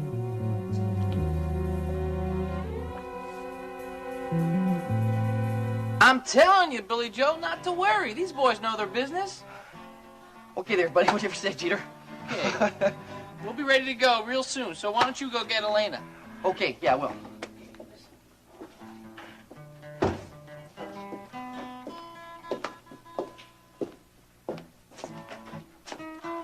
What the hell are you doing here, man? I'm here as Mr. Lawrence's representative. I told you that earlier. You're the last person Elaine needs to see right now. She's a nervous wreck as it is. What's she so nervous about this little session for? She sings at the coop 2 sets a night, 6 days a week. It's not the session, man. It's Bernie. Bernie? Him being dead and all. Bernie is in Mexico. He's in the closet of his trailer, dead. Elena found him there just before we came here. Wait a minute. You want to back up and tell me what happened? Thought you knew all about it. How was I supposed to know? I figured if you caught Bernie back in town, you'd be the first one to grease him. Oh, it's true. I didn't want him around, but he's not worth killing. He's a 2-bit punk. Yeah? Well, somebody must have thought he was worth it. Yeah. I wonder who. See that cop over there? Yeah, I was wondering why they need security around here. He's not security, man. He's been dogging us. We couldn't leave the scene of the crime without him. They wanted to make sure we didn't skip town. Oh, they think the two of you had something to do with it? First of all, man, Donovan won't trust me far enough as he can spit. And the second of all, I know Elena's a nervous wreck. I just wish she can pull through this whole thing. But she's gonna fall to pieces, man, if she sees you here. Why, does Elena think that I'm responsible for Bernie's death? Well, let's just say she's filled with all sorts of crazy thoughts. And as far as it goes, I don't know what she can do right now.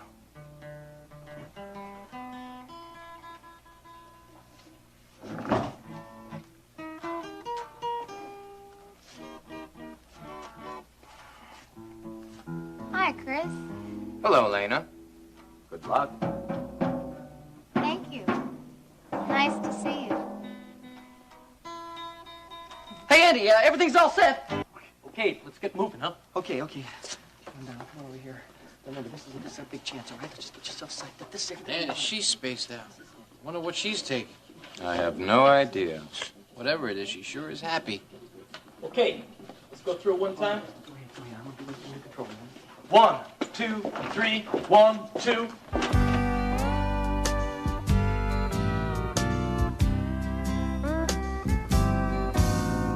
It's all over town, that it's all over now.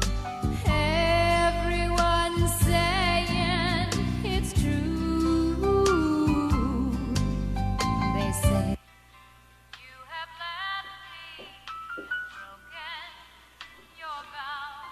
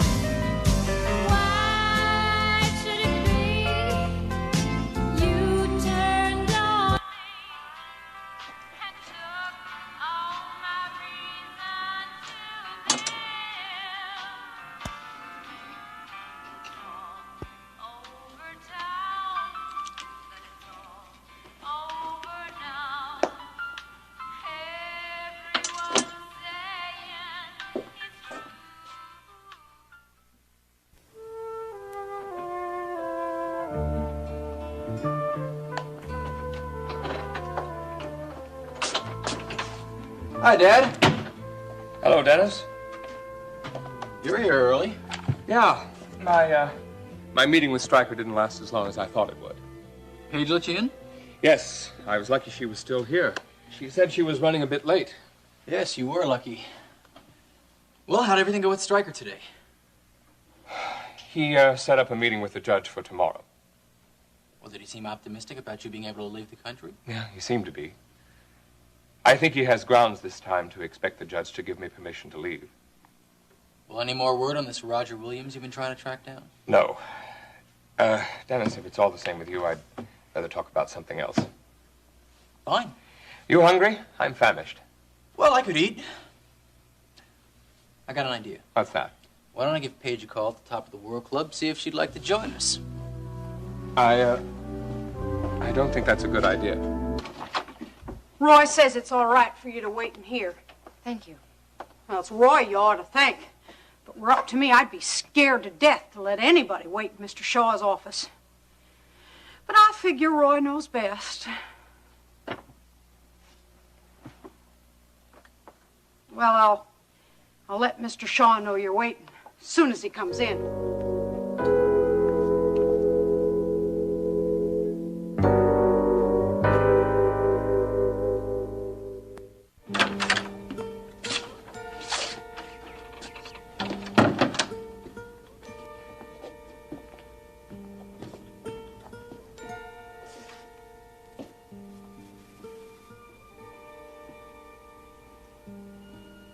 Hi. Hi.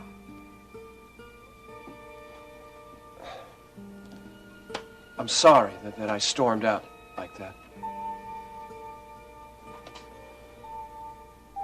You walked a long time. Yeah, well, I had a lot of thinking to do.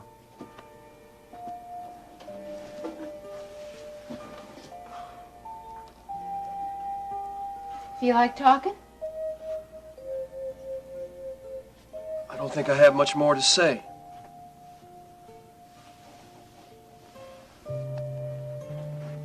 There's a lot more to say about Elena. I've said it all. I think I'll start supper. Honey, please, please. Don't be angry. How do you expect me to feel? Max, you shut me out of your life. I can't deal with that. I can't live that way, Max. Well, you know I love you, don't you, Rena? Yes. Well, isn't that enough? No. I don't know what else I can give. Give me, Max, that part that you keep hidden away. Rena, honey, you're more part of me than anyone on this earth. We live together. There's got to be more than living together. Max, I want to be a part of what made that man that I love. I want to know about your great-grandparents, about that fourth cousin once removed. I want to know what you were like when you were Steve's age. That's not important. It is to me. It's all important because that's a part of your life. Max, you won't let me see that. I'm feeling closed out, you know? I feel separated from that part that's so important. Honey, this is your land. Your sunrise, your sunsets. You belong here. I'm still a stranger. Max, darling Max. I don't want to be a stranger anymore. But I have to understand, you know.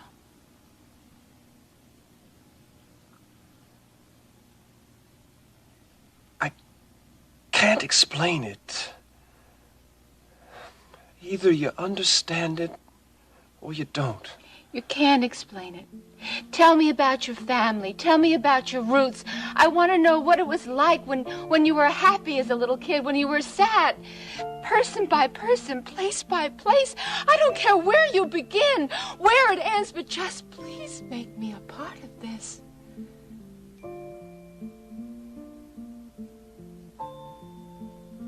I can't. I'm sorry. I just can't.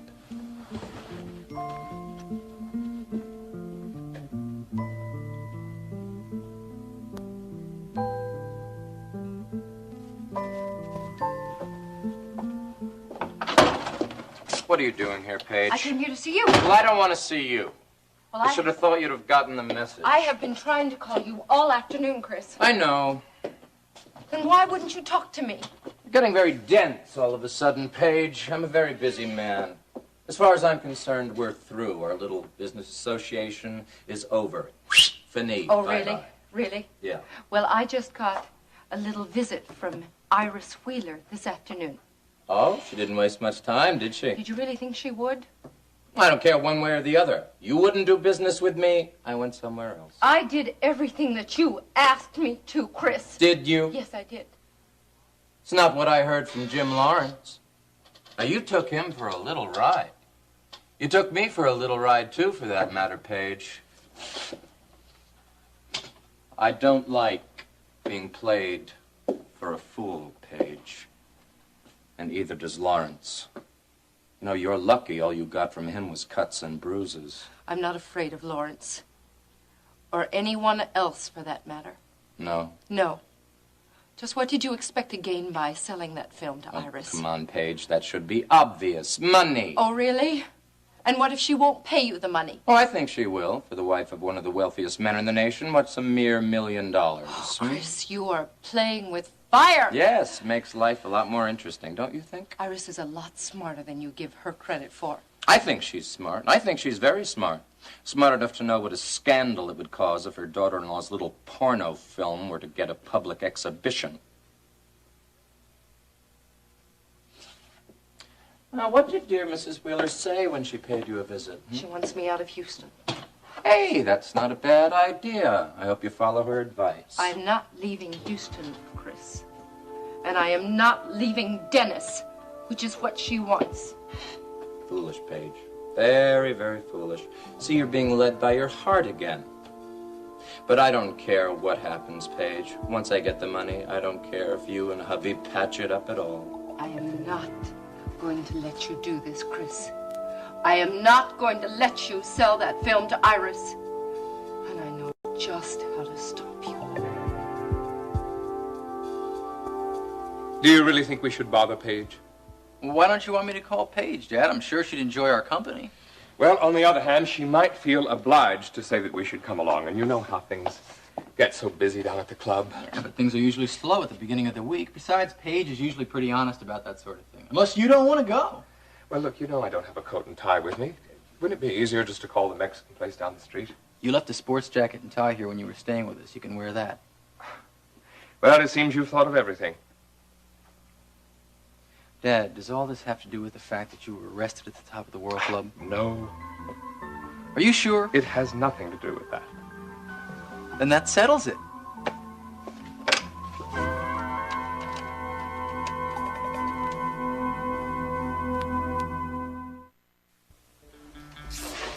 And just how do you think you can stop me from selling that film to Iris Wheeler?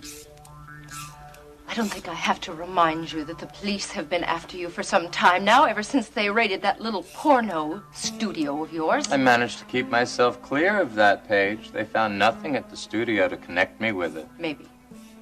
But I can connect you with it. And not only that, Chris, I don't think you'll do that, Paige. Oh, remember, once you sell that film to Iris, I have relatively little to lose. And what about your self-respect? Or doesn't that kind of a thing mean anything to you anymore? I mean, it's one thing for Dennis to find out about it, but quite another for all of Houston to know about your sordid past. No, I don't think you'll go through with your little threat. Try me. If you go through with that plan, I will drag you down with me, Chris. You're bluffing, Paige. Am I? If Dennis ever finds out about that, you'll see just how much I'm bluffing. Who is it? Police, Mr. Shaw. I want to ask you some questions. Just a minute.